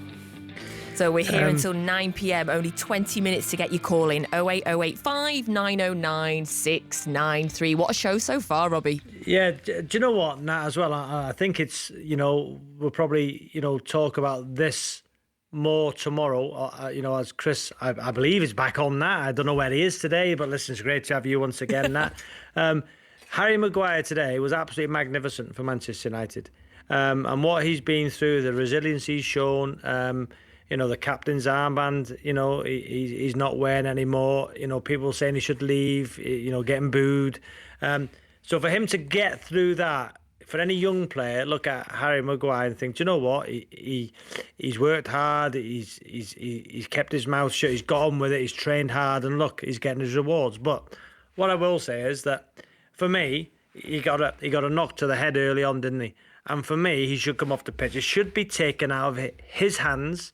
Because if you're the physio or the doctor and asking a player if they're okay, of course. And when I played, I'd say, yeah, I'm fine, because you want to stay on that pitch. There's got to be somebody independent to say, do you know what? Right now, because you've had a knock to the head. And I think it was a knock to the head. I'm not sure where it was, but he didn't look right.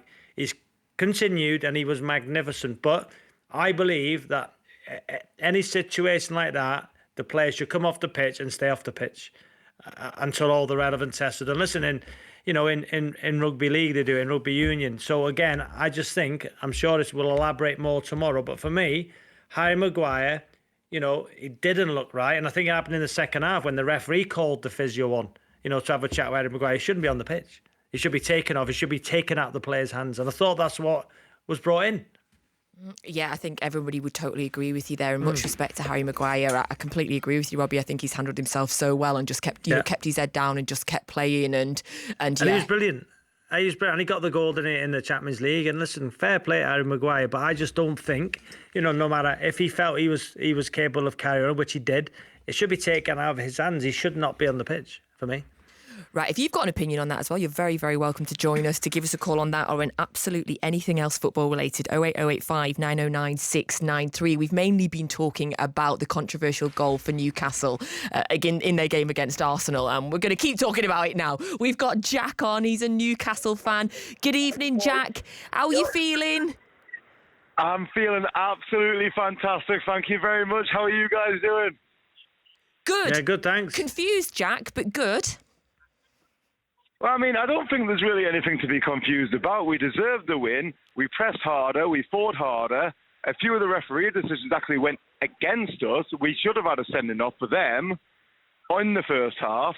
But I can see how it could be 50-50. I could see how some people could go one way, some people could go the other. So, okay, you think Havertz was a red, then I'd argue that Bruno Guimaraes should have had a red. Well, I mean, it's one of them. It comes and goes. At the end of the day, it's a contact sport. People will always kick off. You can look at the last match that we had against Man United. Fucking, sorry for my language. Sorry. Must apologise, that language, yeah, sorry about that. Anthony should have been sent off, not only for his first challenge, for his kick out after it as well. So it's one of them that comes and goes. You get the good decisions, and sometimes you don't get the decisions. it's a contact sport at the end of the day, and these things happen. So you don't have any issues with VAR on any of the decisions this season? You just think that's it? Well, personally, as someone who's played football since I was a child, like when I'm playing in the field, out in the field in Durham, like I never got VAR for that, and that's probably one of the reasons I didn't get so many red cards. But it happens. It's like I'm not personally a fan of VAR, but it's like it's one of them. It's one of them things that you've just got to deal with. It's part of the game now, and that's what it is. What it is. So when you're playing in the field in Durham, did you have goalposts or did you put your jumpers down? Oh no, we had goalposts, we had nets and everything. We played with a proper referee in like a young Northern league. It's like it wasn't just a kick around in the park; it was a genuine team. And you're always nice to that referee. I'm taking it, Jack. You're always polite to him. Well, I mean, I don't know if I'd say I was always polite, but he always knew exactly what I thought. What about the rest of your season, Jack? What's the aim for Newcastle this season? Well, I think the aim for Newcastle, for me, essentially, is to achieve what we achieved last season. We've had a lot of injuries, and especially to our key players as well. But like we've got quite a thin squad compared to the other big six teams. And I think what we're doing right now, and what Eddie Howe has done since he came in, it's been absolutely fantastic. Okay. Yeah, Top listen, 4 finish. Yeah. Thank you so Guys, much, could Jack. Could I be really cheeky and do a shout out for one of my referee friends? Okay.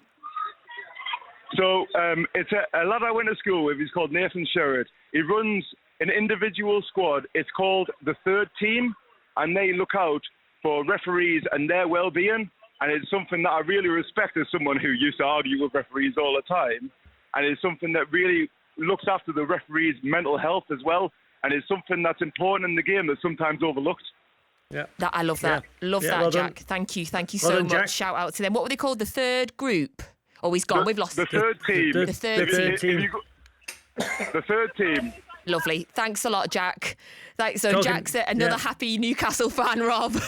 talking about Newcastle. Steve Bruce, the ex-manager. I've just given his son Alex Bruce the job at Macclesfield. Now I'm surprised your dad's not been up to watch us up at Mast today. My dad phoned me straight away, Rob. After Did he? Did it? He phoned me straight away. Did he he? went, Macclesfield. And then is Phil Bardsley on your coaching team? So listen, we've got. Listen, I'm not sure you're too bothered about this, but we've got a strong Manchester United connection now. We've got Alex Bruce, Phil Bardsley, assistant manager, and Paul McGuinness, who is one of the best coaches around. Paul, he was at Manchester United when I was there. 23 years, I think, in the academy, or if not head of the academy. And he produced 90, or Manchester United, well, he was there, produced 90 players into the first team. So, it's a Manchester United connection. Also with me, Manchester United reserves. So, again, we've got a 1-0 win today. So, Congrats. what a great start for Alex Bruce and the new management team. Young but English your dad, manager's always good. When's your dad going to come to a game, Nat? You know what? He goes to a different non-league game every week. He was at Warrington Rylands today.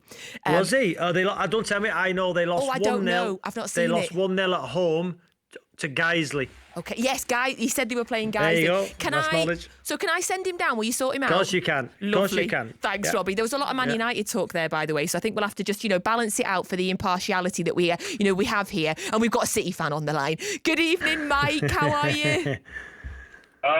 Natalie, thank you for having my call, and Robbie, thank you. Before I go on, can I just say, whoever answered my call that quick needs an extra piece of pizza, a donut, or a big chippy. It was brilliant. Cheers. Great service on 606. When All you say right, Mike. when you say a big chippy, what's a big chippy? Oh, mate, pudding piece, chips, curry sauce, in a tray, outside the Etihad, just walking around eating it, mate. in a tray. Yeah, I love it. Yes. Okay, Robbie, just on a side issue, just listen to you. Obviously, you've done all this great stuff with employing all these ex-Man United. From what I can gather, you just want to be average and not win anything and be mid-table. I thought you had better aspirations than that, but hey, I'm a Man City supporter, so I'm allowed to say it.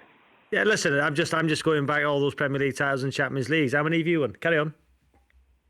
Yeah, well, so my point, there's 2 points I hope I can make. One is about City, but one is to ask you a question about the greatest of all time Premier League manager at the end. So I'll mention it. I've listened to last ages all this stuff about all these what I call loser teams. You know, especially Man United. They're not doing well. They get loads of publicity. They get loads of airtime and everything.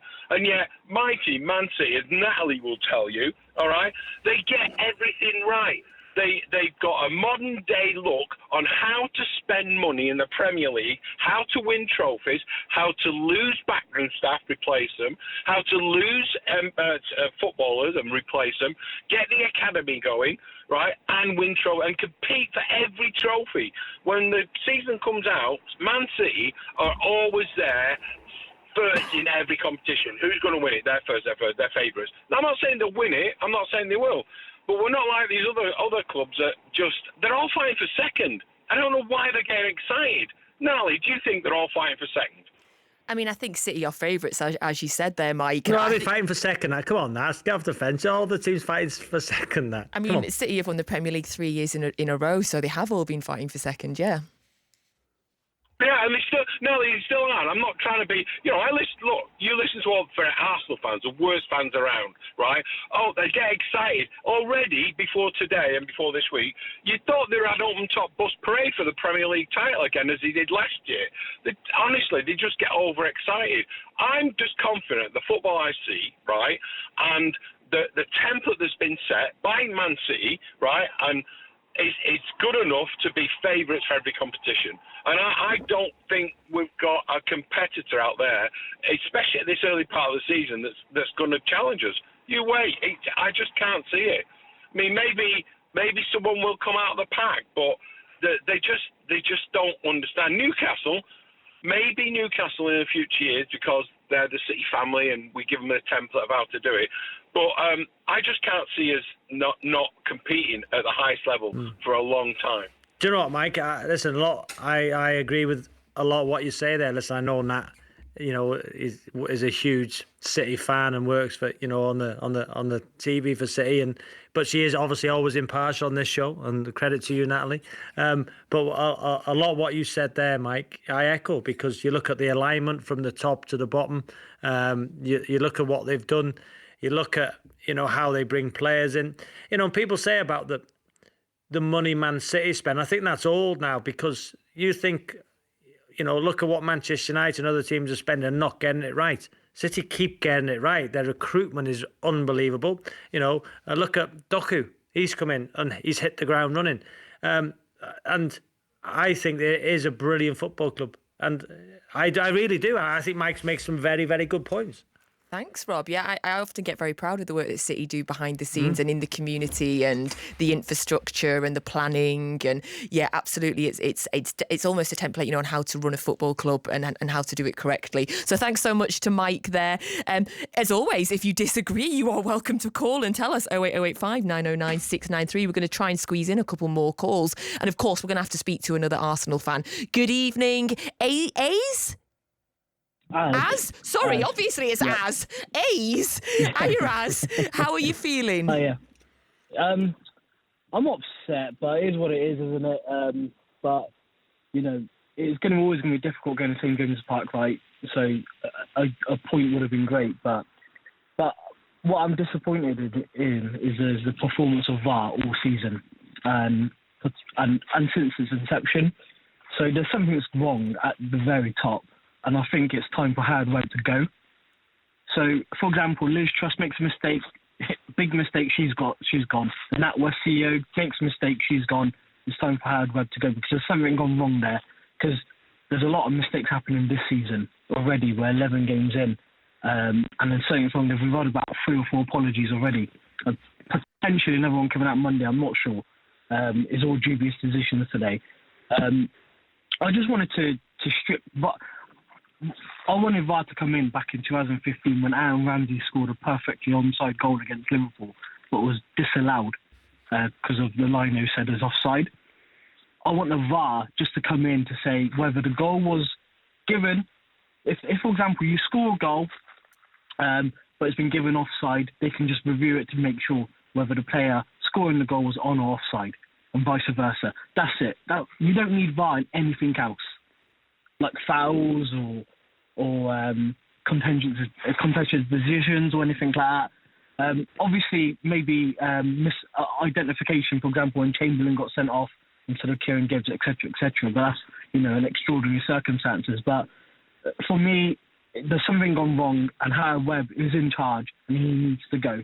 There's been a lot of decisions, a lot of apologies. Onana one, the one from last week, Arsenal's Brentford one from last year. The list goes on. I'm just getting fed up of listening to. I'm getting really fed up now. Listen, the VAR is good. But on Howard Webb, we've always said that we want somebody transparent. There's TV shows on it now. They play the recordings. They play what's going on. Listen, there's, today, Howard Webb. How can Howard Webb affect that decision, those three decisions today? So obviously he would when the PGMOL have apologised, and he's obviously had several meetings to say, listen, this is not acceptable, and he's at the top, and inevitably, if you're at the top, you're accountable. But if he's trying everything he can, and now he's become transparent, and which we all agree, and we all like that, don't we?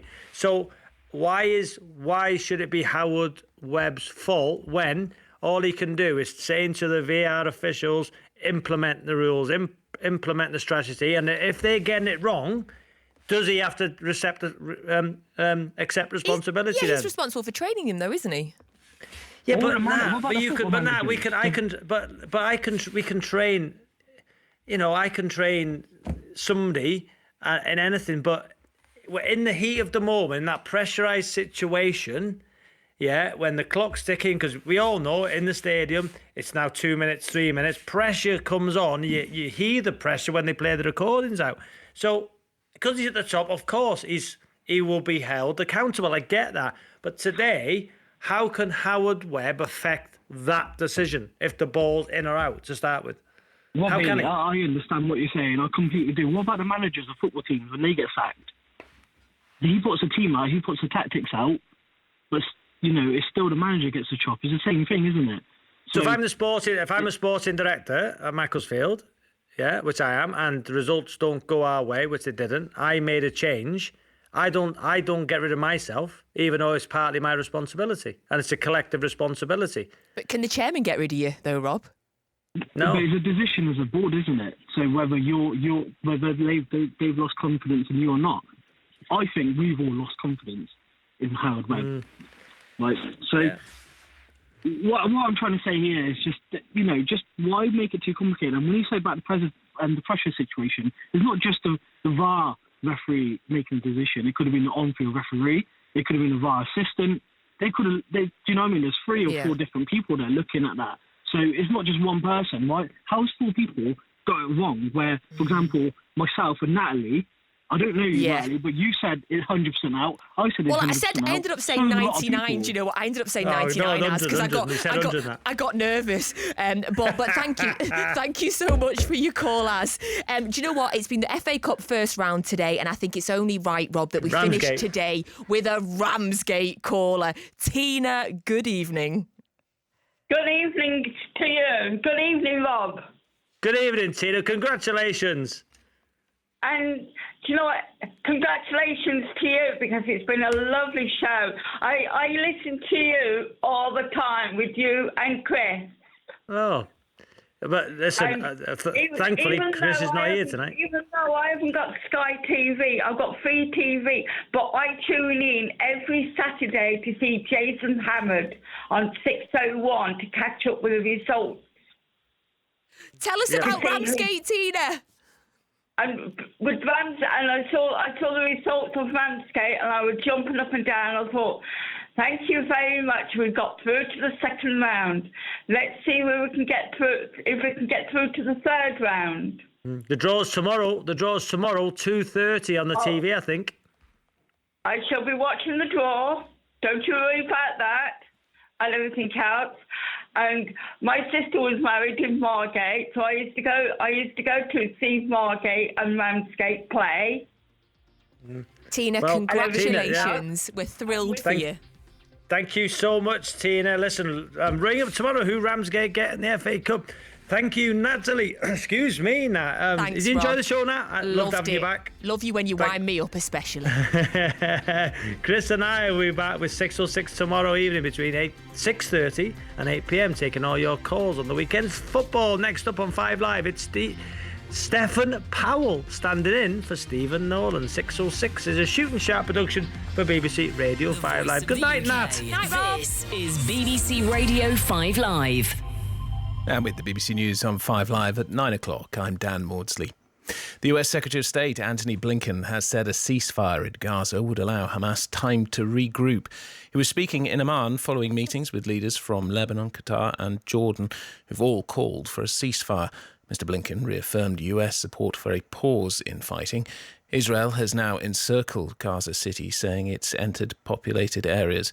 Our correspondent Rushdie Abu Alouf is in Khan Yunis in the south of Gaza and sent this report. Tonight, again, the Israeli airstrike were intensified around the Al-Quds hospital and also around the Shifa hospital, where many solar panels on the roof of the building around the hospital were targeted from the air. Here in Khan Yunis, where about 1 million people displaced from their houses in Gaza City and the north, they live in a very difficult situation with the severe shortage of electricity, food and water. Well, the Foreign Office has confirmed that British citizens have been unable to leave Gaza after the temporary closure of the Rafah crossing into Egypt. More than 100 UK nationals were on today's list of people allowed to leave through the crossing today. Thousands of pro-Palestinian supporters have taken part in more demonstrations across the UK. Police said around 30,000 people gathered in central London. There were 11 arrests. Demonstrations were also held in cities including Glasgow, Edinburgh, Belfast and Manchester.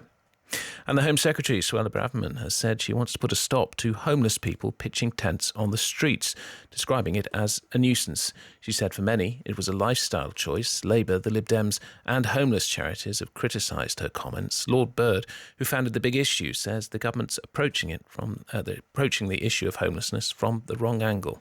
If you don't sort out a social problem, it often becomes a law and order problem. And then if you've got the Home Office and the police and all those sorts of things responding to it as a law and order thing, then all they do is they exacerbate the problems rather than going back and trying to address the social problem in the first instance. Big Issue founder Lord Bird. BBC Radio Newcastle, and Dan Burn has been replaced by Tino Livramento, who has gone to right back. Kieran Trippier moves across to left back. That's the only change. So it's Pope, Livramento, Lascelles, Cher and Trippier. Longstaff, Bruno, Joelinton, Almiron, Gordon and Wilson versus the Arsenal team of Raya in goal, White, Saliba, Gabriel and Tomiyasu, Rice, Jorginho, Havertz, Saka, Martinelli and Nketiah. Newcastle kick off for the second half, shooting towards the Gallagher end. That's away to our right-hand side and down the hill in the second half. Black and white stripes against the red and white of the visitors, and it's a throw for Newcastle on the left side, and Trippier got the ball back, plays it to Lascelles on halfway, takes a touch and then comes inside with a pass to Fabian Schär. Joelinton receives it, round the corner to Gordon, back to Joelinton, has a look, keeps the ball, stabs it back to Schär, driven by Schär, looking for Almiron, chested down by Tomiyasu, straight to Miguel Almiron, foot on the ball, Joelinton edge of the box, and Bruno onto Gordon, back to Bruno. They've got Trippier here involved on the far side with this attack, and he plays it back to Bruno. Now it's Lascelles in the centre circle, Livramento inside to Almiron, heads it on but straight to Rice. Then Almiron makes a challenge, and it's a great challenge round the side on Nketiah, wins the ball back. Joelinton here carrying it towards the penalty area. Gordon lifts in the cross, Declan Rice heads away. Havertz challenges with Bruno, and Bruno went down. Havertz comes away with the ball, no foul. 3 Arsenal players in the attack. Newcastle have got several bodies back defending. Saka towards Havertz, pushed away, only as far as White, and now Rice to Martinelli, edge of the area, going on the outside of Livramento, who makes the challenge and wins a goal kick. Great start for Livramento. Yeah, one of the things that impressed me most was his 1v1 defending the other night, and he's just come up against Martinelli, who's got great feet. He's had a half of football, so he's well into the game. Livramento has just stood up to him well there, and not only got the better of him, but ended up with a goal kick because of it. We have Steve Watson with us on BBC Radio Newcastle today, filling in for John Anderson, who'll be back, by the way, for the Bournemouth match away next week. 0-0 the score. Lascelles, oh yeah, too much in that from Lascelles on Nketiah, not far from the centre circle. Free kick for Arsenal, which they've taken quickly. Down the right wing they go with Bukayo Saka. He's got 5 goals this season and set up 6 for his teammates. Tomiyasu, as the rain starts to come down. We got soaked against Dortmund, and really heavy rain at Wolves last week. Here's the ball in from the right from Arsenal, headed up by Rice and caught by Pope comfortably. No real danger there. And Newcastle with the ball at the back in the hands of the goalkeeper. 0-0 on BBC Radio Newcastle. Joelinton to Longstaff.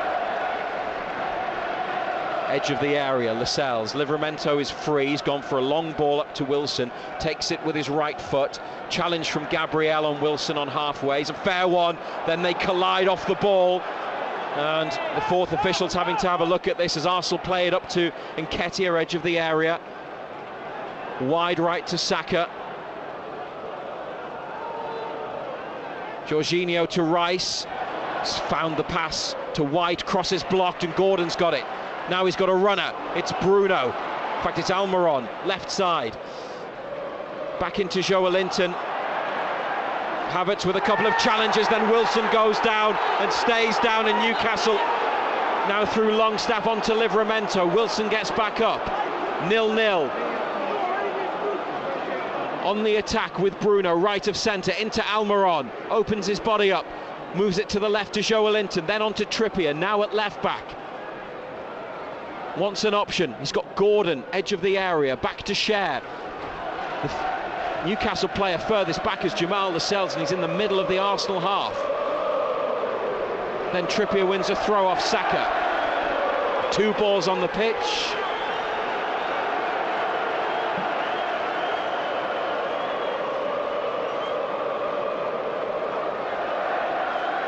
And now they can take the throw. 50th minute of the match. Trippier to Joelinton, lobbed back into United's half to Fabian Cher. Scored an own goal, unfortunately for him last season in this fixture. Was also sent off in a home match against Arsenal 3 seasons ago, behind closed doors during that period. Cher's got it again. And it's Trippier down the line to Joelinton. Ball stayed in play. Comes in off the touchline to Gordon. And now up towards Wilson, trying to get him in behind. But Arsenal clear. And Longstaff and Lascelles combine. And then Lascelles caught by Nketiah, but he gets straight back up. Newcastle play it to Cher. And it comes across to Lascelles. Livramento on the outside. The skipper goes short to Almiron. Longstaff takes it, turns away from Havertz. How well has Sean Longstaff been playing recently, Steve Watson? Yeah, he's been outstanding. He keeps getting better. He's now started to add a goal threat and actual goals to his game. His energy levels are right up there with the best in the Premier League. And he's just improving. I can't think he'd be far away from getting some recognition. I know I've just seen an ex-teammate of mine, Gareth Southgate, going up the stairs before. Here's Almiron to Livramento. Good break, decent cross, but caught by Raya. It was into the middle of the box, about 6 yards out, but Raya got off his line quickly. Rice there away from Bruno, through the middle. Lascelles wins the ball and plays it back to Pope. Well defended.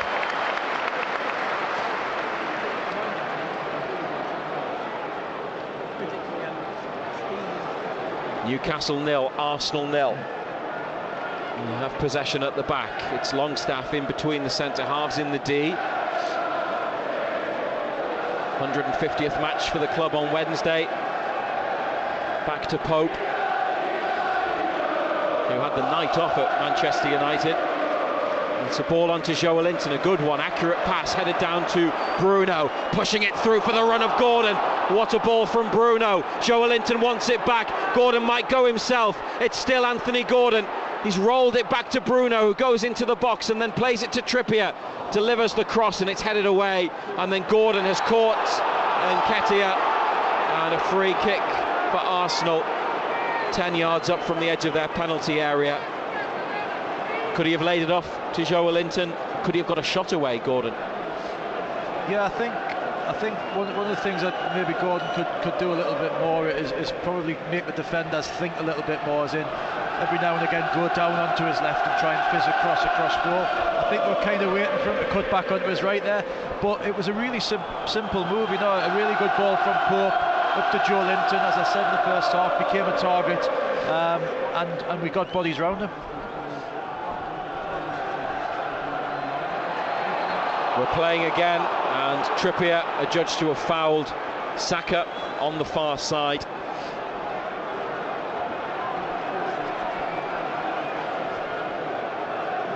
Free kick. It is in United's half of the field. White going to be the player to take it. And committed bodies forwards for this Arsenal. Trippier heads away, Tomiyasu on, and then it was Nketiah who took a swing at it, couldn't get there. Newcastle clear it up to Wilson, and they might have a chance with Almiron on the run, edge of the area, through for Anthony Gordon, left side of the box, Gordon, it's blocked, and it's picked up by Raya. Oh, it just wouldn't quite come together. Just didn't quite fall for him. Again, ball up to Wilson, who made it really uncomfortable for the centre half. None of them actually being able to play the ball because of Wilson's guile, and Almiron picking up on it, but the ball just didn't fall for us. Jorginho in midfield for Arsenal to Tomiyasu, who's come into a central position again from full-back. Gabriel has got Martinelli available wide left, gives it to him. Back to Gabriel, just ahead of the halfway line. Everybody back in position for Newcastle, and game's being played in their half now with Arsenal in possession. Gabriel Magalhaes, the defender, to Jorginho, back again. And he goes to switch it, and Trippier's watching this one, and it's gone out off Kieran Trippier. Newcastle feel it could be their throw, but went for the ball, the high ball that was dropping with Bukayo Saka. The referee said it was Arsenal's throw, which they've taken. Saka hangs up a high cross into the box, and Martinelli with a bit of a lash at it, but it's come here to Havertz, and it's taken a touch on the way through, and Pope has landed at the feet of Martinelli and Livramento and gathered the ball. I think it hit Nketiah on its way to goal off Havertz's effort.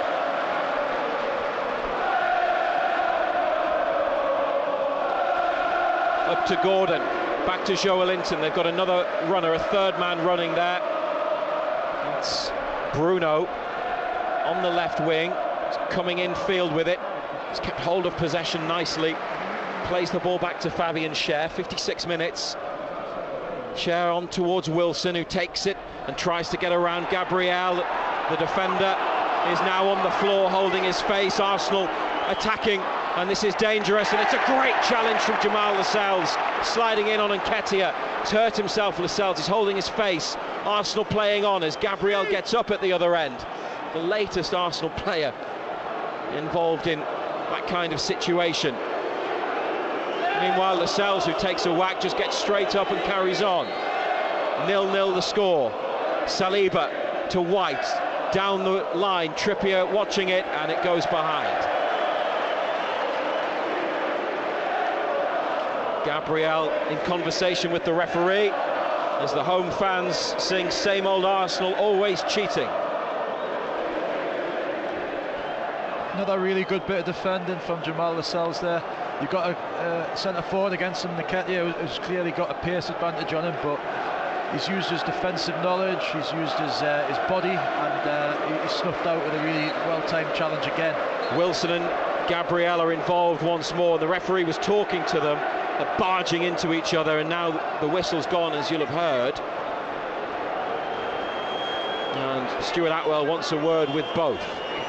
There's still some needle. Hasn't quite been as angry as the first half this match. Still goalless. Pope's going to have to take the goal kick again. Willock, Ritchie and Murphy warming up.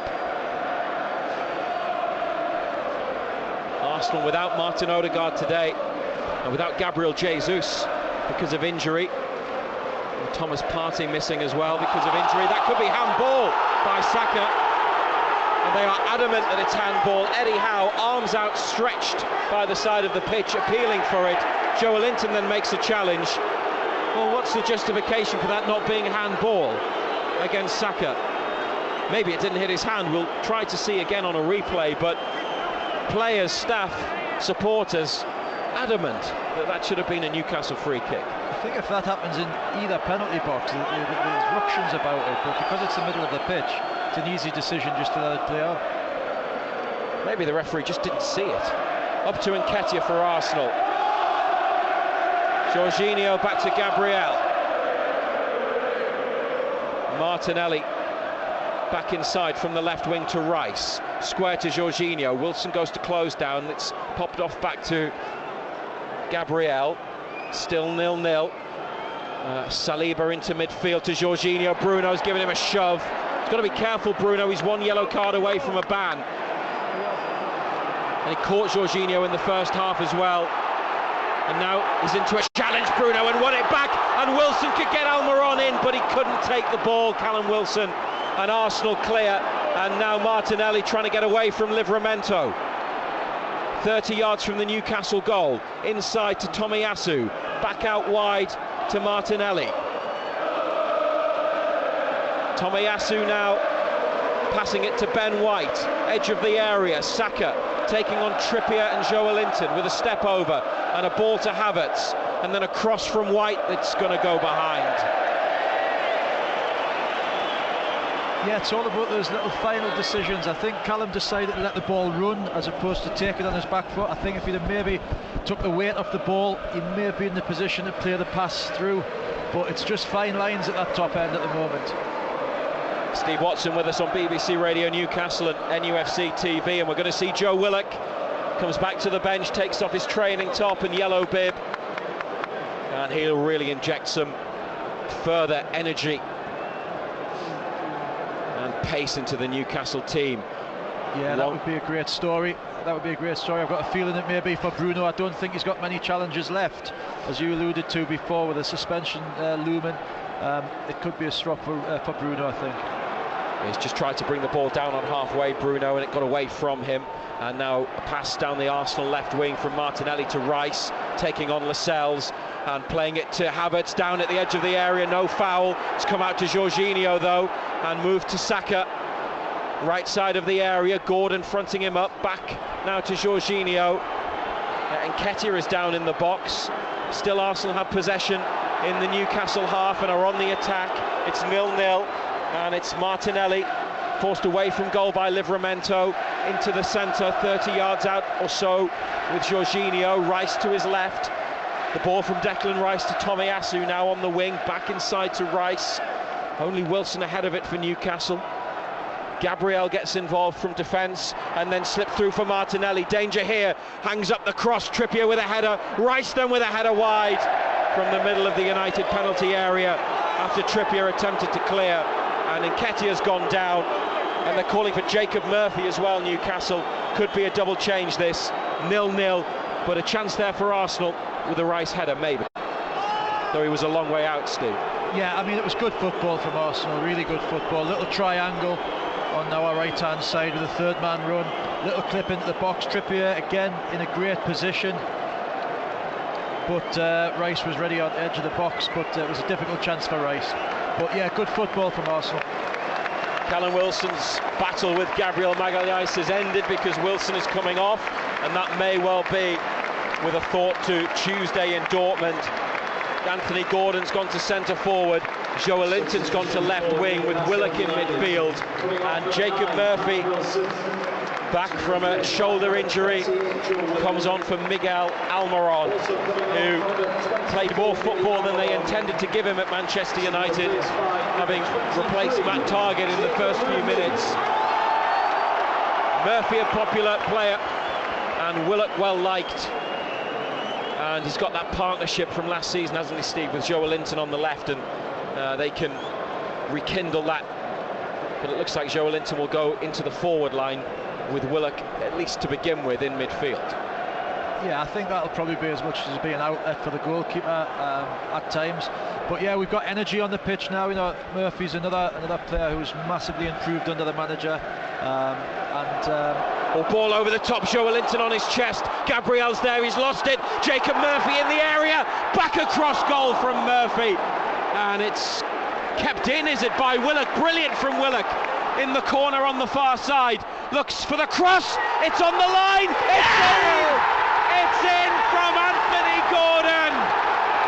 Joe Willock, brilliant work on the far side to keep the attack alive after the ball over from Murphy flashed across goal, and it was sent into the middle towards Joelinton. It dropped away from Raya, and Anthony Gordon stuck it in almost on the goal line.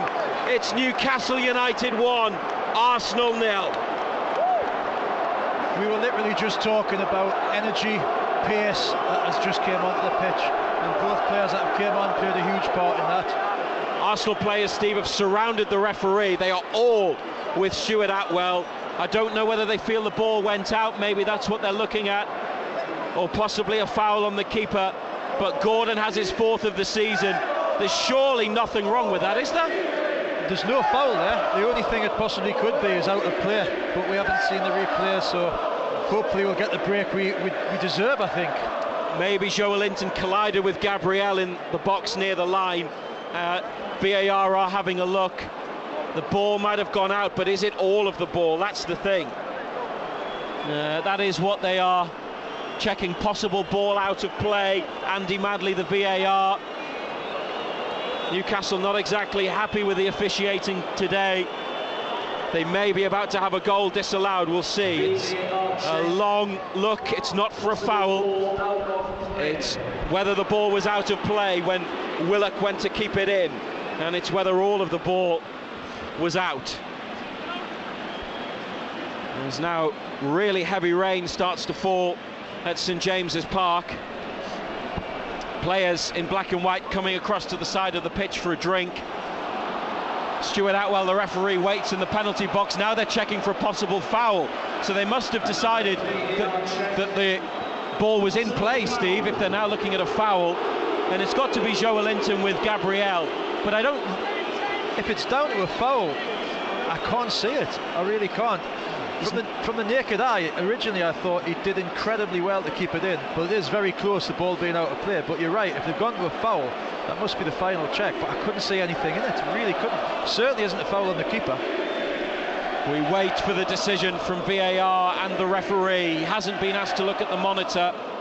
It was a legitimate goal in the view of the officials on the pitch at the time. In live action, Anthony Gordon for Newcastle, stabbing it in from just about a yard or so. Now they're looking at a possible offside, would you believe?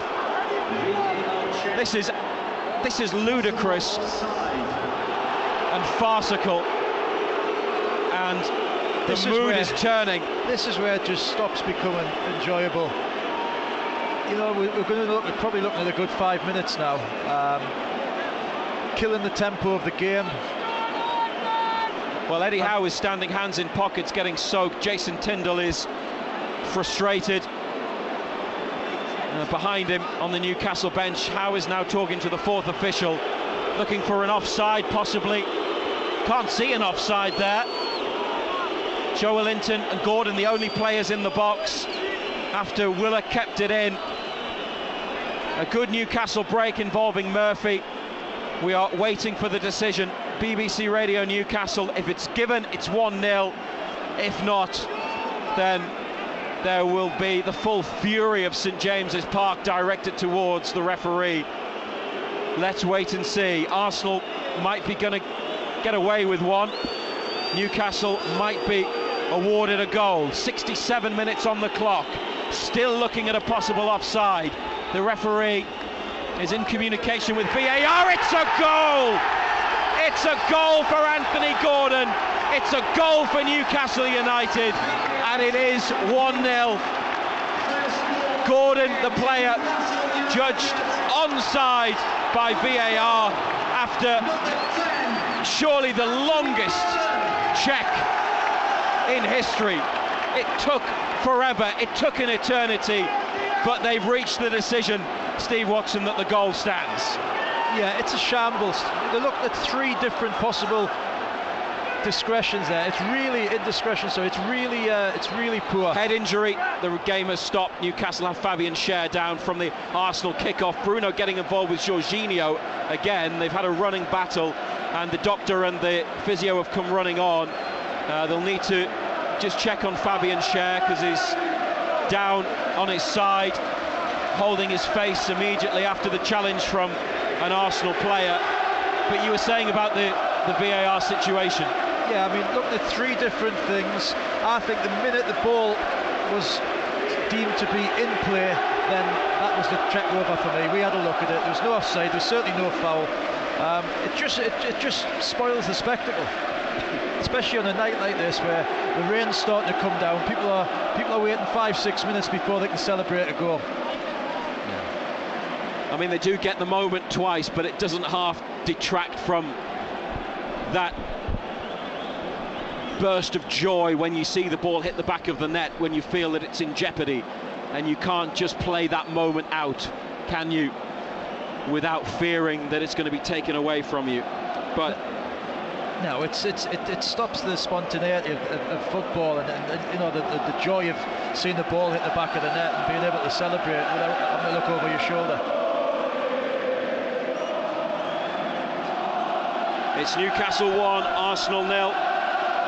When the goal was eventually awarded, it was a long time after the ball hit the net from Gordon, who had just gone to centre forward with Wilson off. Callum Wilson will have been looking on from the bench, delighted that Newcastle are in the lead, but frustrated that he wasn't there to tap in the easiest of goals. Yeah, you have to be in that position, so Gordon got himself in the right place, and as I say, great impact from both substitutes. Gordon now putting pressure on White on the far side. Arsenal move it infield. Fabian Schär's okay, by the way, back up and back on the field of play. 70 minutes at St James's Park and 1-0 the score. Terrible record against Arsenal as Livramento slides in. They really love him. It's only his 7th appearance and a 5th off the bench in the league. He's made another challenge on Martinelli, who's then won it back and played it back to Rice. But such a popular signing, Tino Livramento, and what a run for the goal at Manchester United for Almiron. Trippier at left back with Burnoff injured at half-time. BBC Radio Newcastle. Remember, Total Sport Monday to Friday 6 till 8, the North East's only football phone-in, and all the latest from Newcastle and Sunderland.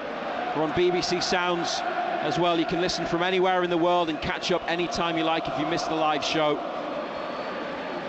And also on BBC Sounds, our regular weekly new Newcastle United podcast, well worth subscribing, where we discuss all the latest events at St James's Park every week. Arsenal are going to bring on Alexander Zinchenko, but the ball is in play at the moment and it's with Gabriel Martinelli. Inside to Tomiyasu, played the return. Martinelli didn't make the run, and Livramento can't let it go behind because it didn't have enough pace on it, so he's had to keep it in and concede a throw. It's near to the corner, or they've given a corner. Well, he must have some eyesight, Stuart Atwell, to see that that's a corner kick from where he was. He's certainly been involved tonight, the referee. heavily. Zinchenko waits to come on. Newcastle lead 1-0. Look, another player tying the lace, edge of the box. Rice back on his feet. They could play it to him if they want because he's free. It's lifted into the middle, headed across his own goal by Murphy for another corner. It was good that a Newcastle player got their head to that. Yeah, there's a lot of pace on the ball. It only takes a little bit of a flick and the ball's disappeared over the other side now. But as long as we keep getting first contact on these corners.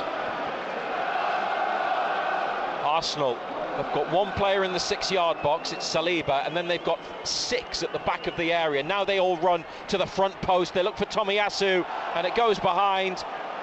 They say goal kick.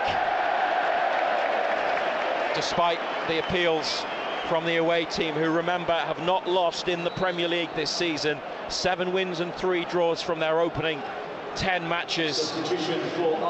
Wins at Palace, Everton and Bournemouth, and a draw at Chelsea. Zinchenko on at left back, and Tomiyasu's gone to right back with Ben White coming off. Meanwhile, Eddie Howe's called Sean Longstaff over for a word.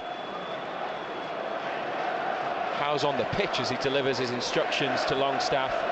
Nick Pope spots up the goal kick.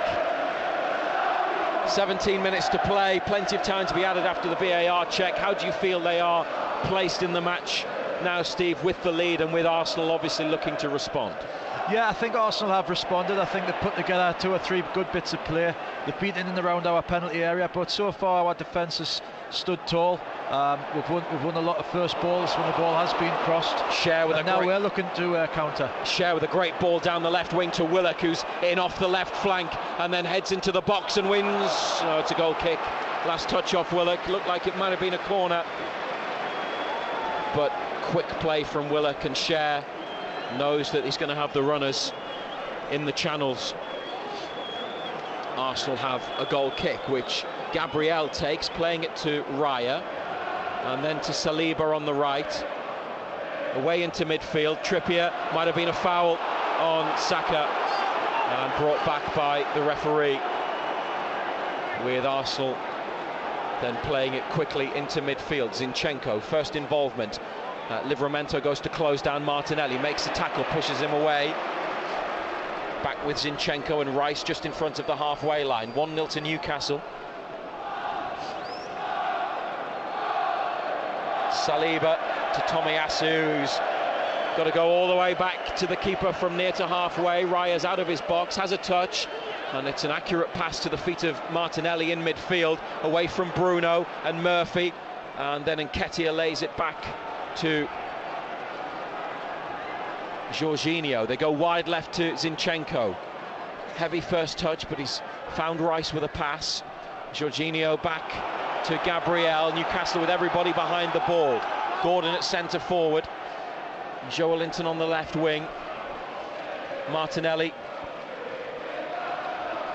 near the edge of Newcastle's box. Zinchenko on it now. Blonde-haired Ukrainian back to Saliba in the centre circle. Coming forwards with the ball at his feet, then turns and plays it back to Tomiyasu. Inside now to Jorginho between centre halves. Zinchenko, middle of Newcastle's half, going left and then right, and eventually plays it to the left to Gabriel Martinelli. He's hung the ball up into the box, and it's behind for a goal kick. Trippier ducked out of the way. Yeah, again, great awareness from Trippier. Knew exactly where everybody was. A little bit concerned that he stayed down, but hopefully it's just to get a little bit of a breather. Yeah, Livramento's had plenty to do since he's came on. They've had the ball out to Martinelli an awful lot, but he's stood up to him really well. Just about to bring Trossard on, by the looks of things. Livramento and Murphy have come over to see Eddie Howe and Jason Tindall. Trippier is back up, holding his back as he walks forwards out of the penalty area, breaks into a jog. Pope with the ball in his hands, and as Steve Watson was saying, Leandro Trossard is going to be the next player coming on for Arsenal. He was one of the 6 that was left out of the team today, having played in the Cup in midweek. The former Brighton forward, international with Belgium, good player. Havertz on a run down the Arsenal right, fouled by Joelinton in the opinion of the referee, but not those in the front section of the East Stand. Definitely had his hands on him, did Joelinton. Arsenal have restarted the match with the free kick. You're listening to BBC Radio Newcastle, and it's played to the left wing. Martinelli inside to Zinchenko, blocked by Longstaff. Maybe they can go quickly. Bruno with a runner from Gordon through the middle, and Murphy wide right. Ooh, Murphy went to lob the keeper, didn't he, from just inside the Arsenal half, but it was blocked. It's back with Bruno. Out wide to Murphy, near to the touchline. Livramento passes it back to Lascelles, and a bit of possession for Newcastle might not be a bad thing, because they've not seen a lot of the ball since taking the 1-0 lead. A Cher tries to get Murphy in away behind Zinchenko. Murphy on his chest. Zinchenko recovers. Murphy, oh, he's hurt his shoulder again, I think. And the doctor and the physio have come running across, and the referee stopped the game because Murphy looks like it's popped out, Steve, his shoulder. That was the problem, and they're going to put it back in. Have you ever had that? I haven't. No, it's one of the few. It's one of the few I haven't had, but it's an incredibly painful thing. I know that from other players that have had it. The fact that he's came on and came back to the team so quickly, it's testament to how much he wants to play. He's going to have to come off, Murphy. He apologises to Eddie Howe, who goes and gives him a hug. And another Newcastle change will need to be made here. And it's an injury they'll have to keep looking at, and may well require treatment. And Matt Ritchie is coming on for a first Premier League appearance of the season, and it's a significant one for Ritchie in another sense, because it is his 200th in a Newcastle United shirt across 7 years. Number 20, Jorginho, to be replaced by number 21, Fabio Vieira. Matt Ritchie replaces Jacob Murphy on the right side for Newcastle. Meanwhile, Fabio Vieira on in midfield for Jorginho for Arsenal, and Leandro Trossard replaces Eddie Nketiah up front. And Fabio Vieira, 23-year-old Portuguese midfielder, £34 million they paid Porto last summer for his services. Scored a penalty against Sheffield United last Saturday. This is Martinelli. So Murphy not on the pitch for long, and Ritchie his 200th appearance for the club. Livramento try to win the ball, and it's come through for Havertz, left side of the area. Fabian Schär, brilliant intervention in the 6-yard box to stick the ball behind for a corner. Great defending, great positional play from Shaw for the first time tonight. Livramento just got that a little bit of his timing wrong, but the big centre-half was there to bail him out. 10 minutes of normal time remain on BBC Radio Newcastle. And Trossard's going to take the corner. The referee's not happy with something in the box. Arsenal again send players to the far side, the back of the area, with one in the 6-yard box. Make that two now because Rice has gone in there. Zinchenko potentially available short. Matt Ritchie's watching it, but they go to Zinchenko from Trossard. Then back to Trossard, whose cross is into the 6-yard box. Lascelles with a header, Joelinton with a clearance. The ball leaves the Newcastle box. It's headed forwards by Saliba, and then Joelinton comes round the back of Trossard, gets his big frame in the way, plays it to Lascelles. Now Longstaff on the right and clears, and Gordon gets after it. Saliba so composed, good header. And Zinchenko back to the French defender. He's been Arsenal's best, hasn't he? Saliba is fantastic. Yeah, he plays with a great maturity and athleticism, considering I think he's only 22 years old. He's going to be some player going forward. Martinelli getting him involved a lot on this left side. Newcastle 1-0 up through Anthony Gordon. Kai Havertz with a cross, dangerous ball in. Lascelles away. It's come to Bukayo Saka on his left in the area. It's where he likes it, but he goes on the outside, then cuts back onto his left and rolls it to Fabio Vieira, and Sean Longstaff on the slide shovels the ball away into the Arsenal half. Raya plays it forwards. Martinelli, once it's switched, he's all alone. Livramento looking over his shoulder. Now the ball goes to Martinelli. He's offside. That is John Anderson's pet hate, a player looking along the line who is offside. Yeah, no, I know where you're coming from. As a coach myself, it's infuriating. You can see everything across the whole of the pitch, especially when you've got pace like Martinelli has. He doesn't need to steal that extra yard, but it just gives us a little bit of respite. I think what's going to be difficult for the rest of the game is the fact that we haven't got Wilson, who's really good at allowing us to get up the pitch. So we certainly need to start turning balls around the corner and using Gordon's energy and pace.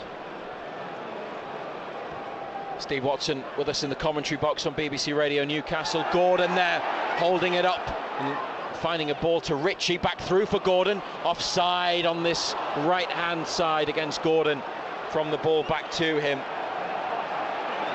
Did well initially, managed to hold off a defender and get the knockdown. Yeah, that was a different type of offside to Martinelli's. He had to try and make a blindside run there. He couldn't see what was behind him.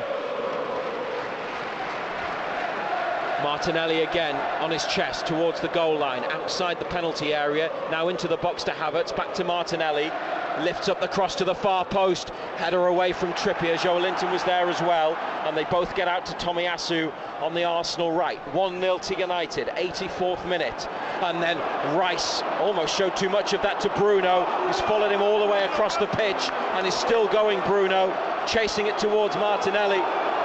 He's going to need a breather in a minute, Bruno Guimaraes. That's some effort not to let Arsenal settle and have time on the ball. They've still got it, the away team. Great desire from Bruno there, chasing everything down. Just a little bit heart in mouth, just in case while he's doing all that work and he gets a little bit tired, he might just make a little kick of the heel or a little clip that might cost us dearly. But he's been phenomenal again today. Very difficult to take him off because he's so important. It's away by Newcastle on the far side and then put forwards by Tomiyasu and behind. The possession stats, Arsenal have had more of the ball. It's as of a short time ago 56% for Arsenal, 44 Newcastle. Newcastle haven't had a corner yet, but they've had 2 shots on target to Arsenal's 1 in the match. Not a lot of activity for either keeper. I think most of Arsenal's chances, if you want to call them that, have been just crosses into the box, and that's one thing that we're really, really good at. The Shells, Trippier and Shaw have dealt with balls in the box really well, and then when Joelinton can get himself back as well, he's one of our best defenders in the box. So we've dealt with those quite well so far. Joelinton on the ball on the left side of midfield, but lost it. Then Ritchie gets his head onto a crossfield pass from Arsenal, and Zinchenko plays it around Longstaff and Ritchie, and then it's spread to the left wing to Martinelli for Arsenal. Havertz let it run, and Lascelles stuck it out of play. It's a corner rather than a throw. Havertz was happy to let it go and win the corner rather than go into the challenge. Newcastle with more defending to do, holding on to their precious 1-0 lead in the 86th minute. And now it's Arsenal through Leandro Trossard, right-footed from the left side, left arm in the air towards the middle of the box, and the skipper with a really powerful header clear, just what they needed. Zinchenko back to Trossard, sells Ritchie the dummy, left-footed delivery, Havertz stabs it on, Newcastle need to get it clear, Willock involved, Havertz now in the penalty area right side, Saka shifts it onto his left, finds Fabio Vieira, away to this left side and now back to Trossard, who's had a go, and it's blocked by Livramento. Arsenal keeping the pressure on, Newcastle really having to concentrate. The through ball there from Zinchenko. Livramento tried to let it go behind. He's been fouled anyway by Gabriel Martinelli, who is hugely frustrated, but Newcastle delighted to get a decision there, and it remains 1-0. I think what Newcastle have done really well tonight is they've restricted Arsenal to going down the outsides, whereas Arsenal are a team that wants to cut you open through the middle with really quick passes. We've restricted them down the outside and almost said, well, if you're going to cross it, we'll deal with the crosses. And so far they've done that really well. Another powerful towering header from themselves there. They dropped a couple of places in the Premier League table because of results earlier, Newcastle. They could be going back up the league. There will be, I think, significant period of additional time. Here's Joelinton, he's got 4 on him. Back to Livramento, then Lascelles, and it's just tossed out to the Newcastle right, away by Zinchenko. Longstaff onto Joelinton, on his chest, backing into Havertz. Oh, lovely little flick back to Longstaff. Then Bruno collides with an Arsenal player. Referee has stopped it. Bruno's going to get a yellow card here, and that's going to rule him out of the match against Bournemouth next week, and he knows it. It's a suspension for Bruno Guimaraes. Fabio Vieira went down, and he's back up and absolutely fine. Bruno got away from him, and you know, there might have been challenges earlier in the match that he could have been cautioned for. He's caught him on the chest, and he's gone down holding his face. I hate to say it, but it's not, well, it isn't the first time tonight. It's about the 6th or 7th time that's happened. So Bruno won't be able to play at Bournemouth, but he will be able to come back for the Chelsea match after the international break. Second to last minute of the 90 on BBC Radio Newcastle. They have a 1-0 lead over Arsenal, and this is Martinelli with Livramento sliding in, making a great challenge, trying to prevent the corner.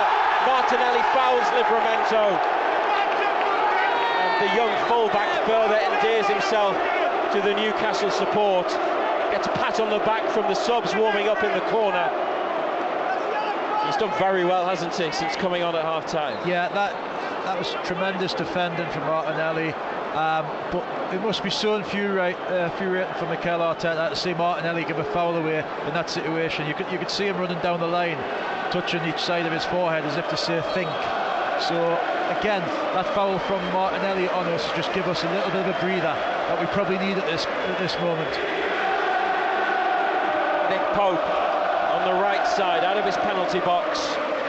Long ball upfield, Joelinton rises, Gabriel with a header, Longstaff challenges with Havertz, and then gets a block on Havertz's ball down the line, and it deflects out for a throw. Arsenal have taken it, to the annoyance of Newcastle supporters, from the wrong position, but their pass into the penalty area was to nobody in red and white, and then Nick Pope lets it come, lets it run, then picks it up.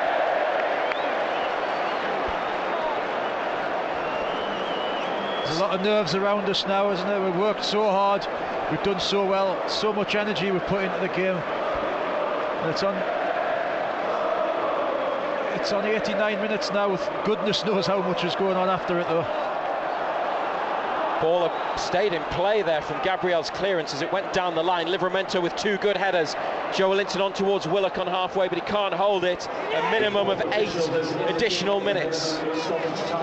And we are into the first of those now. Livramento with a challenge, got the ball first, then caught Martinelli. Looks like he slipped on the greasy surface, and he gets a yellow card.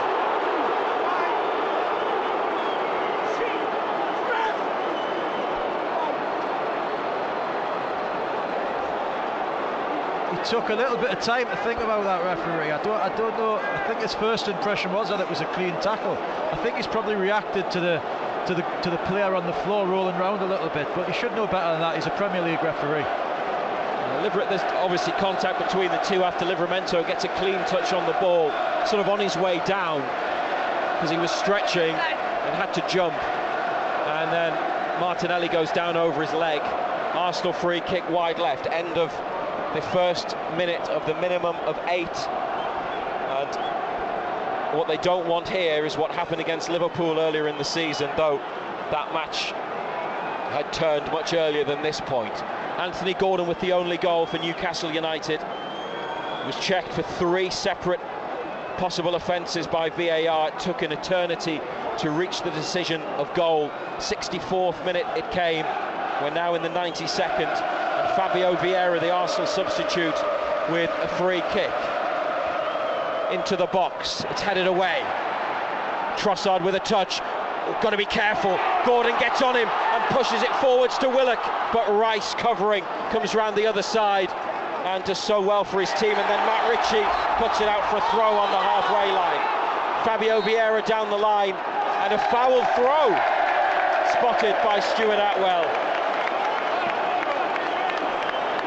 A little bit of a comedy of errors again from the officials there. I think the referee may have realised that the throw had gone the wrong way, used that as an opportunity, but yeah, it's been hot in the mouth stuff for a lot of the game, for a lot of decisions more than anything else. But it's certainly been a great game of football, played at a frenetic pace. Well, if Newcastle win, it may be that the officiating is forgotten about quite quickly, but I'm sure there will still be discussions about it after the match. It's been a curious performance from referee and maybe VAR as Gordon is released by Joelinton's ball. Rice holds him up, offside against Gordon. One of those late, take a long time, didn't it? Those very late offside flags. Free kick taken a good 10 yards further forwards. Got into a great position with the run, Gordon. 3 of the minimum 8 minutes have almost been played. 1-0 Newcastle. Rice. A little bit surprised Gordon didn't keep going there with his pace to back himself to cut across Rice, but he was offside anyway, so I don't suppose it matters. Arsenal on the ball in the middle of Newcastle's half. Rice involved in the play. Gabriel to Zinchenko, blocked by Longstaff, and it trickles behind for a corner. You listen to BBC Radio Newcastle. We'll be with you until 8 tonight. A little bit more chat about the match after the final whistle. Newcastle looking to record a big victory. Trossard has taken a few corners since coming on. Newcastle still haven't had one in this match. Right-footed left side to the near post this time. Joelinton header back out wide. Trossard lets it come and just about goes for another corner.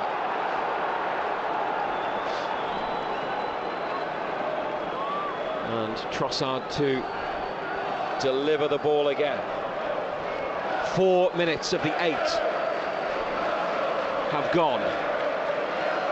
Movement in the box towards the near post from Arsenal. It's flashed across the penalty area and Gordon's got it and knocked it away to the left wing. Fabio Vieira with him. It's cut inside and then lifted one over the top towards Willock, who's got around Saka, but it's Trossard, the corner kick taker, the furthest player back then to do the covering defending and give it to his goalkeeper. Bukayo Saka now on the left wing for Arsenal. Havertz on the stretch, can't get there. Livramento to Joelinton, holds off Havertz, goes around Saka, knocks it around Rice, who recovers with a slide tackle and taps hands with Joelinton as they both get back up. Two great competitors there, mutual respect. This is Havertz laying it off to Zinchenko, left wing. We've got 3 minutes minimum remaining. BBC Radio Newcastle. 1-0 to United. Ahead of the Champions League in Dortmund on Tuesday. Ball lifted into the box. Lascelles, yet another good header clear. Willock can't reach the ball on the left wing though. Saliba plays it out to Fabio Vieira. Zinchenko wants it in the middle of the park. It comes across to him. Eddie Howe tells his players to shuffle across. Zinchenko now to the left wing and Martinelli close to the corner. Back through for Zinchenko in the area and Lascelles, big clearance. Back out to the left wing to Martinelli, who looks to switch the play, and Gabriel keeps it in the corner, away from Ritchie. Fouled by Ritchie, says the assistant on the far side. And Arsenal have a free kick, which is a couple of yards infield from the corner, near to the goal line. It is nerve-wracking, and there's 2 minutes of it remaining. There's not much respite. We've done a lot of defending. We've done a lot of defending the box so far in this last half hour. But touch wood, we've done it really well, and it continues. Fabio Vieira is to take the Arsenal free kick. Newcastle have just put everyone in the box. There's no wall. Arsenal have committed everyone forwards. Raya, though, is on halfway. It could be played back to Saka. That's what Newcastle are keeping an eye on. It's lifted in there by Fabio Vieira. Poke comes, doesn't quite get there. It's away from Lascelles. It's been caught by his goalkeeper. It's back now to Trossard. Bruno tried to make a challenge. Trossard gets away, then hits it, and it's blocked. Newcastle, Lascelles getting in the way, and corner kick for the visitors. Almost at 7 of the minimum 8 minutes on BBC Radio Newcastle. Still leading 1-0 through Anthony Gordon's goal. The rain has stopped, but the Arsenal response hasn't relented as they look for a late equaliser. The corner to the near post, headed away by Matt Ritchie.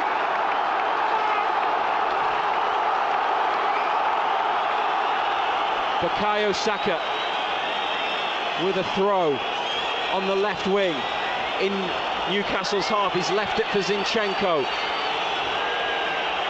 Rice on the halfway line, square to Saliba. Gordon chases after Saliba. It's behind Fabio Vieira with the pass. He now comes into the middle of midfield. Seconds away from victory, Newcastle. Overhit ball. Joelinton, great challenge, and wins a throw and screams towards the crowd, who all get up. And fist pumps thrown back towards Joelinton. A huge roar from the Milburn stand. Fans on their feet, waiting to herald another Newcastle United victory over one of the big teams. The final whistle goes.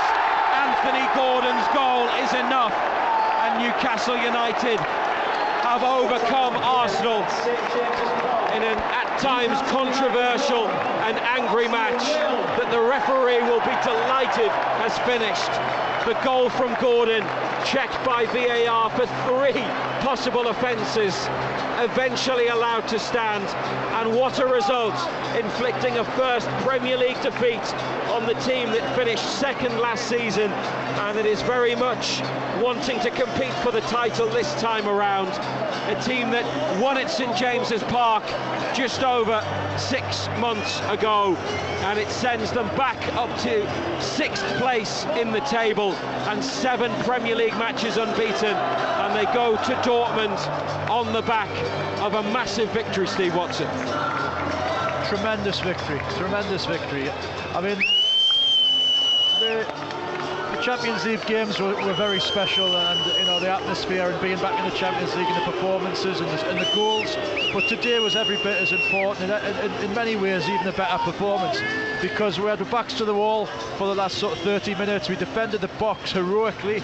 We've got bodies in the way. We broke on them well when we could, against a very good side who have not been beaten in the Premier League this season. We restricted world-class players to very quiet games. You know, Saka, one of the most ineffective games I've saw him play, thanks to Dan Burn, and then Trippier. Livramento dealt with Martinelli really well, and I think the manager got the game plan spot on, certainly in the second half. Allowed them to go wide, and we just defended the box really well. And substitutions made by Eddie Howe as well at key times. They lost Jacob Murphy to another problem to his shoulder as the players go to the Leazes end.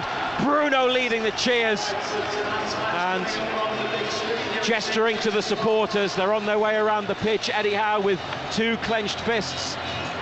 Losing Jacob Murphy was a blow. He came on not for long and helped create the goal, played a massive part in it. And Gordon, Steve Watson, was able to put it in after Willock did great work to keep the ball alive and stop it from going out. Easy finish for Gordon. A tight game won by a goal, but it was all a bit wild and a bit ridiculous with the VAR, wasn't it? It was, as I said to you in commentary, you know, once the ball was deemed to have been in play, that was the end of it for me. I wasn't really that worried after that, but when it takes that long, you always try and second guess things. But yeah, I didn't see anything regarding foul. There certainly wasn't offside, as they came to the right decision eventually, but they certainly put you through the mill by doing it, don't they?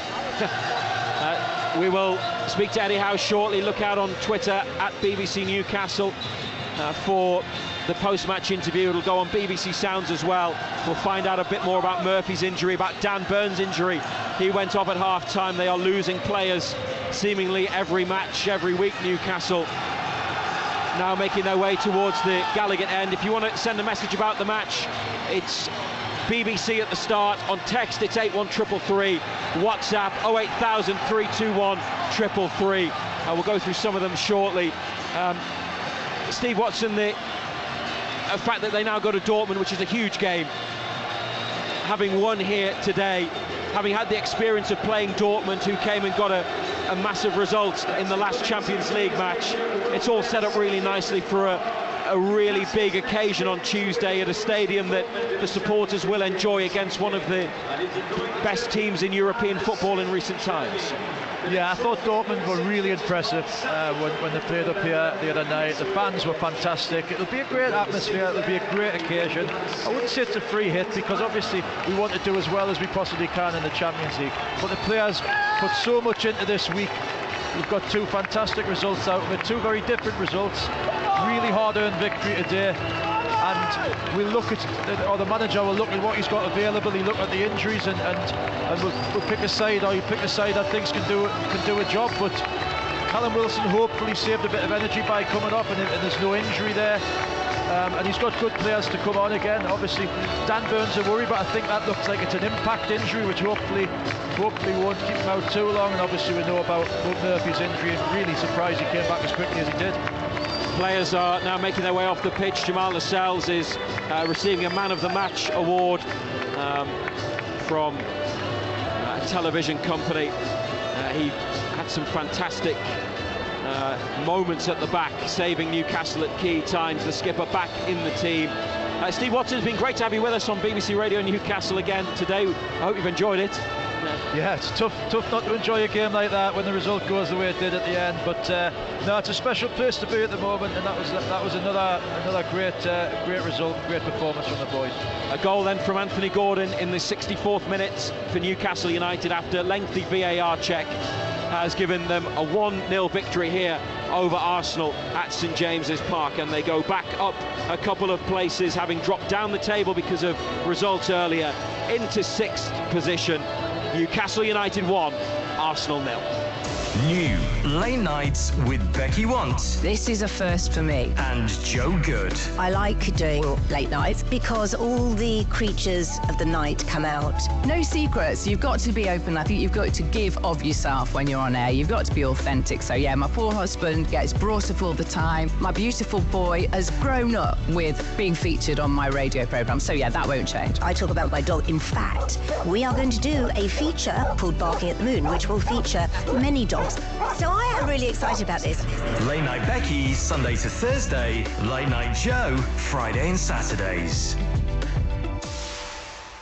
And if that hasn't set all the dogs off in your house, you've got quite lucky. Newcastle United have beaten Arsenal by 1-0 at St James's Park. Thank you very much to Matthew Raisbeck and to Steve Watson, but Steve's kindly agreed on to stay for a few minutes more. Evening, Steve.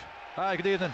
That was a feisty one, wasn't it? It wasn't short of drama. I mean, only 3 shots on target in the whole game, but a real spectacle. Yeah, it was two really energetic, good footballing sides going at each other. That's they're the games you want to see. Loads of energy, loads of incident. John has sent us a text message, says biggest result of the season so far. Tino Livramento was brilliant when he came on, gutted for Murphy and Byrne, but everyone else is doing brilliantly despite being down to the bare bones. He names his man of the match. I'm going to ask you for yours first and see whether you and John are in sync. Who? I mean, everybody played well. Who absolutely stood out for you? Well, again, Livramento was so impressive when he came on, but I agree with the TV. I'm looking at Jamal Lascelles collecting his trophy there. He was an absolute man mountain because we restricted Arsenal today to crosses, and he dealt with them probably more so than anybody else brilliantly today. He got across in covering positions, used his body well, playing against really quick strikers, just used his nous and his know-how. So I thought he was outstanding today. So I'd probably say Lascelles. Yeah, well, you'll be delighted to know that John in his text message also gave it to Lascelles. So there we are.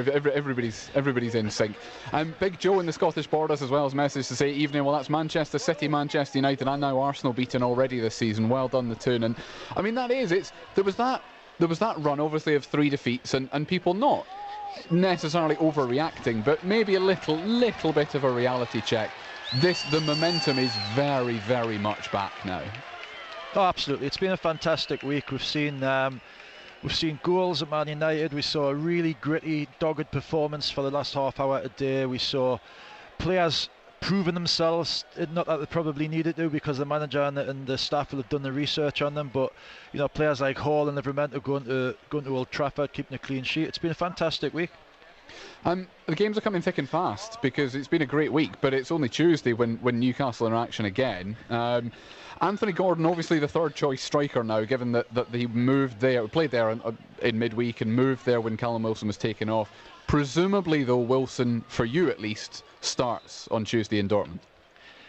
Yeah, I think he's important because I think he's one of the few strikers, probably in the league, that is really enjoys playing with his back to goal, and he can get us up the pitch. I think you saw at the end there that it was really difficult to get up the pitch because the ball wasn't sticking up the top, and we lost that little bit of a focal point. So I think he's really important, but. Listen, I think after the week we've had, looking at how well we're doing how well we're looking in the league now that we've got that result and prove to everybody again that we can compete with the best teams. I'm not sure what the manager is going to do regarding Tuesday. As I said earlier, we don't want to use the word free hit, but they're a very, very good side. We've got a few injuries. We've got a few people that probably need a little breather. So it'll be interesting to see how he shuffles the pack on Tuesday. But I certainly think looking at the next league game will probably be the more important one, to be honest. Well, they've been thumped today. So Borussia Dortmund were taking on Bayern Munich at basically the same time as Newcastle were playing Arsenal. Bayern won it by 4-0. Harry Kane scored 3. So if there's any kind of motivation or momentum to be taken from not only Newcastle's win but Dortmund's defeat, then it's been a good day all round. I mean, just finally on Newcastle, we talked about this run they are now on, at least domestically. Are they title contenders, or were they anyway? Yeah, I think you come at the end of the season, you're still going to be thinking Man City are going to have a lot. They've got an unbelievable squad. They've got strength and depth. They've got internationals everywhere. But we've proved again today that we're as good as anybody in the league on our day. So yeah, you know what? I'd have to say we're amongst a group of 4 or 5 that are.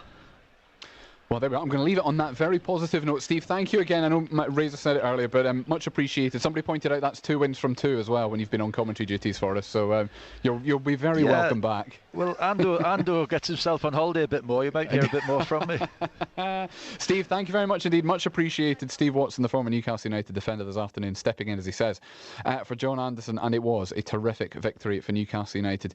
In the end, the difference that it makes to the league table is that Newcastle are up to 6th. That is them on to 20 points. I'll run through the other Premier League scores in just a second, but because not all that many of the teams above them actually played today. Manchester City did, and they've gone back top, so they are they're on 27 points. Spurs on 26. Arsenal now still on 24. Liverpool 23. Aston Villa 22.